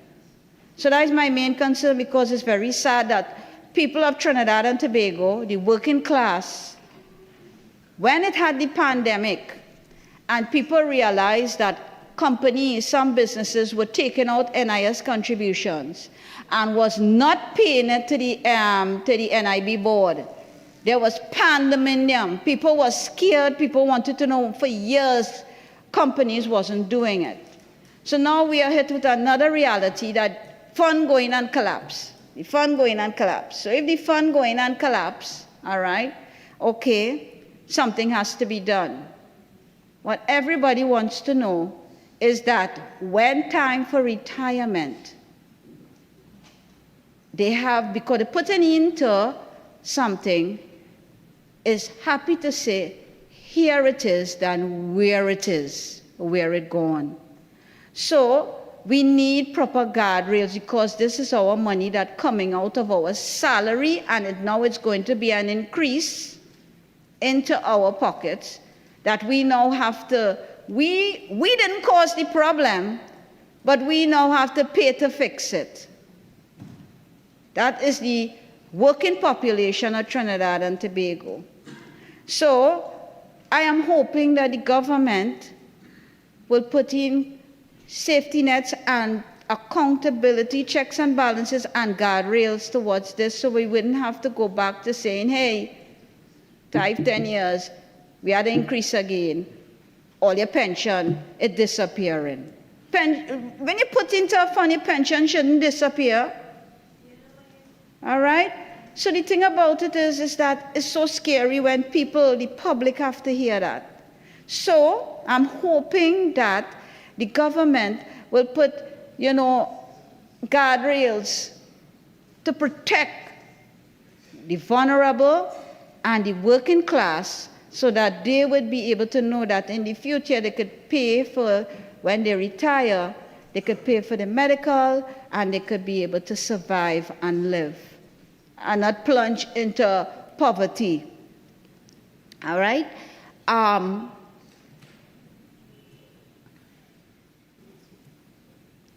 Now I go to another little topic called exemption of taxes for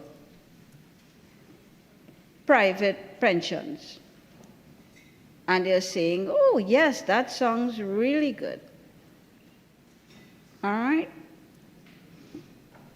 Now, if cost of living is going up and the exemption of taxes on private pensions, obviously it's going to be reabsorbed, because even though the tax and take out, in one way, the tax are going to be taken out either in food, in services, because you cannot tell me the utility companies that have to pay commercial electricity is not going to raise their rates on the packages that they offer consumers. It come in. It come in. When they see it, all these conglomerates that serving have businesses and chains of groceries and utility companies, it's coming.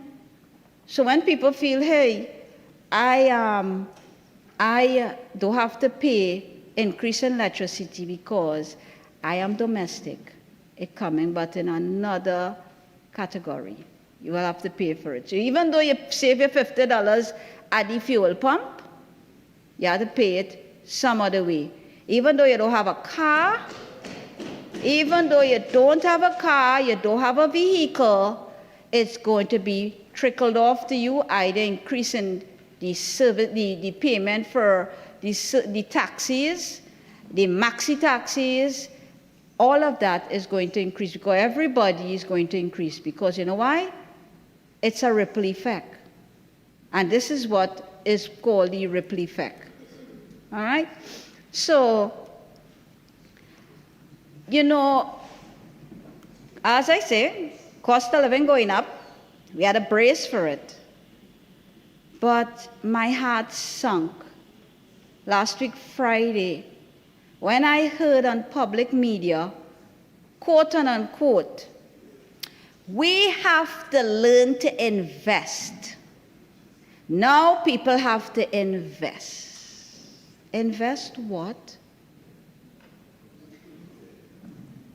What could we invest when people can't even have a bank account? Right now, many people bank accounts. And I'm talking not from me, I'm talking from people who spoke to me and tell me many of them, the bank account is just, it had to remain at an open balance. They're living paycheck to paycheck. So what are you going to invest? Your children, transportation fee to go to school, your rent, your money for buying groceries. What are you going, your money for mortgage? What are you, and your money for your utilities? And it going up in January. So when I heard this statement, it's like, what? This have to be so unrealistic and insensitive, because I can't invest. So much less to meet the needs of people, you're talking about investment. Right now, people don't want to hear investment. Right now, people, they're panicking. Cost of living going up. I have to, they can't buy and put on groceries. It go finish one, or it go turn into Weeble. Because that's what people were doing in the pandemic, and they buy a whole set, they take out loan to buy groceries, and it all turned bad. So there will become a certain point whereby you have to face it. So right now, people are thinking, what happened?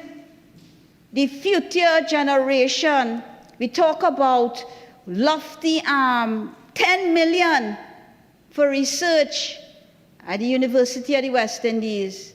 You know what's going to face students right now? You know what is more the buzzword?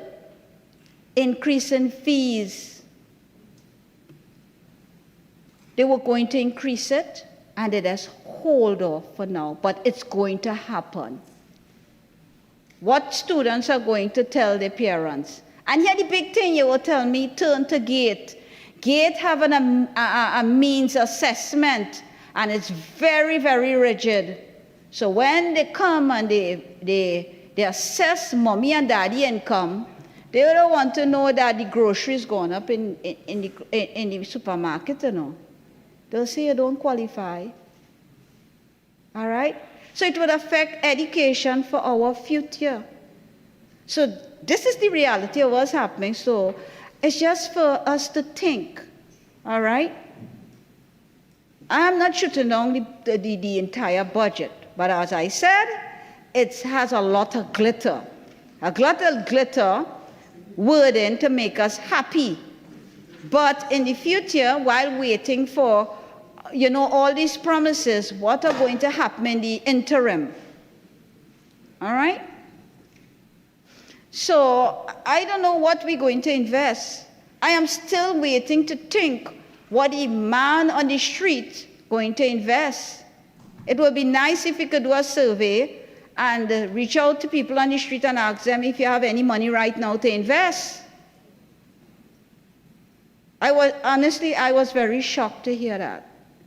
Because you know what? When I heard that, then I come to the realization that some people, they either are not in tune to, they talk about poverty, they talk about vulnerable, but they don't know what it really means.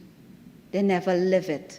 For somebody to say, invest and learn to invest and things will get better, for a poor person who's trying to make ends meet day by day, all right, I think it was unrealistic.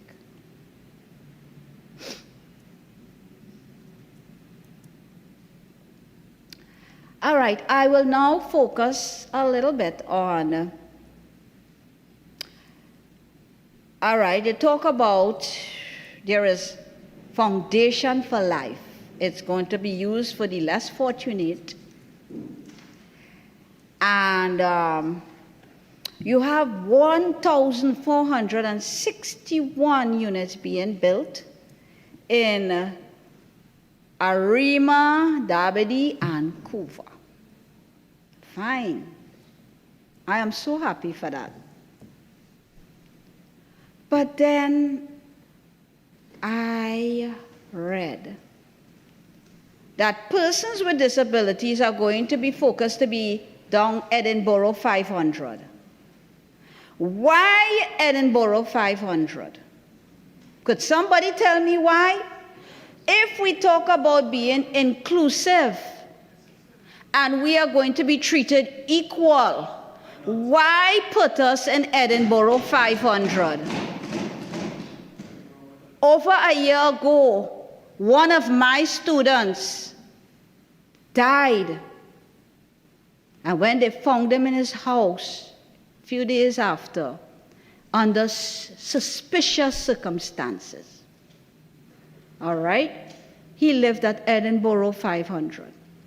And the next thing about it is, if you're talking about equality, all the glitter, Christmas tree bulbs, words, and the glitter of inclusiveness, equality for the vulnerable and persons with disabilities. I don't agree with taking and hurting all persons with disabilities. So you're trying to make a district of disabled people. Senator, you have 2 more minutes. In my international experience, I have never seen that. All right? And I don't agree with this. I believe in full inclusion.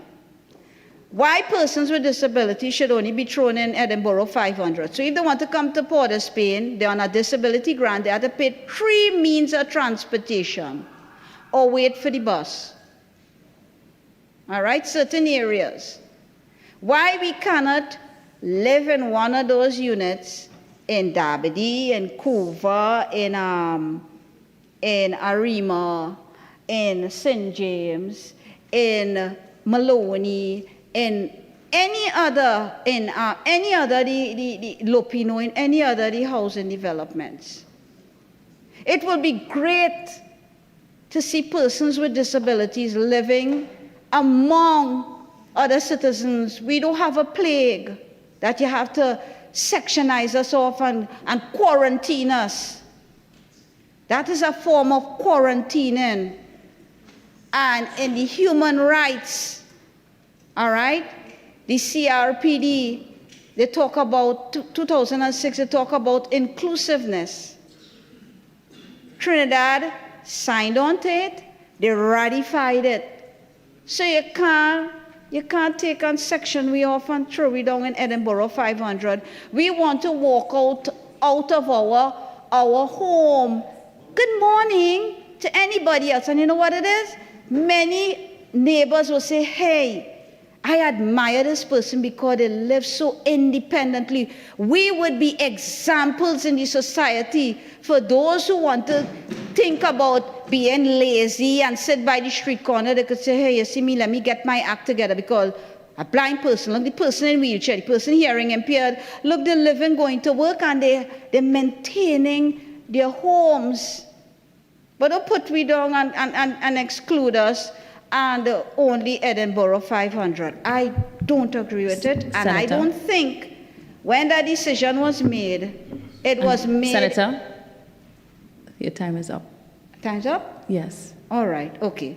All right, well, thank you very much and for your listening, and I think I got the point across. Thank you.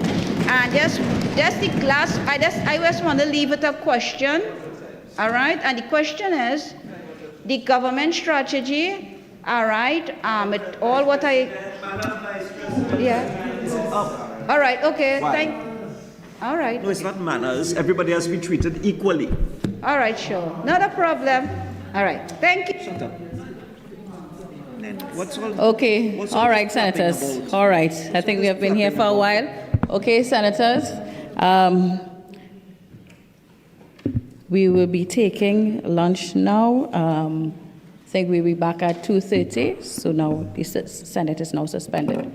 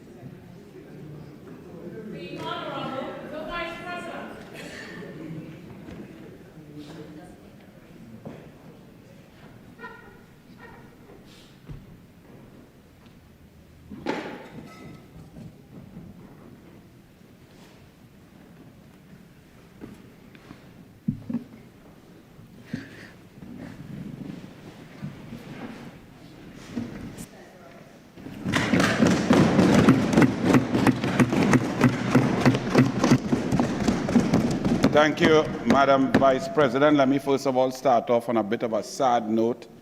The national community, the national sporting community, and the swimming fraternity has been hit by two unfortunate deaths recently of former national swimmers. One, Stephen Otley, former Fatima Boy national record holder, one of the best breaststrokers the Caribbean has ever seen. He passed away yesterday. And Jerome Brammer, a former national swimmer, also of Fatima College, passed away in Washington about 6 days ago. So to the swimming fraternity and to Trinidad and Tobago as a whole, I want to express our deepest condolences to the family and friends of these national heroes. Madam Vice President, Senator the Honorable Dr. Marlene Atz, I congratulate you on your ascension to the board of ANSA McCall. And I hear it, and I'm glad that you disclosed that. But suffice it to say that the government under Kamla Persad-Bissessar, while respecting and understanding corporate Trinidad and Tobago and the importance for job creation, is a prime minister of the people, for the people, and by the people. So when she is weighing policy decisions, she would lean on the side of those most challenged, those at the lower ends of the economic ladder. So when you see the policies for extension of or increase in age limit for foreign use, that's to allow all the citizens to be able to afford transportation. And while some people may believe that that creates traffic because the roads are designed only for a certain economic bracket, I can assure you that this government understands the problems, will create innovative solutions to ease traffic and increase production. Also, the costs and the requisite taxes that were put on duties on alcohol, everybody knows that's self-explanatory. The prices have been raised.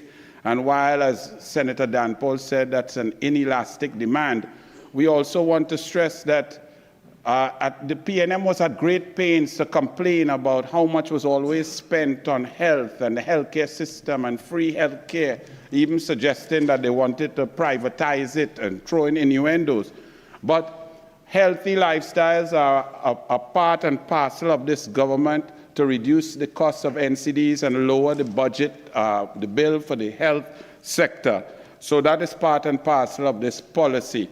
This budget must be commended. The Minister of Finance, guided by the Honorable Prime Minister, for the first time in 9.5 years, we saw a budget with a plan, with possibilities, with hope. We saw public servants and labor celebrating rather than being angry and vexed at being talked down to. We saw citizens happy to go to the gas station. And yes, $50 per tank may come up to $400, but it is a benefit across the board. And the multiplier effects will take place as transportation costs decrease and the government's agricultural plan and diversification takes our route as we move forward. So, Senator Atz, I also will implore you at your new position, seeing that you didn't mention that Guardian Media Limited falls under your auspices as a board member of ANSA McCall Group, that so maybe we could start to see a little bit more fair and balanced journalism from Guardian Media Limited, rather than reporters so full of venom and not understanding their journalistic principles, because you are a lady and a citizen who has lived extremely well and fairly and balanced, and I'm sure that you will not be part and parcel of encouraging any sort of Balizé juice from a Guardian Media Limited. So I look forward to them returning to their basics, back to basics, their journalistic principles. Ask hard questions, of course, but the absolute venom and political bias of the PNM could not be the way. That's why they also lose $14 million per year, which you would not want to oversee. Honorable Senator Lalit Etienne, don't worry, Honorable Senator. The guardrails have been put in place. The guardrails to protect the NIS and to protect the nation's treasury and to protect the country have been put in place. They were put in place. They were put in place on April 28, 2025 in a landslide victory, removing the issues and the problems that you may have had with the NIS that this government agrees with, that citizens had been contributing. But that PNM blight, that PNM government has ruled us for 76.2% of our existence. And when you ask them where the money gone, you are correct, because they had people like Calder Hart and Andre Montai in charge of our money, and we don't know where it went. But this government has to bail the cat. This government cannot allow, by 2033, the entire system to collapse, because then everybody who had contributed would lose. Every single citizen, every single worker would lose. So the Honorable Minister of Finance, and the direction of the Minister of Planning and the Prime Minister, has decided that they will bite the bullet and protect the future for all of our citizens, and it's worthy of a pounding of the table. And I assure you, as you say that you would contribute and you hope to be alive at 2033, and I wish that you are, Godspeed, but in 2033, the NIS will be alive and kicking, because the guardrail is there and the PNM shall never return to government in this country. Senator Lalit Etienne, there is no herding of any special needs or differently abled people into any one area. I'm not sure where you got that from.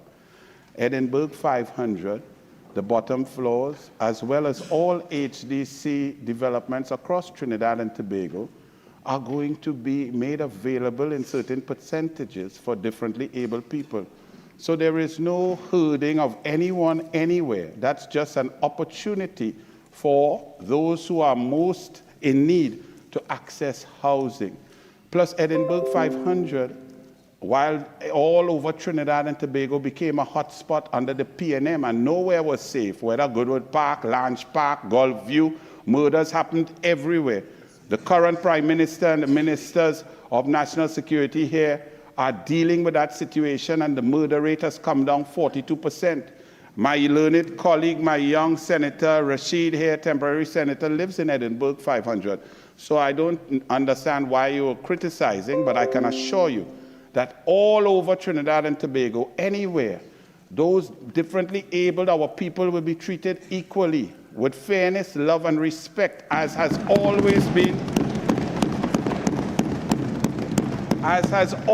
been done by the Honorable Prime Minister. We must not live in a vacuum. People have track record. People have policies that they have done, that they've created. The Honorable Kamala Persad-Bissessar was Prime Minister of this country from May 2010 to September 2015. In that time, she increased funding for differently abled autism grants, went up to 1,500, 2,500 per school, per student in all areas.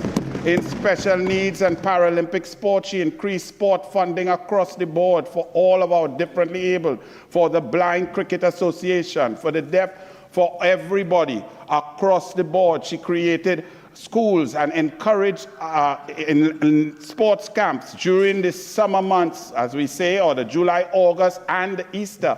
Over 6,000 children who are differently able receive high-level qualified coaching and talent identification in sport. School feeding program increased for the differently abled. Opportunities will abound. And in the HDC, in the Ministry of Housing, unlike the PNM that spent some $2.8 billion and only built 4,775 houses in 9.5 years, this government will build houses and opportunity will abound for all, including the differently abled. So I want you to rest assured that nobody will discriminate, nobody will treat those most in need and most vulnerable with anything other than love and respect in this side.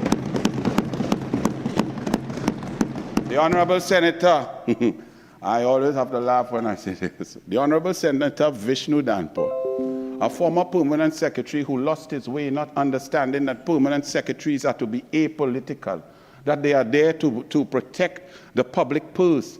He boasts about his affinity to PNM back in 2008 and 2009 when he was promoting and pushing the TTRA, the policy of the PNM. And I don't understand how he can say that so freely, not understanding that public servants must be apolitical. Governments change. We are in the political arena. We delve in it and we will battle, and we like that.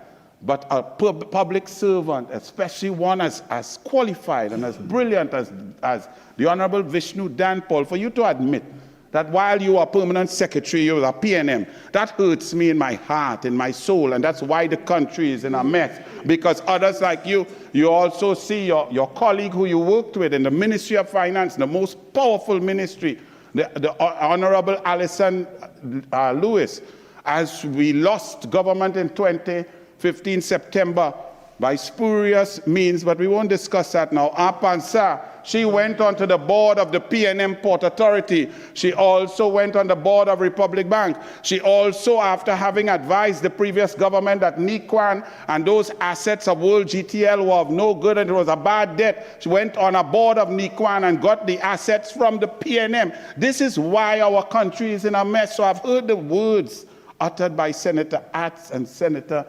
Lalit Etienne. Fairness, equity, impartiality, opportunity, living out the words of the Constitution. Let me tell you, Honorable Senator Lalit Etienne, it's not Christmas decoration. It's not jokes. Kamala Prasad Bisesa, who is the Prime Minister, who selected her cabinet, her MPs, her members, her senators, she believes in that. Her policies as Prime Minister show that. The first cabinet note she ever brought was a Children's Life Fund. She continues to show that she loves people and believes in equity because she swore in on this, the Constitution of Trinidad and Tobago, which says in the preamble that we respect, B, the principles of social justice, and therefore believe that the operation of the economic system should result in the material resources of the community being so distributed as to subserve the common good, that there should be adequate means of livelihood for all, and that labor should not be exploited or forced by economic necessity to operate in inhumane conditions. The Prime Minister believes this, she lives this, and her policy shows this, and this is what this budget is about. So anyone who comes to pretend that this Prime Minister is on fluff, like the PNM who came here, and every minute it's arrogance, it's gallery, it's laughing, it's dishonesty. They cannot even account for the money. The Auditor General, an independent institution, could not formulate an opinion on the PNM's accounts for 2 years straight. And they have the audacity to come here and criticize a government just incoming. And the Honorable Vishnu Danpal, who was there, who is of finance, will stand here and tell us about what he believes is going wrong and the debts and so on. Yes, you will have a great understanding because you knew better than anybody what was being obfuscated, what was being hidden from the population. We hide nothing from the population, but we will fix it. We're not afraid. We have the wherewithal. You see, the problem with the PNM is that they take their level of incompetence and cast it upon others. Let me assure you, Honorable Senator Danpal, that ministers here in the different spheres are very qualified. They've earned their position through hard work, education, discipline, punctuality, and the ability to be creative. We don't select people just because we like them or they went to the right place at the right time. We don't select people who fail in mathematics. We don't select people who take 6 subjects and fail 5 and boast about it. We have brilliance across the board. So while you can't see the diversification that will come because your shades are dark and it's colored by your colleagues who are incompetent, I can tell you the revenue streams that are going to be increased will create a difference, will create greater tax revenue, will create opportunities across the board. You sat in a government, I know you only got a Kobo sweat of a month, but before that, since 2015, sport tourism is Trinidad and Tobago. Kamala Prasad Bissessa constructed some of the greatest facilities. I don't know if you have even been. That aquatic center in the USA, there is no aquatic center like that. That center could have generated over 3.5 million US between November 25th, Thanksgiving, and January 13th, before the semester starts for spring in USA and Canada, with teams coming to train. But do you know what PNM did? Sat down. All the eggs in a dragon basket. One super minister flying back and forth to go and dance conga line, hoping to get something with a narco-terrorist drug trafficking regime, rather than developing what we have. For example, sport tourism. Do you know that your PNM government only went out in 2023 late, and it didn't even come in yet for RFPs for a master plan for sport tourism? The PNM is a blight, and that's why we are here. This government is not and cannot be compared to what the PNM does. So anybody analyzing this budget presentation with a lens of the PNM is woefully inadequate, because you have to be able to walk and chew gum. The Honorable Senator Danport said that our minister does not want, or he wants to dip into the Heritage and Stabilization Fund. Therefore, he predicated the budget on a price that was so high that means he could dip in it. Well, one thing this Honorable Minister of 1 month, Kobo Sweat, knows about is dipping in the Heritage and Stabilization, because they dipped, whether he was here or in London or in the Ministry of Finance, them dipped like never before. The only thing they didn't have was chips and a dip. 13 times over $3 billion US. The Heritage and Stabilization in 2015 September was left by Kamala Prasad Bissessa at $7.6 billion US. After 9.5 years, it should have reached somewhere around 15 to 17 billion US. Instead, it dropped to 5 billion US, and this PNM gentleman is here with a straight face telling us that we want to dip in it. When we were in government, we put money into it. It expanded from 2.3 billion US up to 7 billion. The other thing that he would know, I'm glad, because he knows it inside out, the way to budget and the way to dip into the Heritage and Stabilization. He didn't tell the country that when his minister of grain and laugh at the population, his minister of raise price and harass everybody but himself, when they budgeted, they took the price right up to the exact number higher than they expected. They budgeted at $92 per barrel and $2.36 US per MMBTU, the exact number, knowing full well that if you budget lower, because most ministers of finance would leave a gap, would leave a little bit there, so that once you go 10% above what you predicated your budget on, that money would be deposited in the Heritage and Stabilization Fund. But what they did was budget so close that it can't be an increase, so they did not have to put savings for our children. PNM is anti-children, anti-savings, and anti-people of Trinidad and Tobago. The Honorable former Minister, well, the minister is two Ministers of Finance, and then one changed from Finance and went in Public Utilities, and the first thing he could do is spend $1.3 million to outfit an office so he could feel comfortable. But that is PNM. So to tell Honorable Senator, the PNM is gone. So don't judge us by the PNM. The blight is gone. The failures are gone. The lack of diversification is gone. Those who just want to use the government to enrich themselves, they are gone. Senator Dan Paul said there's a derailment, and whether the salaries are 10%, whether it comes before or after, it has to be paid. Yes, it will be paid, and it will be negotiated. And he knows full well that negotiations could go up, down, around, all around, and only his finance people, who are very bright with equations and so on, can only calculate when the actual figure has been decided. Suppose the PSA negotiates very well and gets up to 10.25%. Who knows? The starting point is 10%. So you don't come here and put a budget. Budget is not a game to play. When that is budgeted, it will be handled and it will be paid for, because Kamla Prasad Bisesa believes the resources of the country are for all and for all the workers. So there will be new revenue streams, there will be job creation. You all shut down. You sat in a government that shut down a refinery, caused negotiations. You spoke about the oil and gas, and we're being price takers. That's true, except that the way that we do it, NGC has to negotiate with the upstreamers. How come you didn't mention to the population that when your former prime ministers, one elected and one selected, went to Houston to negotiate a gas price, that immediately after that, EOG and BPTT, their revenues went up 69%. As you well know, they have to post their results in their bulletin. And if they went up 69%, what does it mean? It's a zero-sum game. So we went down 69%. So therefore, that ridiculous negotiation, the upstreamers took advantage of your former two prime ministers in Houston, who took people like you and Jerry Brooks and other intelligent people, put them aside, and then went to cut a deal. Whatever deal they made, the people of Trinidad and Tobago suffered, and NGC made a loss.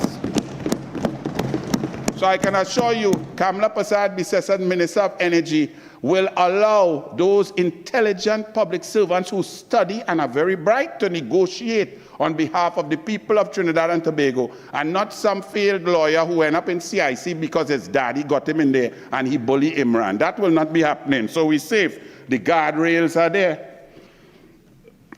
The Honorable Senator Dan Paul said, this budget will collapse. Well, I wanted to listen to him on that topic, because he is an expert in collapse. Yes, so you must listen to experts. If you have a problem, you have an aneurysm, you have to listen to the neuroscience, right, to the neurologist. So as an expert in collapse, I sat listening to this expert in collapse, because the economy collapsed under the PNM, the foreign exchange collapsed under the PNM, the job market collapsed under the PNM, safety and security in Trinidad and Tobago collapsed under the PNM, infrastructure in Trinidad and Tobago collapsed under the PNM. The PNM government and all collapsed on April 28th. Balize House now collapsed, all the contractors go on. How come it stopped? Why? Tell us why it's not going up now, where the money was coming from. So Senator Dan Paul, you also collapsed, unfortunately, as Minister of Finance. You swear in and get a Kobo sweat for a month. That could be a world record, and I like world records. In less than a month, you were out of office. I feel I'll rename you Senator Collapsing. You talk about downgrade. This, you know, sometimes I sit here and I want to know if the PNM feels everybody had no memory. If we like that movie 50 First Dates, where the girl had got in a car accident and her long-term memory was dissipated and gone, and therefore every day she began a new life. That is what the PNM believed. You were there for 9.5 years when Kamla Prasad Bisesa handed over to you, and you were the permanent secretary. The credit rating was A+. In 2015, AAA+. By 2024, you dropped it down to BBB- stable. And then with your economic policies, the thinking that the government not understanding the new policies of this government, it went down to negative, and you are saying that's UNC's fault? Let me tell you something. If you read and you know better than I do, but I'm really talking to the population out there, the ratings agencies, they give you negative, but they think that they may, if you don't make changes, they may downgrade you. However, the guardrail is on, changes made. April 28, bright people, intelligent people running, good prime minister, not arrogance, not golf course, not disappear for 27 days and go California and don't tell nobody. There is a government in charge that will make the changes requisite and get us back, climbing back up to that AAA grade rating that we had before. And I don't even know, my hand shake when I see a document with a P&M logo on it. It's feel I had to go and do some jarry and all kind of thing. But the People's National Movement put out a statement about this budget. And it says, the media release, opposition outlines reasons for rejecting the UNC's 2026 budget. The opposition wishes to place on record its official position regarding the appropriation financial year 2026 bill 2025. The opposition voted against this budget because it represents a betrayal of the people's trust and a continuation of the UNC government's deliberate campaign of deception. It goes on to say, it burdens small businesses and protects the wealthy and politically connected. Well, I'll pause right there for a moment. It protects the wealthy and the politically connected. Let me read something for you. And when you understand that this government is going to put some burden on the wealthy, and Honorable Senator Lalit Etienne, don't believe that bullies will survive. The way you contributed, you said, well, once we tax the banks, they will pass it on. Understand you have a government here that understands how to deal with bullies, how to deal with oligopolies, how to deal with those who collude. So have no fear. We don't just do things without thinking. We have a lot of brain power in the cabinet. But let me just give you, maybe Senator Dan Paul, you could help me with this one. Because right here I'm reading about rental of properties, for example, right? And you see that we are going to equate, and we talk about equity across the board and giving resources to everyone and giving everybody a fair share. But what if I was to tell you that there was a politically connected, let me read all your words, a politically connected landlord who rented a property to the P&M government. And when he rented this property to the P&M government, the law, Trinidad and Tobago law, the property was under residential. There was only residential approval, which means residential electricity rates, residential water rates. You should only be able to charge residential rent as opposed to the higher rents of commercial. As you would know, when you get commercial permission, or if your land moves from agricultural to residential, your land and your value asset goes up in value. What if I were to tell you that there was a politically connected landlord who rented a building to the government of which he was a part, and the government approved that and paid that landlord commercial rents for 6 years, and that landlord is yet to get change of use? What would you say about that? What would you say if the P&M government was paying taxpayers' money at commercial rates to a landlord who only had a residential building? What would you call that? Because you said that this budget is fraudulent. I suggest to you that what I am talking about is fraud. Because if you charge and you pay for something, the taxpayers' money, for something of that does not exist, you break the law, you receive excesses of money, that is criminal conduct, that is fraud. What would you say if I said that that is the situation? What if it was investigated by the authorities? And the authorities said to this politically connected landlord, well, you have to pay $3 million because residential to commercial, you have to pay.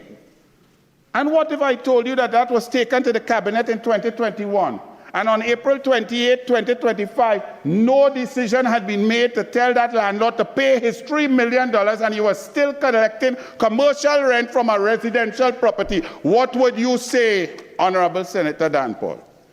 Would you say it's fraud? Would you say it's fraudulent? You come here and you discuss the UNC budget as fraudulent, strong words. But I put to you that that was in your cabinet.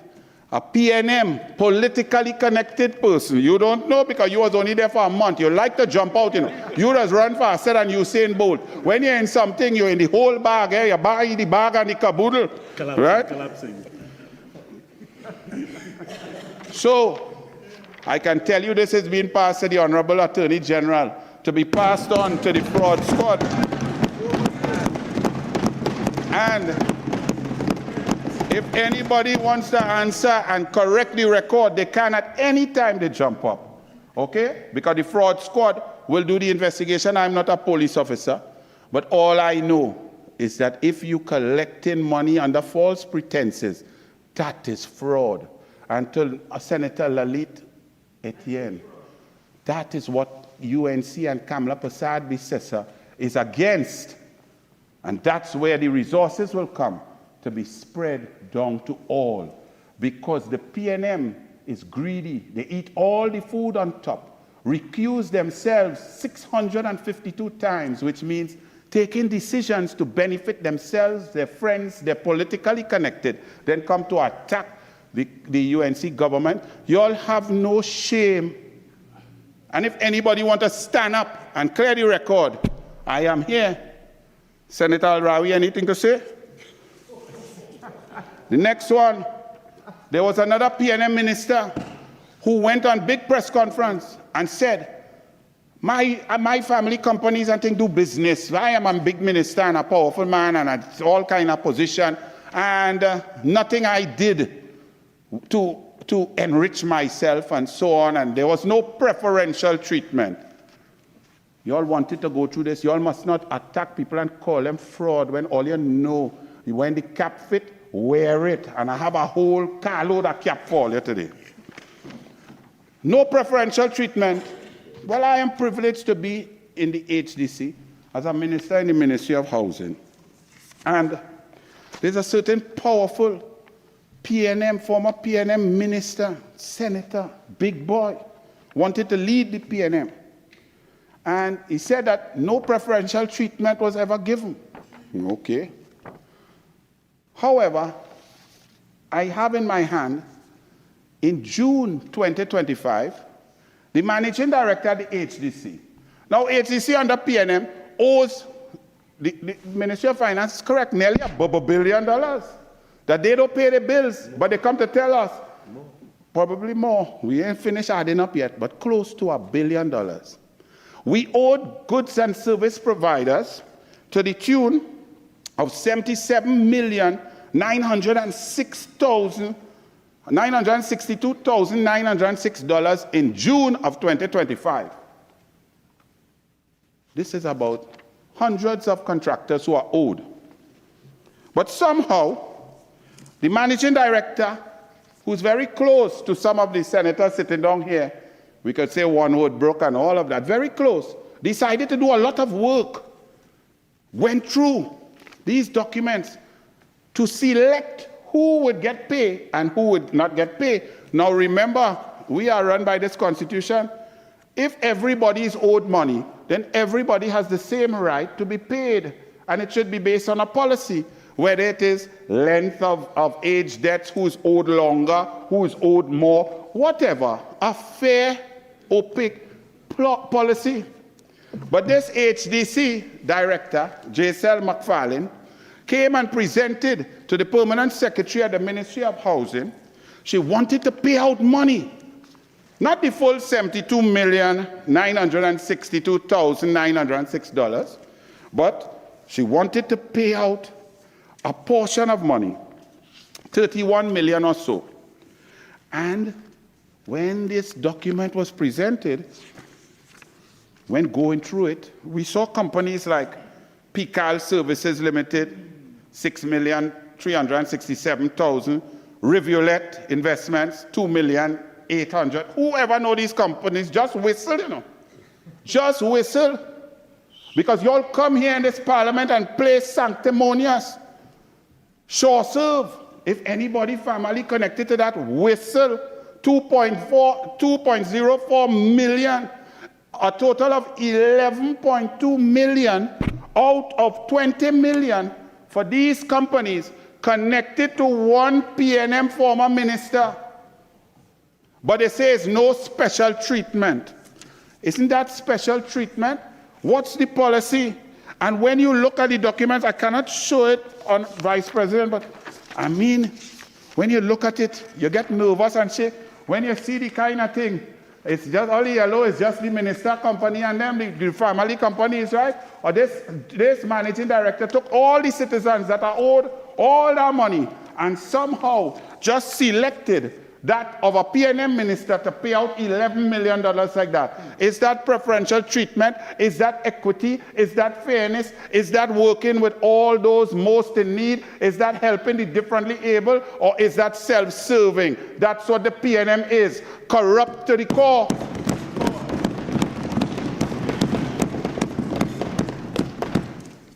And then we add on that, and it goes on and on. You know, I could go on, but that going by the Attorney General too and to the fraud squad.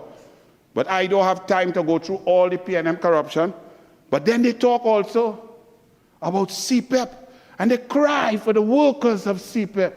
Imagine a man, a former minister, a former Attorney General, get up on a platform in public and say he wants his children to cut grass. Ooh. He wants his children to cut grass.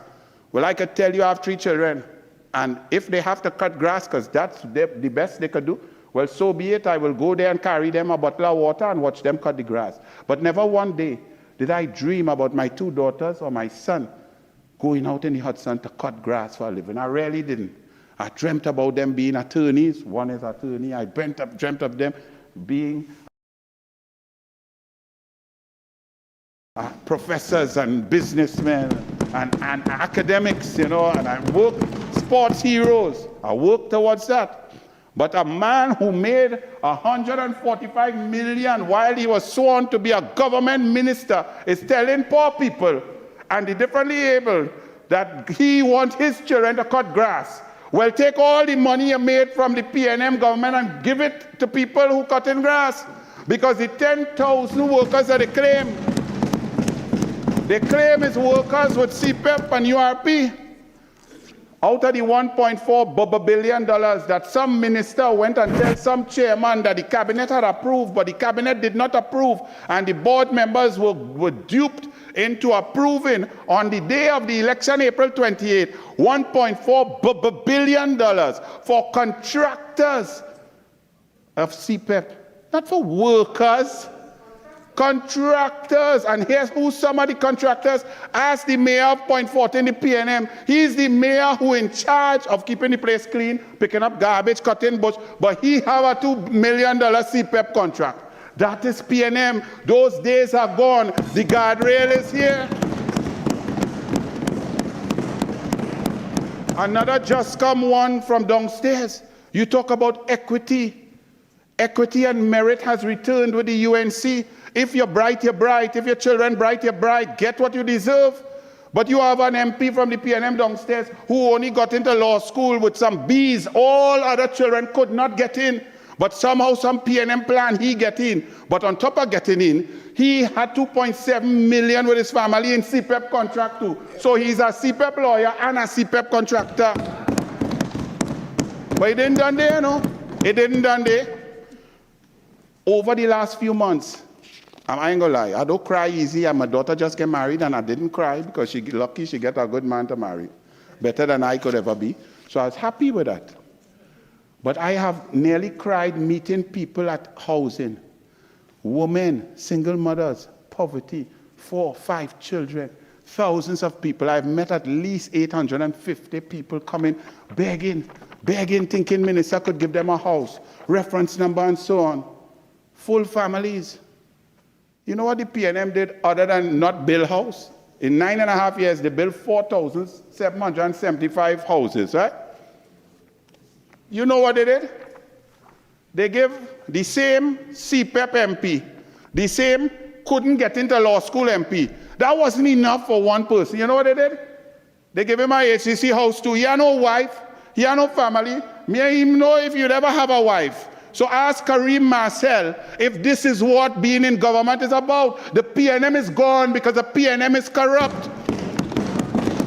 So imagine the PNM talking about Edinburgh 500 and differently able. Yes, people will get houses and people will be loved and respected and given an opportunity to uplift themselves. Not this PNM disgrace. So not only he get squeezed in law school where he didn't deserve to be, so he could earn money, his CPEP contract to cut grass now too, and then get a house while single mothers and families are begging for housing. That is PNM, and the PNM is gone and shall never return. God will not do Trinidad and Tobago that. And our next one, Guardsman, PNM, campaign manager, San Fernando West. Yes, look at this. All kind of ghost bills. This going by the Attorney General too for Guardsman. That is San Fernando West, right? And finally, Minister, time up? Time up. Okay. Well, the Honorable Ralph Gonzalez gave away today because I was going there too. I go do that on doubles and coffee. Thank you very much, Honorable Vice President. All your PNM talk now. Bless.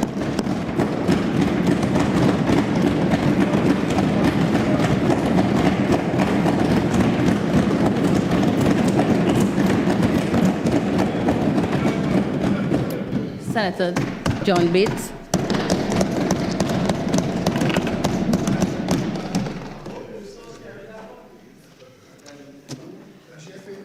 Thank you, Madam Vice President, for allowing me this opportunity to make my first ever contribution to a budget debate in this Parliament. I'm very happy to have that honor because, like most civic-minded citizens in this country, I have always followed budget debates very religiously. I follow the debates religiously because budget debates reveal three things, three very important things. They reveal to us the state of our national coffers. They reveal to us the government's vision, if any, for the short and medium-term development of the country. And it also gives an indication of how our national patrimony will be divided amongst the citizens. Now, given my background, my perspective on the budget has often been colored by my experience as a young professional. So that's the lens I often viewed the budget through. But though that remains largely true, my assessment of this budget has been colored by another new, profound, and personal experience, and that of motherhood. So it's from these two vantage points that I've examined this government's budget presentation, and I have come to one ineluctable conclusion about this budget. This budget is fake, and this budget is fraudulent. It is merely campaign rhetoric dressed up as feasible policies and initiatives. Madam Vice President, I expected this budget to address the concerns of parents, especially mothers. And this expectation arose because of the public posturing of our Prime Minister. She has often cast her leadership in maternal terms, speaking about her love for children, styling herself even as the nation's mother, and positioning her government as the protector of families and children. In one of her speeches reported by Newsday on May 14, 2024, the Prime Minister had this to say: "One of the most fulfilling feelings is the happiness and joy experienced when you return home to a happy family." She went on to say that it is possible to balance career aspirations with family life, encouraging women not to view motherhood as a hindrance to their professional goals. She declared, "It is very possible to have a career and be a mother at the same time. You don't have to choose between the two." Senator Arnel Roberts embellished this imagery of the Prime Minister as mother and mother of the nation by mentioning in his contribution that one of her first initiatives was the Children Life Fund, and they're often positioning her in that light. But Madam Vice President, it's very easy to tell women, go off, have children, and the career will fall into place. A government that truly cares about mothers and fathers would not just romanticize the vocation, it would support the vocation.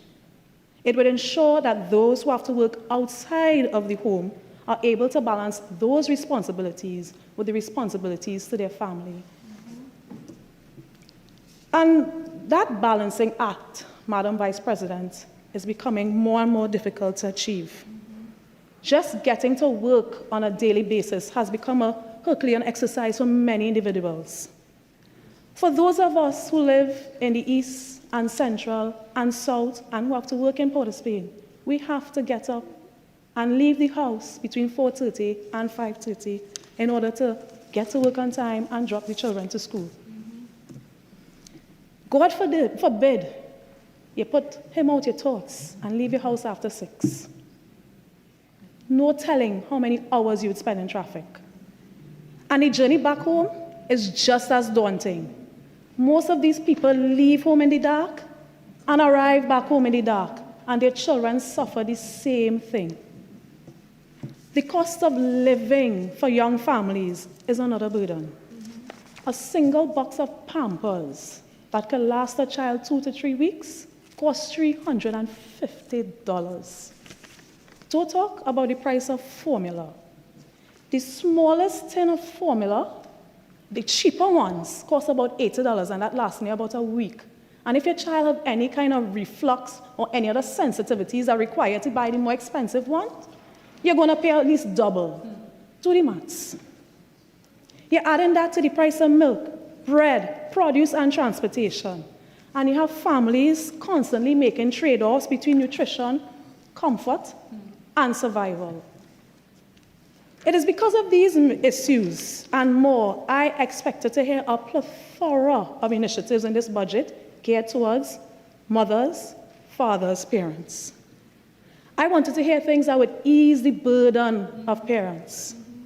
Perhaps a baby box initiative like what they have in Finland, where you get a maternity grant that provides an expectant mother with either a package of baby essentials or a cash benefit.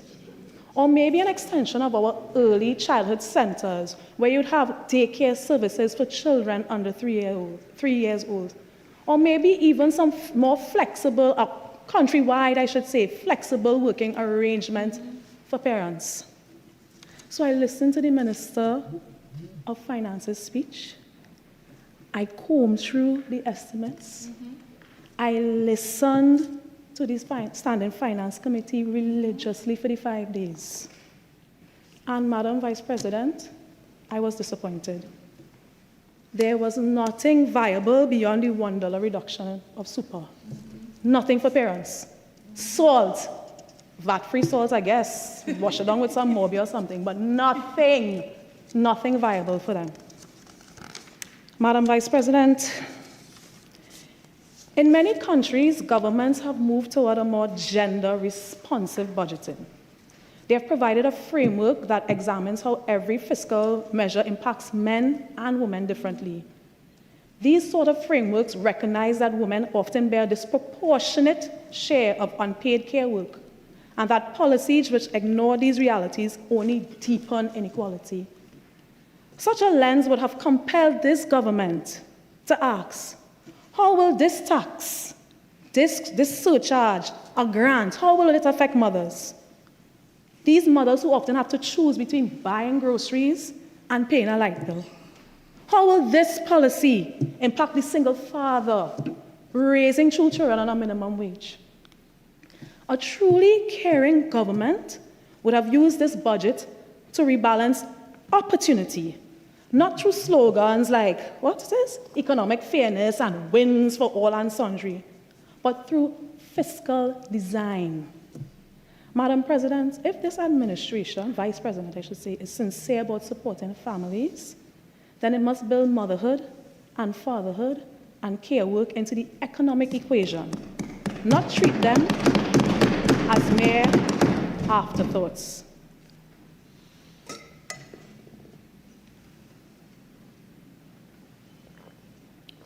Now, Madam Vice President, let me be fair. I saw 2 initiatives in this budget that may have been of interest to some parents if they would have been posited in a fair or a realistic implementation plan. Firstly, there was the Pearl project. It was said that this project would be aimed at ensuring challenges in vision, hearing, and growth and development are detected before they become learning barriers in children, and that there would be universal screening initiated for children between 4 and 6 years to detect learning challenges. Now, Madam Vice President, early detection of development delays are critical. That is a very critical thing for a child's future. Now, when I speak of development delays, for those who are not familiar with the term, I'm referring to when a child does not achieve expected developmental milestones at a particular age range. In simple language, these delays occur because of the way the neurons in their brains would have been wired in an unhelpful way. This can cause these children to struggle in one of the areas of development, and these areas are gross motor skills, so that relates to how you walk, you crawl, you run.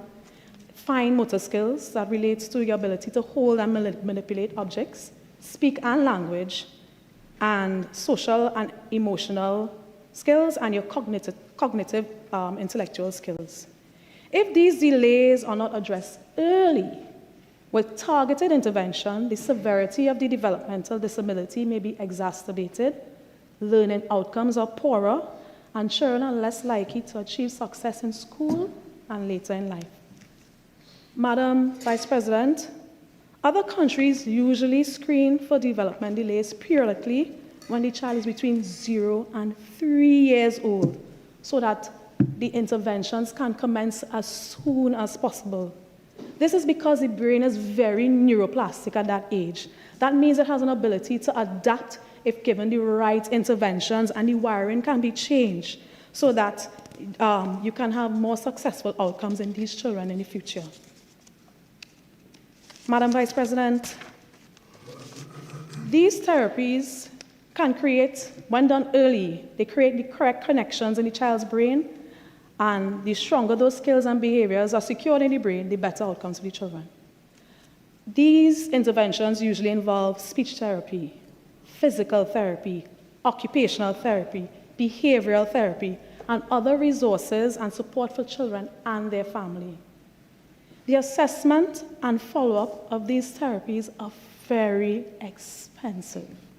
In the private sector in Trinidad, an assessment could cost as much as $5,000, and each therapy session costs as much as $500 per therapy session. Now, if a child has a global delay and they have to have interventions in all the areas I spoke about, that's 3, 4, and 5 different therapies once per week. And if the child has to go through the public sector, where the assessment may be free, you have another problem. Currently, appointment dates at the Child Development Behavioral Unit in Mount Oak are over a year in the future. And the Development Clinic in Arima, not too far behind with those dates. Therefore, any initiative that could result in a speedier, more efficient support for children suspected of having development delays, those are welcomed. But, Madam Vice President, screening children, as this government has suggested, between 4 and 6 years old, that is too late. Entirely too late. And you don't have to take my word for it, you know. Take the word of the renowned pediatrician, Dr. David Bratt. In an article entitled $1 Budget, dated the 21st of October 2025, Dr. Bratt had this to say. The description of the Pearl Project is a riot of confusion, obviously written by someone with no idea of what they are doing. It's also one of these politically correct statements that have no basis in reality. Screening children between 4 and 6, that's too late. And I'm continuing to quote, you know. You need to be screening children from birth at a national development center whose scarce resources are concentrated. And, Madam Vice President, there's not no talk, you know. This actually happens in our neighboring Caribbean countries. St. Lucia, for example. They screen for development delays at health centers when the child is 6, 8 months, 3 years, and 5 years. If needed, the child is then referred to the Child Development Guidance Center, which provides comprehensive development assessments, early intervention, and therapeutic services.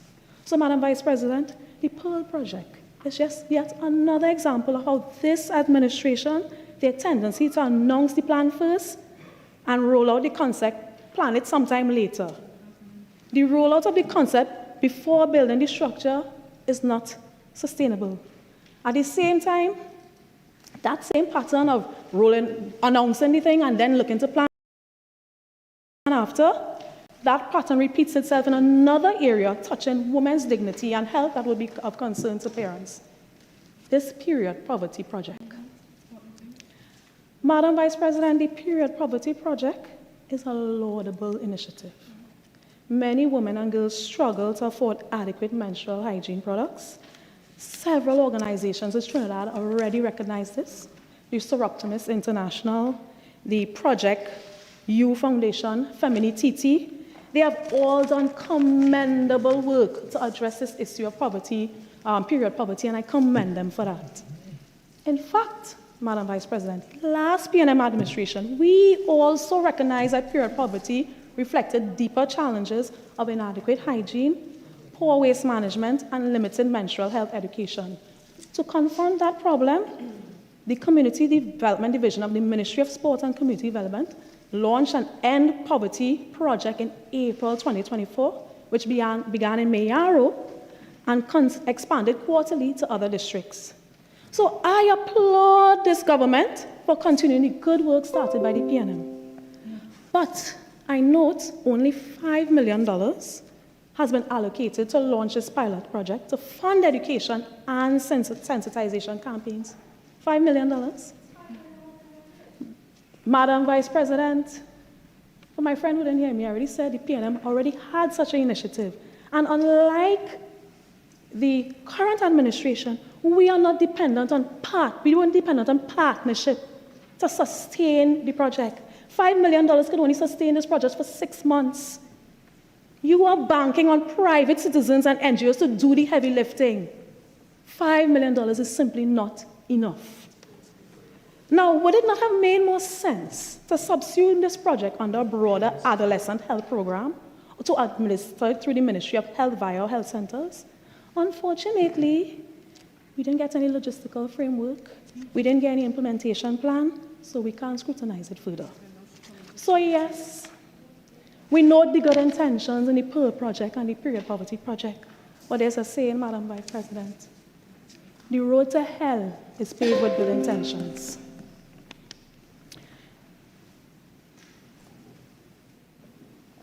Madam Vice President, for all this shouting about winning, the Minister of Finance actually delivered a budget that undermined the ability of mothers and fathers to sustain their family and eroded the assistance currently available to them. First, let's take the increase in the national insurance contribution, which was touched on by some other speakers. This government announced a 3% rise in 2026, followed by another 3% rise in 2027. In real terms, by the end of those periods, citizens will be paying 45% more in their contributions than they do already. For a mother earning $6,000 a month, that means an additional $120 taken away from her salary every month. Now, for some, that might seem insignificant.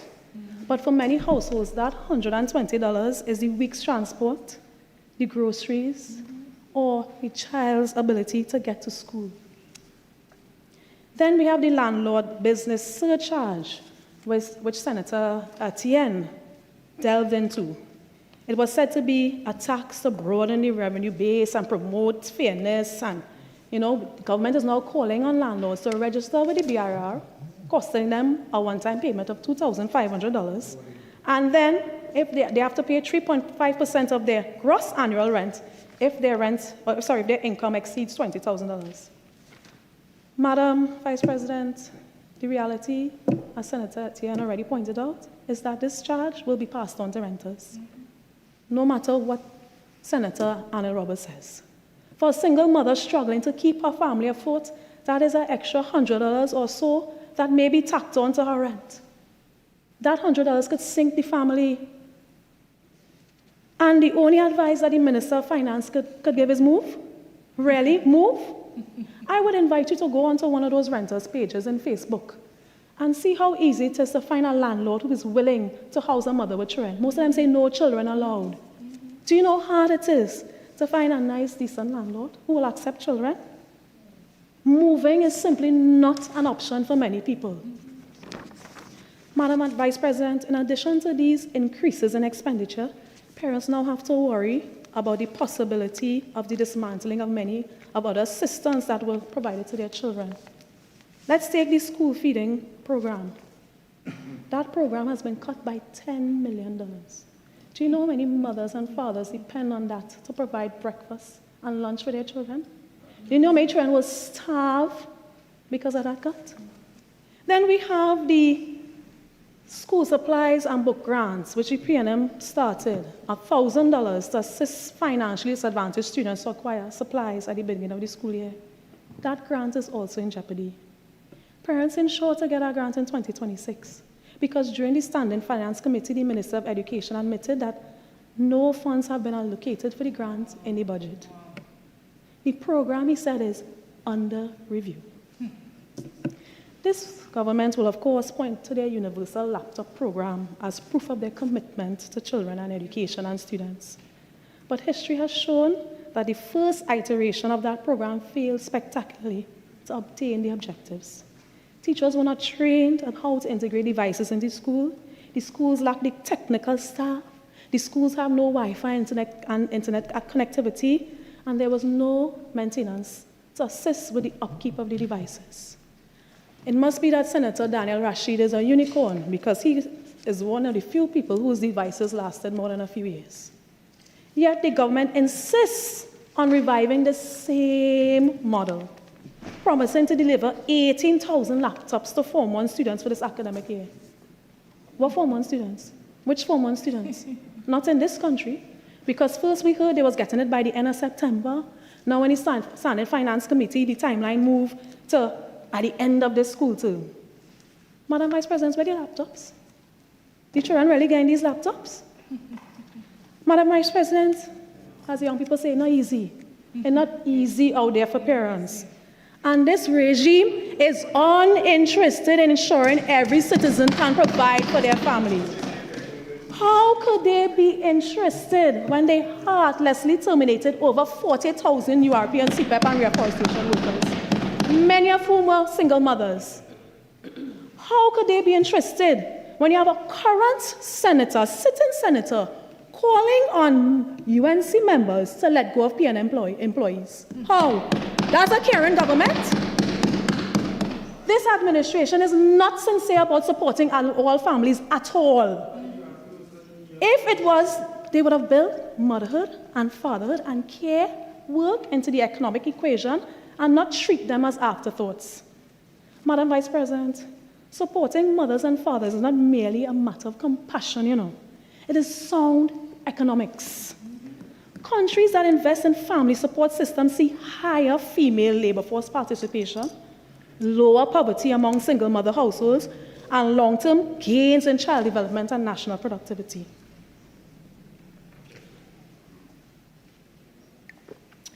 Madam Vice President, now I turn to the youth perspective. Young professionals and young people in general, they don't fare better than parents in this budget. Madam Vice President, what does this demographic think about? What are they concerned about? What do they want to hear in a budget? I posit there are three things that are very high up on the totem pole for young professionals and young people in general: jobs, education, and housing. So I'll look at them in turn. The government would have this public believe that they're doing an excellent job when it comes to job creation. After firing over 50,000 people in a short 5-month tenure and freezing hiring in the first part of that tenure, they are now boasting of this recruitment drive, advertising 20,000 jobs through a new national employment website. But how realistic is that promise?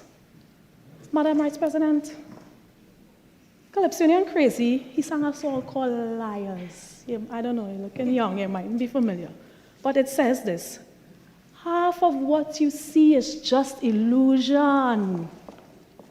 Most of what you hear is not the truth. The things they tell you, it will be convincing. It have no value, and it deceiving. Go and listen to that song. Illusions and falsehoods, those are the order of the day when it comes to the line items and the personal expenditure in this budget. In many ministries, the sums budgeted for personal expenditure cannot even cover the salaries of the existing staff, far less the so-called new recruits. During the Standing Finance Committee, the Minister of Social Development and Family Services admitted that all 600 vacancies in her ministry were being advertised on this recruitment drive. But there was no allocation to pay any of the persons hired. In defense of the recruitment drive, the Minister of Finance jumped in. He spoke of an employment fund, over $475 million to meet the shortfalls. But, Madam Vice President, it's simple maths, you know. $475 cannot pay the salaries of 15,000 people, far less for 20, even if you pay them at a minimum wage. Those are not real jobs. They are just announcements, false advertising, fake. It appears that this government intends to work magic to find the money to pay for all these jobs. And that's not my assessment. That was the explanation given by the Minister of Housing during the Standing Finance Committee. It was pointed out to the Minister that there was not only a reduction in the allocation for salaries and COLA in the budget, but his entire ministry's budget was reduced by almost $100 million. And when he was asked where he could wire the money to hire the people, he said, "We do magic." Madam Vice President, this is not Harry Potter, you know. We're not in Hogwarts. You can't run a ministry by magic, okay? And unfortunately, magic cannot save the on-the-job training program from the chopping block either. For years, this initiative has given young people an opportunity to gain practical skills and experience through real-world work environment, all while gaining an income. This so-called caring government has cut the OJT program by $45 million at present. At present, the OJT program has 4,489 trainees. Yet the Minister of Tertiary Education intends to hire only 40 people this year. This government likes to speak about investment in innovation. Yet it has scrapped the $500 million long-term loan guarantee scheme for small and medium enterprises. Under that initiative launched in 2022, the government guaranteed 80% of the value of a loan. To soften the blow of the announcement of the scrap, they have announced what they call the National Innovation and Incubator Program that will benefit a mere 100 individuals. Madam Vice President, 100 persons in a country with tens and thousands of people unemployed and underemployed, with 40,000 people that were just 50, what a climbing of people who just fired. Yes, it's climbing. It's climbing every day with you all. That 100 people will barely scratch the surface, Senator Anna Roberts. But I'll come to housing. Madam Vice President, housing. The housing market is very daunting for most young people.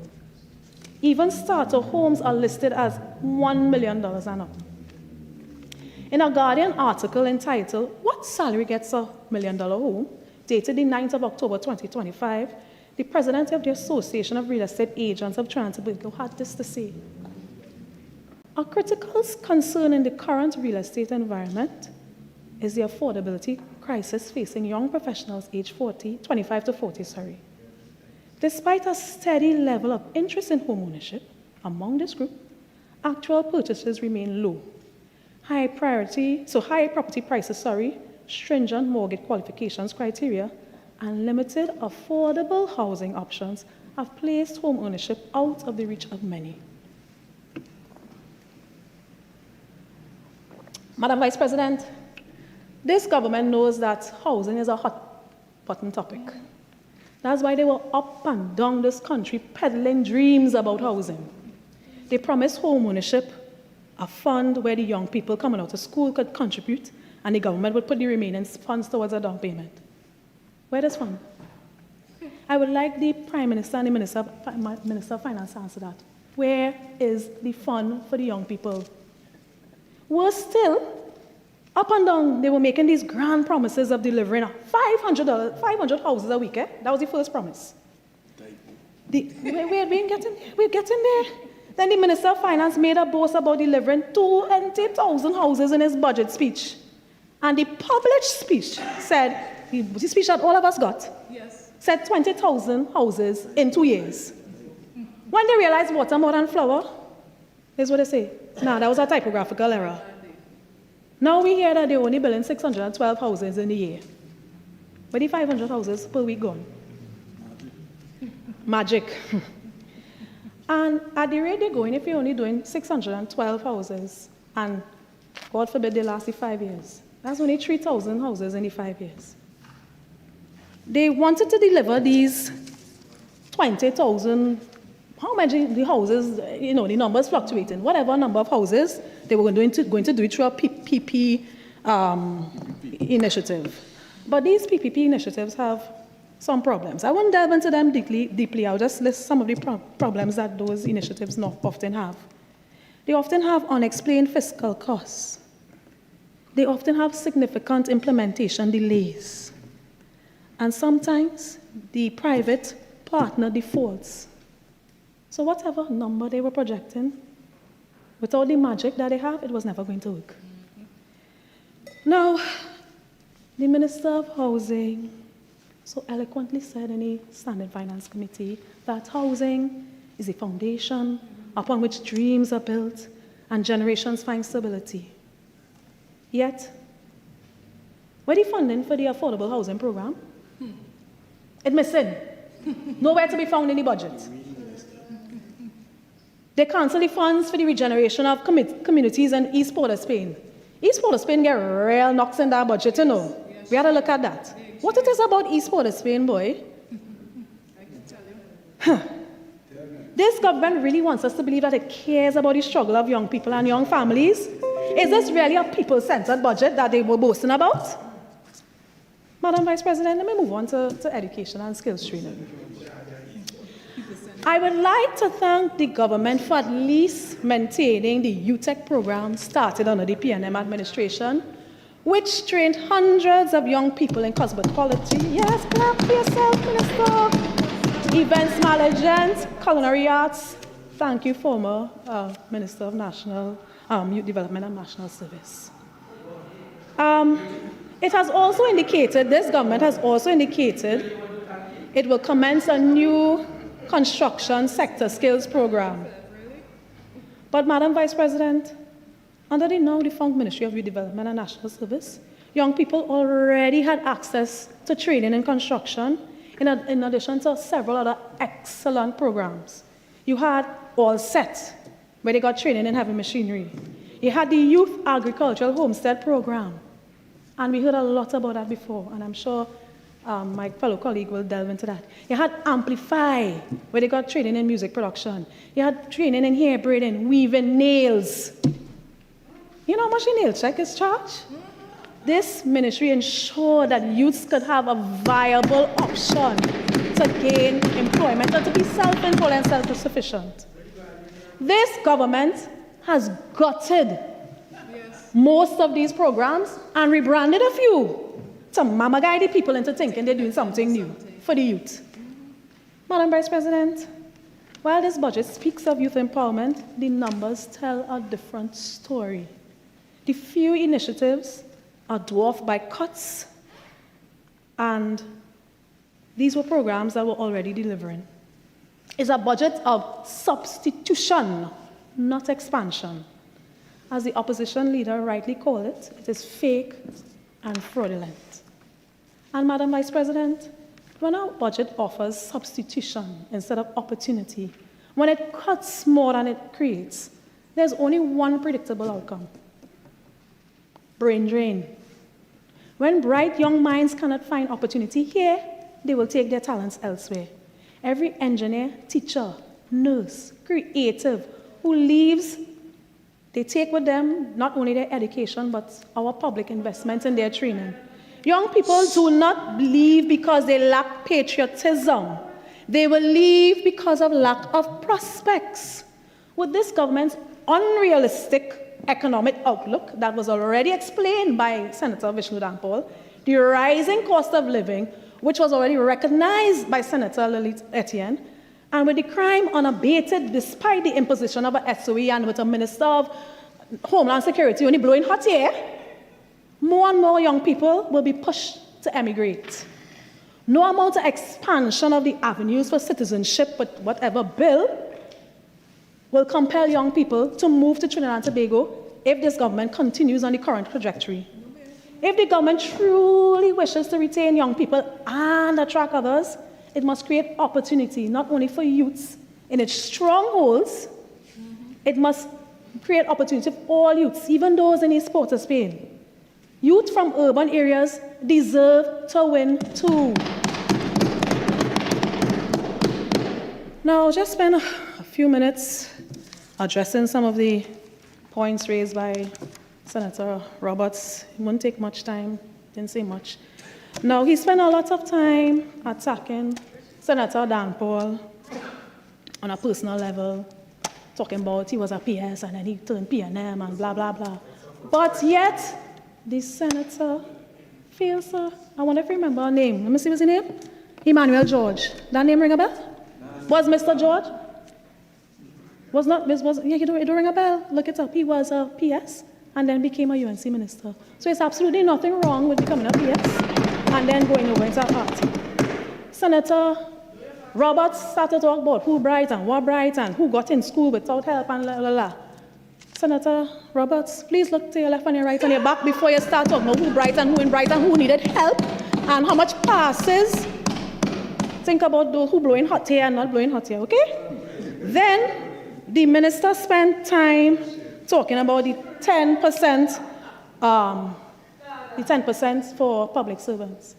Yet again and again, this government keeps saying that they have to wait on the negotiation before they can put the 10% in this budget. I don't buy it. I don't buy it. It makes no sense because in the Standing Finance Committee, time and time again was admitted that funds were placed in the budget as a contingency for different line items that had nothing substantial, boards that don't exist. Yet, the Prime Minister has indicated that the public servants, the negotiation will start at 10%. But somehow it was so hard to put the 10% there if you had the money. That don't make sense. And to these public servants, I want to apologize. You're not going to get this money by Christmas. It is not going to happen. Because if you have to negotiate and the money not in the budget, you have to wait until at least the mid-year review to get the money. So I'm sorry, it's not coming before Christmas.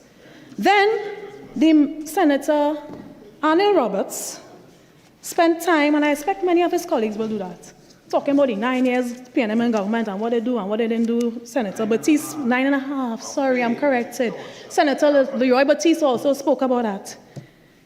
You know, that's still not a good excuse because you're here now. Well, you all spend 9.5 years talking about all the things you would do and wouldn't do for everybody, all and sundry, who will win and who will win and who will win. Now the people gave the country to run, focus on that, run it. Don't study about what the PNM did and didn't do. And I want to also say to Senator Roberts, he needs to get his facts straight. All the thing about the paper he was showing, despite our standing orders and reports, he's going to pass the AG, I hope he get them facts straight. All right? People looking for a former minister of sports, eh? All right. So in my last few minutes, Madam Vice President, I want to grade this budget. I'm going to let my colleagues settle along so they can hear the grade. No, don't let her waste your time. The grade is F. I give this budget a F. F for fluff, F for false, and F for fraudulent. They built the revenue base on an over-optimistic energy price, already out of sync with market realities. There's little in the budget that truly speaks to diversifying our economy or investing in the productive power of the people. And while the government talks about economic fairness, it has failed to make adequate provisions for young people, our bright, capable, ambitious young people who are not short on talent, but very soon they'll be left short of opportunity. Meanwhile, the government has laid new layers of burdens on mothers, fathers, and families through surcharges, levies, and hidden taxes disguised as reform. This is not accountable fiscal policy as they have touted.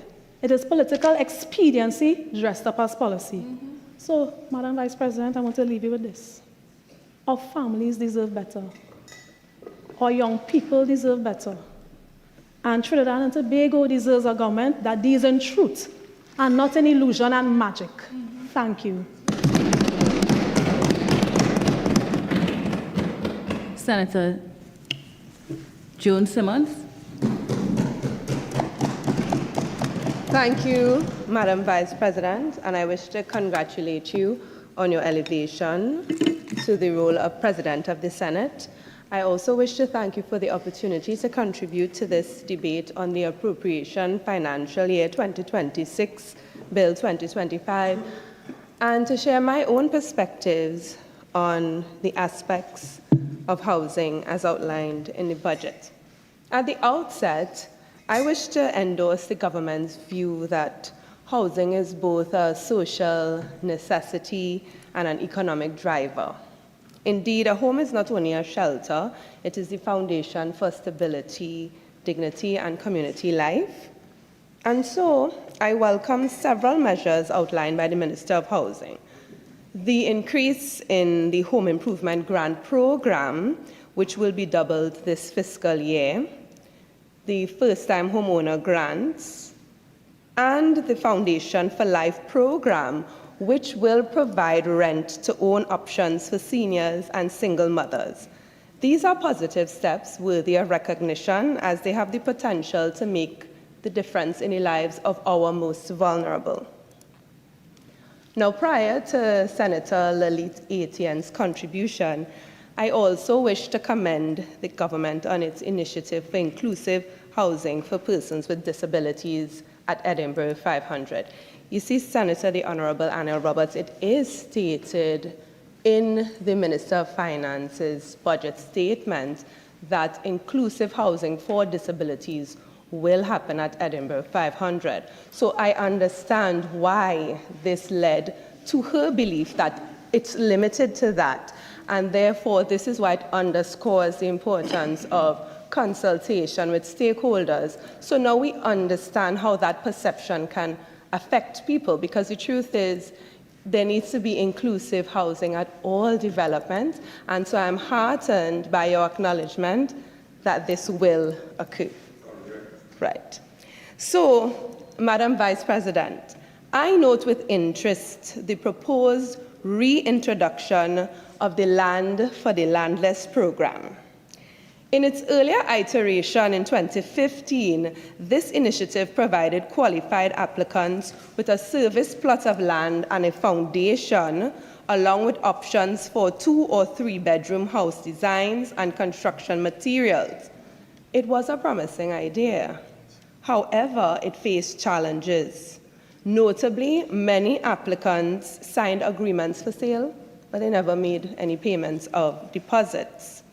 And many of them were unable to complete construction because they lacked a stable income or access to financing to purchase the land allocated to them, and therefore the program was shelved in 2017.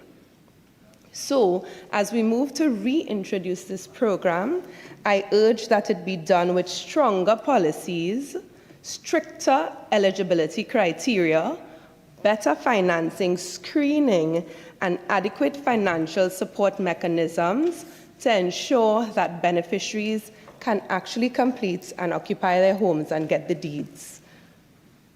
Now, the Minister of Housing has also indicated, and I believe it has been mentioned at least twice here before, that the new housing construction will be funded through public-private partnerships, PPPs, and through innovative financing mechanisms.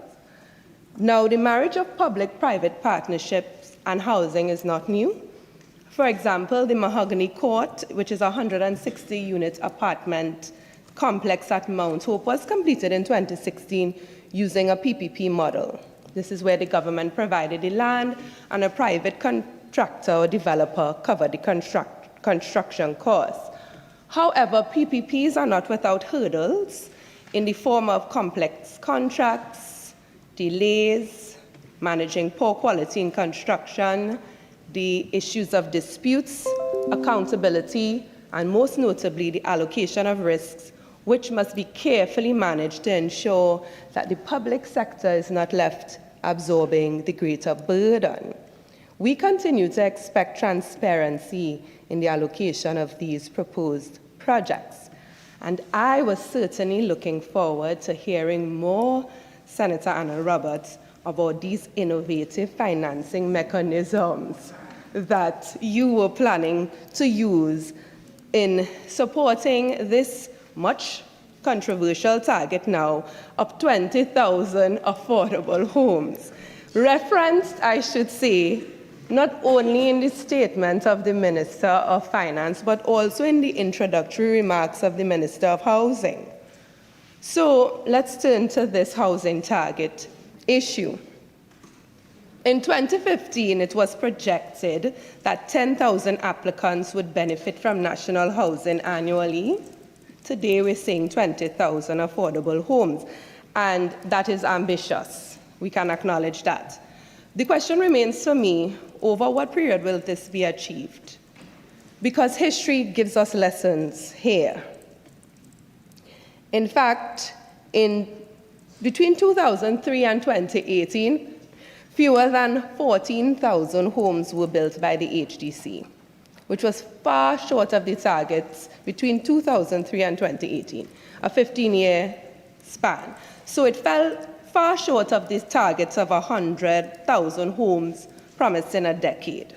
So this raises questions about the feasibility of current projections, particularly given the reduction in housing allocation, which of course you can appreciate is a concern, from $1.28 billion in fiscal year 2025 to $662 million in fiscal year 2026. So this disparity underscores, I believe, the need for us to re-examine housing policy. You see, we're always over-promising and under-delivering. And so we need to ensure that we align plans with fiscal and institutional capacity. If the need remains the same, the target is ambitious, and the allocation is reduced, I think it's fair for me to ask, how realistic is this?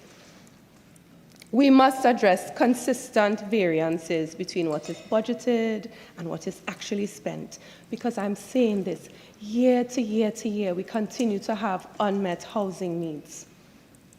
And this turns me to a concern that I've heard ventilated just before. The adequacy of our nation's housing stock is a vital indicator of the standard of living of our people. And it is a sad thing, but the reality remains that for most people on the HDC, owning a home is out of reach. Approximately 85 to 90% of applicants on the HDC waiting list, they don't qualify for mortgage financing. Many of them just don't have the required income to save for the deposit. And many of them, they say even after they've saved for years, by the time they've amassed any savings, they don't qualify for the requisite mortgage term. So this means that a significant portion of our population will continue to rely on rental options. We therefore need to ask, who exactly are the intended beneficiaries of these 20,000 affordable homes? Because if the average person cannot afford it, and they can't meet this mortgage criteria, then is home ownership the benchmark of success? Government housing policy may have to shift and place greater emphasis on affordable rental opportunities and rent-to-own models so that citizens can transition from tenants to home ownership, if we are being realistic.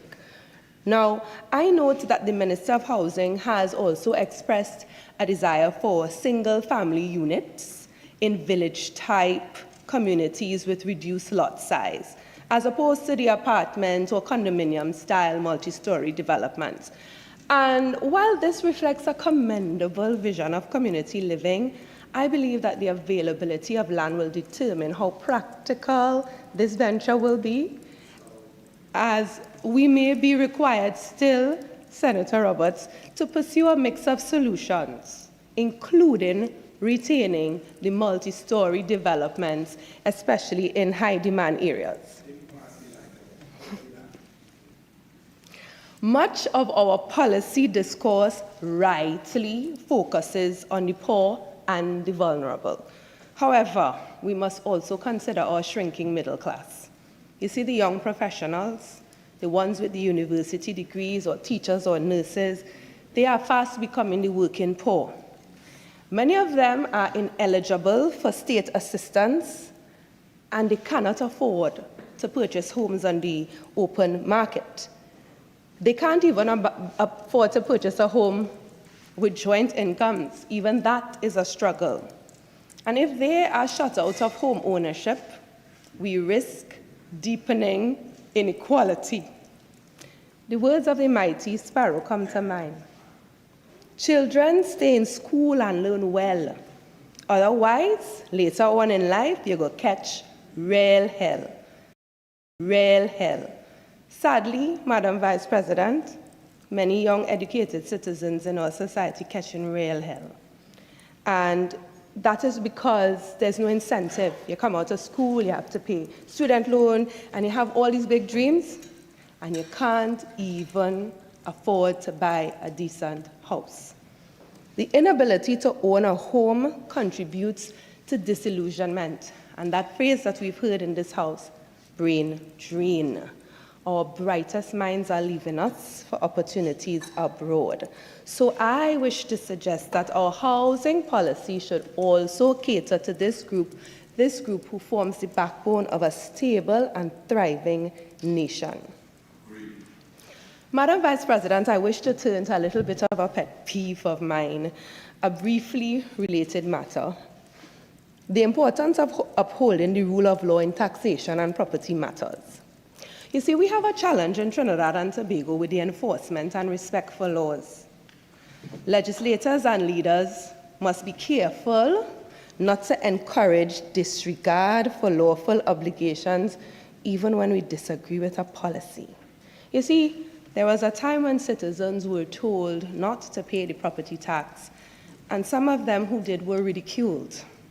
Yet many complied, not out of partisanship, but because they are law-abiding citizens, aware of the legal consequences of non-payment. You see, property tax operated as a charge on property, allowing the state to recover unpaid taxes against the land itself.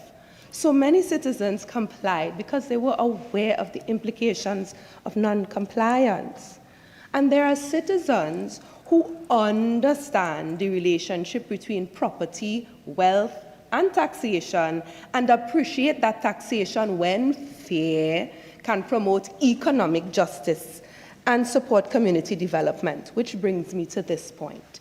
You see, now the government is proposing a landlord surcharge to take effect on January 1st, 2026, with rates of 2.5% and 3.5% of annual rental income with a one-time registration fee of $2,500. And now, after we've been telling people not to pay the tax, we now need to get their buy-in, and we need them to now comply. We need them to buy into this proposal. And this measure has generated concern and confusion.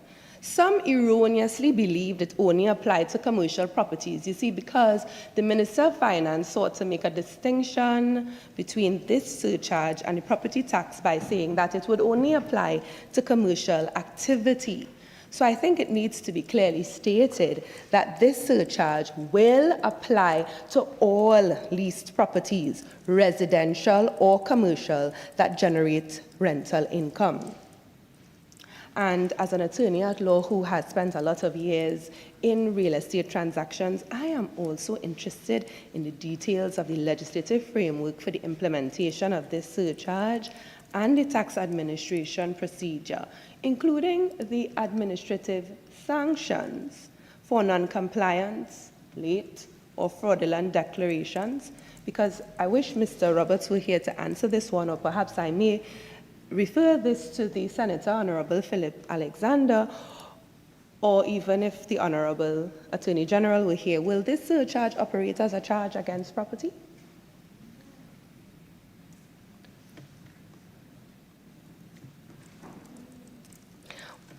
But I guess we will get the answer to this question. Right. So while While the measure may be viewed as equitable, since it targets income-earning property, it also affects many small landlords, including homeowners and pensioners, who rent part of their homes to cover mortgages or supplement fixed incomes.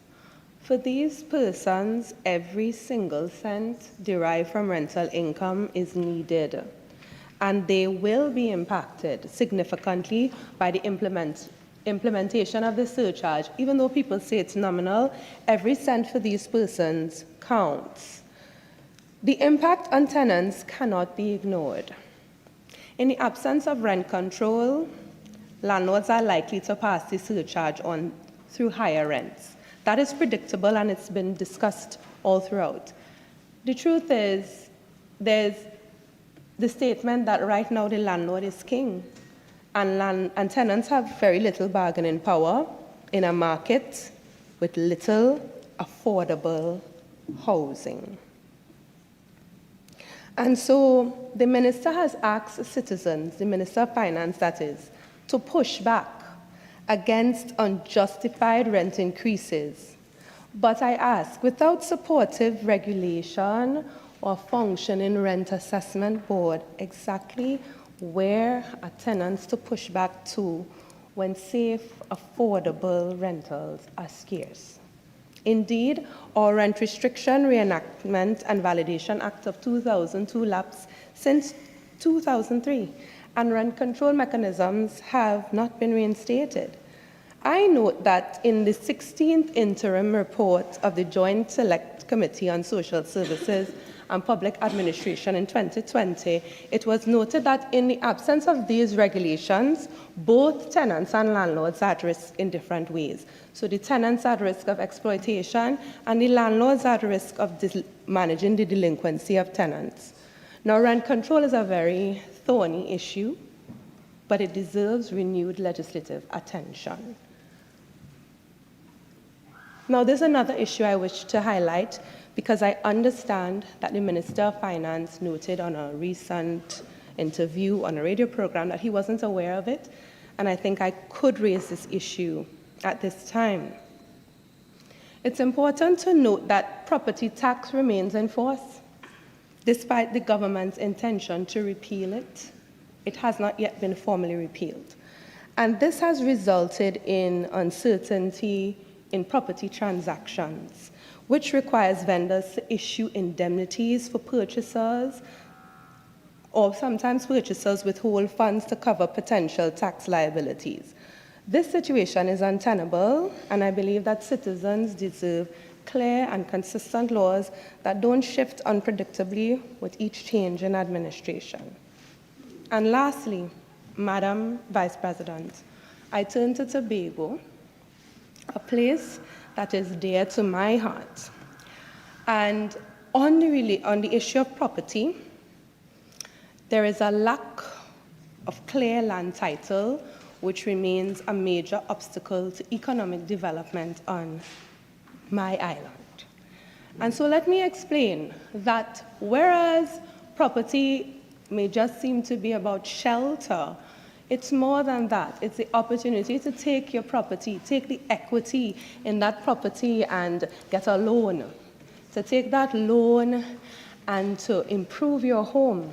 To take that loan and to finance education for your children, to develop your small businesses, to access health care.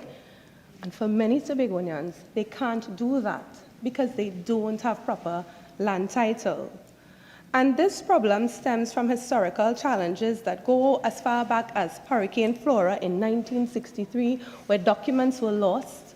We have a history in Tobago of having unadministered estates, and there's significant delays in progress and land registration. And it's something I feel passionate about because it's been discussed. It's been well known, and in fact, the recent discussion on August 24, 2025, between the Chief Secretary and the Minister of Land and Legal Affairs, of course, it signals a commitment to address this matter. They have discussed that they will give resources to increase the processing of applications for Tobagonians to bring their lands under the Real Property Act. They've indicated that the vacancy of Assistant Registrar General will be addressed, but I wish to respectfully highlight that the cost of bringing an application to bring your land under the Real Property Act ranges from $60,000 to $100,000. So merely expediting these applications is not going to help the average Tobagonian because the cost remains prohibitive. So I was hoping to hear much more about how we were going to get proposals to really address this situation. I know that the previous administration mentioned mandatory registration of titles, and that would have been operationalized in 2020, but that was not a reality. So what I want to say is this: Tobagonians don't just need aspirations. We need real plans, and we need real solutions, because resolving this issue would grant immediate relief and unlock economic opportunities for the people of Tobago. So, Madam Vice President, I end by saying this: the adequacy of a nation's housing is a measure of the quality of life of its people. Our task is to craft housing and land policies that are transparent and practical, policies that align targets with fiscal reality, encourage compliance with the law, and protect tenants and landlords alike. I wish to emphasize that now is the time to resolve this long-standing land titles challenge for Tobago. And if these objectives are achieved, then the promise of home as a necessary place of security, belonging, and opportunity can truly be realized for all citizens of this beautiful island of Trinidad and Tobago. And Madam Vice President, I thank you. Senator Chaitan.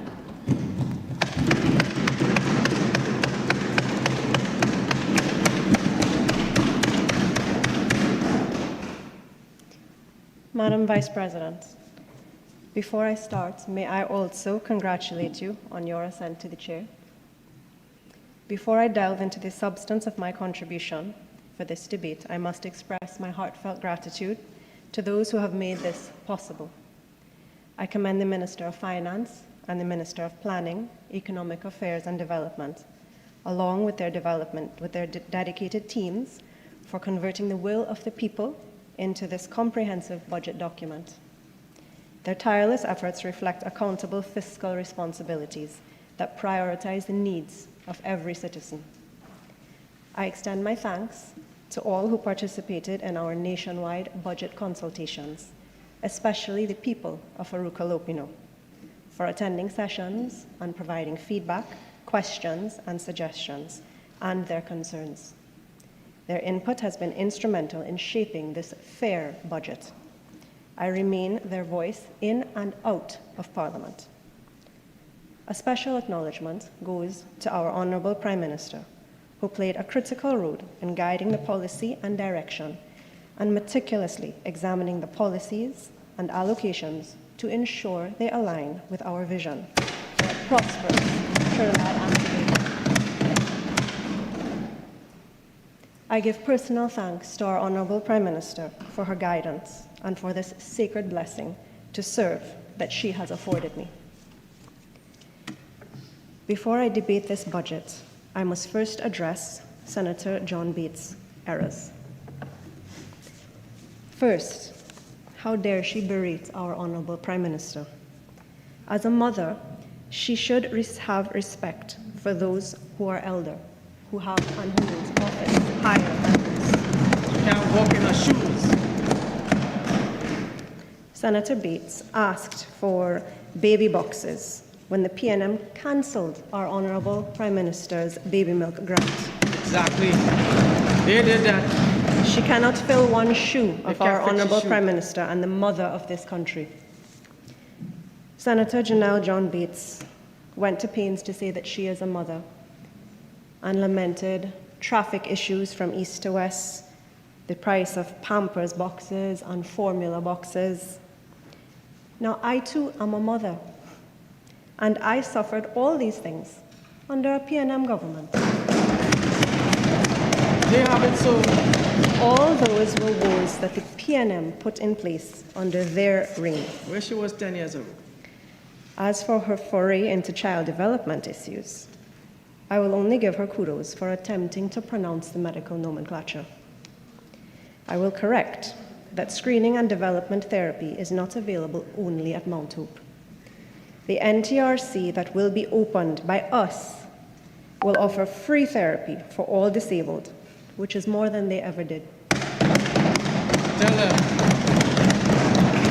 Furthermore, it was the PNM who refused to open early childhood education centers, took away laptops, cut school transport, scholarships, and GATE. Senator John Bates should ask her colleagues why they kept the Children's Hospital closed for 10 years, why they voted against the Children's Life Fund Act. Their solution was to give children weed. Shame. She spoke about our budget, cutting this and cutting that. Let's talk about cuts. The Honorable Kamala Prasad Bisasa and then Honorable Minister Tim Gopi Singh in 2010 to 2015 gave $133 million for textbook grants annually. From 2016 to 2024, the PNM was cut down to $33 million annually. Tell them again. Tell them again. They cut the textbook grants by $100 million over 9 years. The PNM refused to open the Hoover Children's Hospital, saw the death of 23 babies at the Port of Spain General NICU. School feeding, they lamented. From 2010 to 2015, 76,000 meals were served daily. From 2017 to 2020, it dropped to 48,000. In COVID, it was 28,000.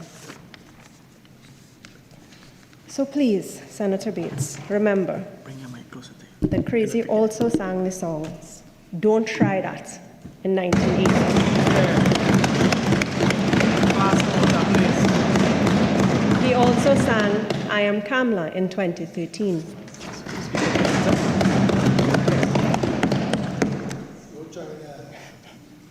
Don't try that. You like that?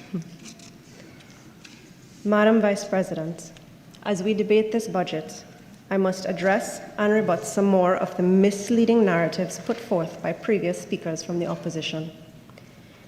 The PNM has a history of unfounded attacks on the UNC, often painting us as incapable of sound governance, while conveniently forgetting their own track record of failures. Yet it was under their watch that foreign reserves plummeted from $11.4 billion in 2015 to just 5.4 in 2024. Let us talk of their mismanagement and the funds that don't come and disappear. I'll bring your attention to a 2025 Guardian article on the 23rd of October, 4 days ago. Mayor's company collected $2 million in CPAP contracts. Investigation exposes political ties, missing audits, and conflict of interest concerns over the company Links Limited, owned by a Point Fortin mayor then, who garnered more than $400,000 per year in CPAP earnings from 2021 to 2024. Investigations will be ongoing even then, as the mayor did not file declarations of income in 2023. I will leave the rest of that for Philip. So you see, they are trying a kind of reverse Uno on us, Madam Vice President. Senator Bates has a child, she will understand that one. What they do is they cry foul over our realistic revenue projections, but their own budgets are riddled with over-optimism, leading to repeated drawdowns from the Heritage and Stabilization Fund in their tenure. They are trying to assume that we will do what they already did. Madam Vice President, Sigmund Freud calls that psychological projection.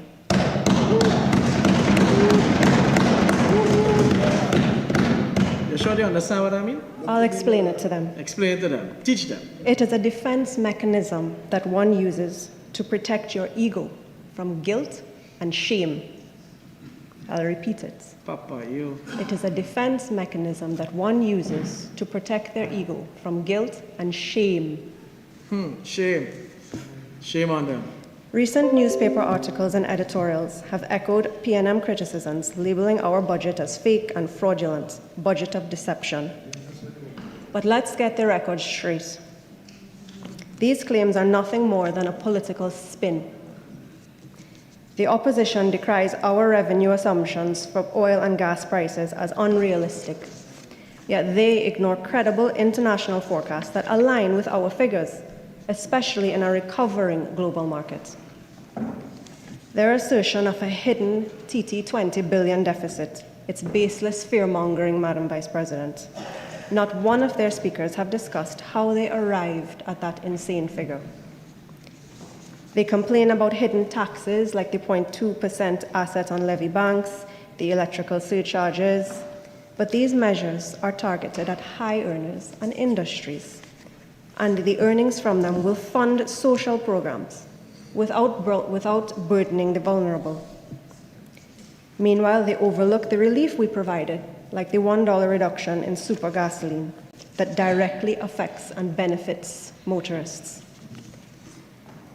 This $500 million that we will retain from these pump figures, they remain in the hands of the people, and it will have a multiplier effect on the economy, not an increase in the cost of living.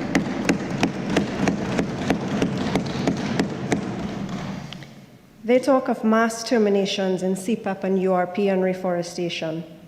This is a distortion because we have replaced these programs that they used to keep our people living hand to mouth. We have replaced these programs, starting with our recruitment drive to allow citizens a chance at acquiring real jobs with real security that they can take to the bank. And real people. Real people. As for the labeling of workers in CPEP and URP as linked to gangs, it is not only defamatory, but it is insensitive, and we reject their behavior outright. Madam Vice President, much has been said about the long lines at the offices of the Ministry of the People, Social Development and Family Services, as if these long lines are somehow the fault of the new administration. Let me make it clear. These queues existed before as a result of their inefficiency. That happened before April 2025 in their outgoing regime. These citizens, since we have come into government, who were abandoned without support, turned to the ministry in desperation for assistance. We responded immediately, expanding our intake points, redeploying staff, and extending hours to meet the surge in need, because unlike our predecessors, we do not turn our back on the people. We have also taken note of claims that persons are being turned away at banks when they attempt to cash their checks. Madam Vice President, let me make it categorically clear. Public sector funding revolves around the assurance of funds. No check is issued by this ministry unless they are confirmed.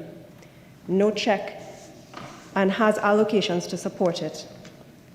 The narratives that they are pushing are therefore no more than an attempt to mislead the public and to sow doubt about the ministry's fiscal discipline and reliability.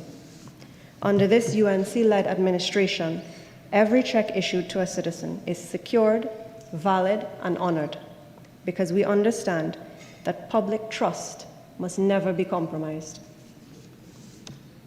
Madam Vice President, when this UNC government assumed office on April 28, 2025, we inherited a Ministry of the People, Social Development and Family Services, long neglected by the previous PNM administration. Public buildings and facilities were left in disrepair, with outdated infrastructure hampering service delivery. Vacancies were rampant, leaving key divisions understaffed and unable to meet the needs of our citizens effectively. Wastage of public funds was evident in numerous procurement failures, which the PNM has shamelessly attempted to blame on this government.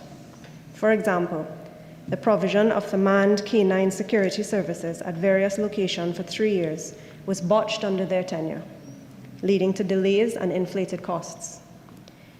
Again, the janitorial services for 3 years and maintenance of the ministry's AC services for 2 years, all marred by improper tendering processes, resulting in inefficiencies. These failures squandered taxpayers' money and compromised the safety and functionality of our facilities. Madam Vice President, this is the state of affairs we met, a ministry in crisis, where promises to the vulnerable were broken time and time again. But, Madam Vice President, promise made, promise kept.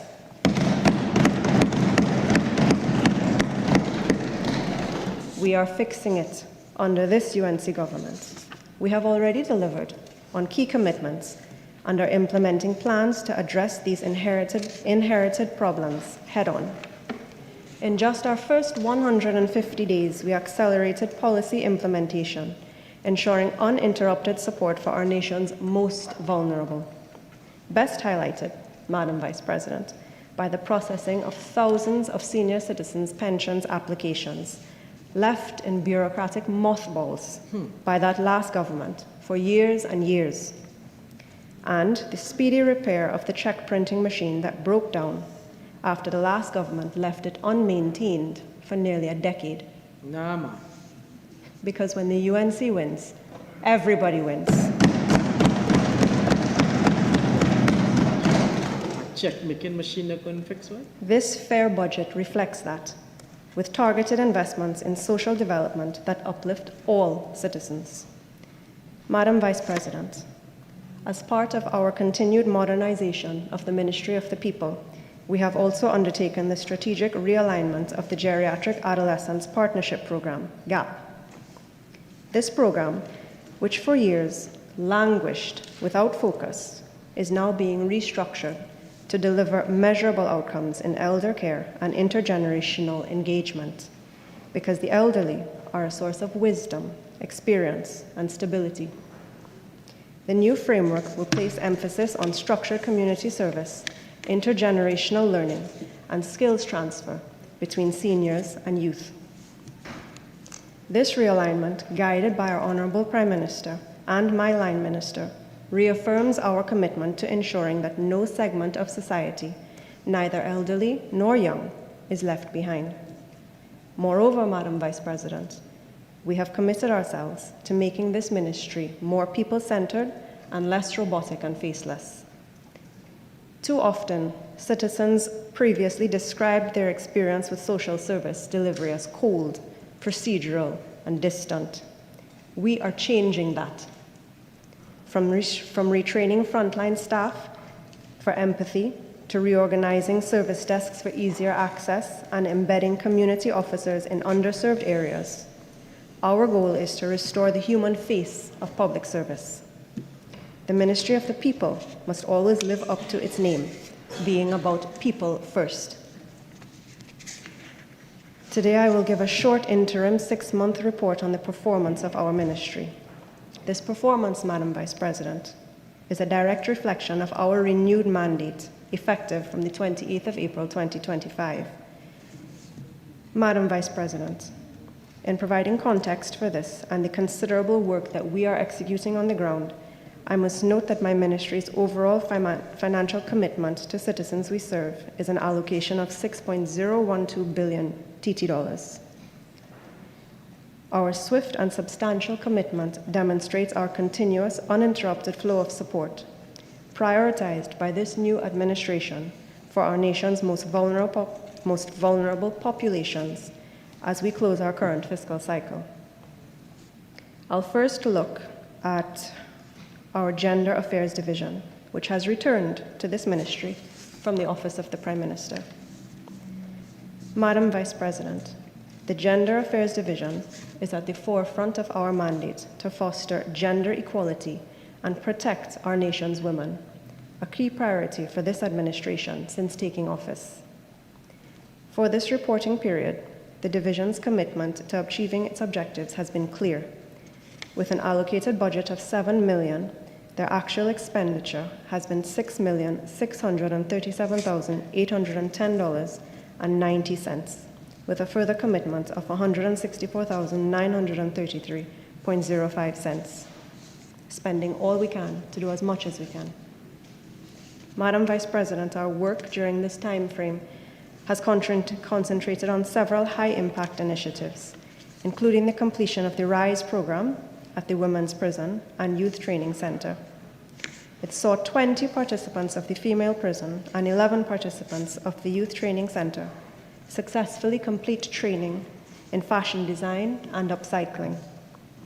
The division also conducted 2 gender training sessions benefiting 90 individuals and successfully executed community outreach engagements that served an additional 265 beneficiaries.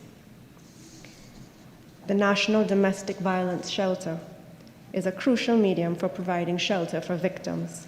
It has provided support to 37 persons over the reporting period, including not only adult women, but minors of both sexes. Madam Vice President, this type of assistance is evidence that the ministry, through this division, continues to keep the mandate of meeting the needs of the most vulnerable among us.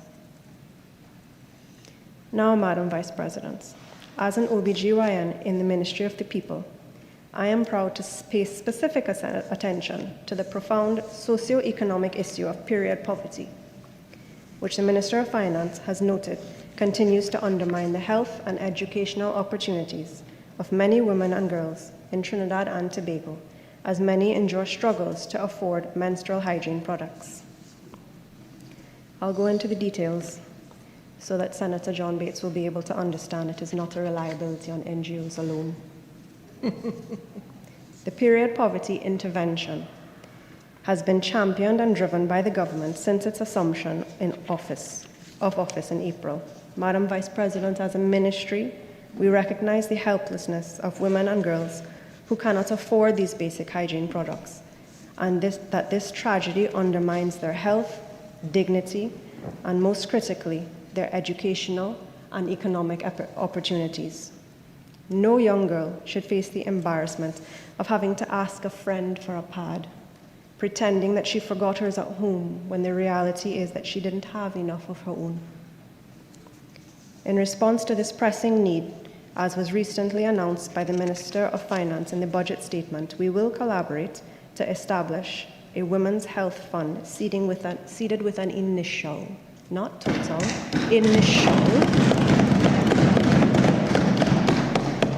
seeded with an initial $5 million in capital from the government. The fund will be used to launch a pilot program for the distribution of free menstrual kits in educational institutions. Please note, Madam Vice President, for Senator Bates' education, it is not merely a product distribution exercise as was done by previous NGOs. It will be accompanied by widespread education and sensitization programs on menstrual health for all groups, including men and boys, with the explicit goal of dismantling cultural stigma around a natural process that affects every woman every month. This is a vital initiative, reflecting the compassionate vision of this administration.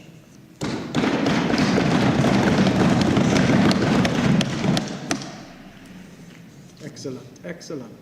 For Senator Atts, who made the point that we need research and education to drive us going forward, we are also planning an important research project, the Menstrual Health and Hygiene in the Workplace Survey, to gather data from 5,000 employees to inform future evidence-based policy, proof that this government listens and then leads. Madam Vice President, our commitment to the children of this community, of this country, remains resolute. I therefore turn next to child affairs. Under the strategic direction of this new administration, the Child Affairs Division is tasked with ensuring that every child in Trinidad and Tobago is safe and supported and allowed to thrive in alignment with the United Nations Convention on the Rights of the Child. For this period, the division expended $900,000. Of actual expenditure, it was $729,444.04, with commitments of $37,314.59. Looking ahead, Madam Vice President, the division does have an ambitious and comprehensive pipeline of projects for the 2026 fiscal year, all grounded in our national child policy. These initiatives are designed to create a Trinidad and Tobago where every child can feel safe, heard, and empowered. They include 1, the expansion of the Child Rights Ambassadors Program, leveraging digital training to cultivate a generation of young advocates. 2, the Child Mental Health Initiative, Mindful Moods, Happy Views, to equip our primary school students with emotional resilience tools, particularly during examination periods. Because, Madam Vice President, there is truth to the old adage, what the mind does, the body follows. A health and nutrition fair, 3, specifically for children with disabilities, ensuring inclusive access to essential health services. 4, the Born to Shine National Children's Inclusion and Wellness Fair for World Children's Day, targeting 3,000 children across Trinidad and Tobago. Madam Vice President, turning next to the Children's Authority of Trinidad and Tobago, permit me to express my gratitude to the Honorable Prime Minister for her foresight in seeing the need to bring such an important agency under the remit of the Ministry of the People, Social Development and Family Services.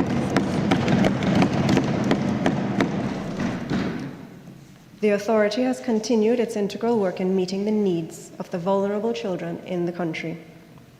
For this reporting period, the authority has achieved the following, outlined by geographical region. In the Northeast, a 13% increase in school visits, a 20% increase in visits to community residences, and more than 65% increase in supervised access sessions. Madam Vice President, notably, this also resulted in the closure of more than 80% of existing cases. In the South and Central, the authority undertook 424 new investigations and closed 810 cases. The authority has also enhanced its forensic capacity with the installation of new forensic equipment at both our South and Mount Hope centers and activated medical services in the South. Importantly, 30 members of staff have now been trained in new interviewing techniques. In the area of foster care, there are currently 160 children receiving foster care, 115 in traditional placements, and 45 in kinship care. Over the period, 39 new placements were made and 12 children were successfully transitioned into permanent family-based care. With respect to adoption services, the authority facilitated 19 adoptions, comprising 5 closed and 14 open adoptions, including kinship cases.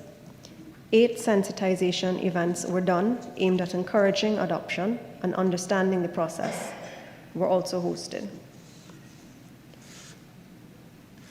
After giving the rundown of those divisions, also within the purview of our ministry, I should take a moment to address some of the issues that Senator Alicia Pauline Lalit Etienne raised. There was a claim that the Ministry of the People and Social Development and Family Services is questioning persons with disabilities because we are actively considering, Madam President, dedicated housing accommodation at Edinburgh 500. This claim is reckless as it is revealing. So let's be plain. Consultation is not interrogation. Inclusion is not intimidation. This government is doing what the previous administration refused to do. We are moving from photo ops and platitudes to tangible, accessible housing solutions designed with the disability community, for the disabled community.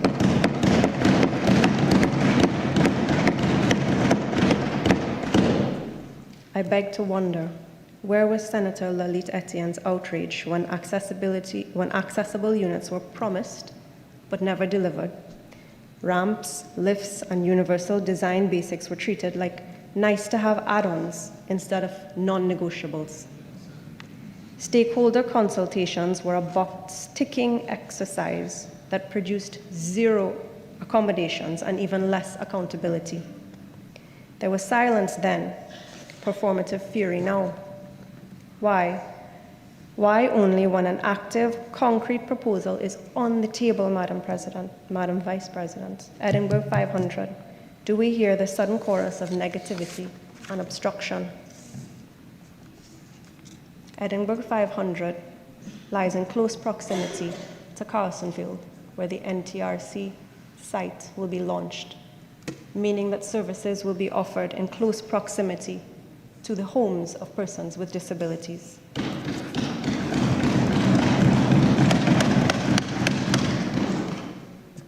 So that means here's what is actually happening. There is active consideration, not delay. Edinburgh 500 is under rigorous accelerated review to ensure universal design, independent living features, and integration of support services. It is co-creation, not coercion. The ministry's engagement with the disabled community and families is to embed lived experience into unit layouts, amenities, and transport access and safety. That is respectful policy making, not questioning anyone's worth. There is dignity here and delivery. The end goal is simple: keys in hands, rights upheld, and independence supported. The ministry will not be deterred by this selective indignation.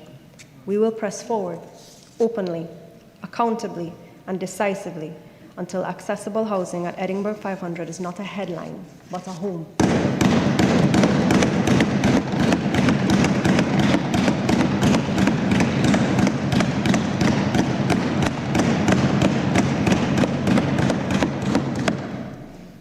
Together, these achievements represent our unwavering commitment to safeguarding the nation's children and elderly and women and all vulnerable, ensuring that everyone grows, lives, and prospers in a safe and nurturing and supportive environment. Madam Vice President, all of these achievements outlined reflect that our ministry is managing public funds with diligence and delivering tangible results to the people of this nation, all within the framework of progressive policies established since this administration took office. We at the Ministry of the People look forward to continuing this vital work in the new fiscal year, because when the UNC wins, people win. When the UNC wins, people win. When the UNC wins, everybody wins. I thank you.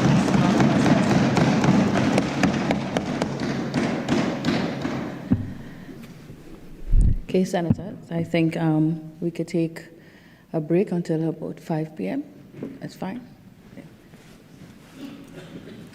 Senate is now suspended.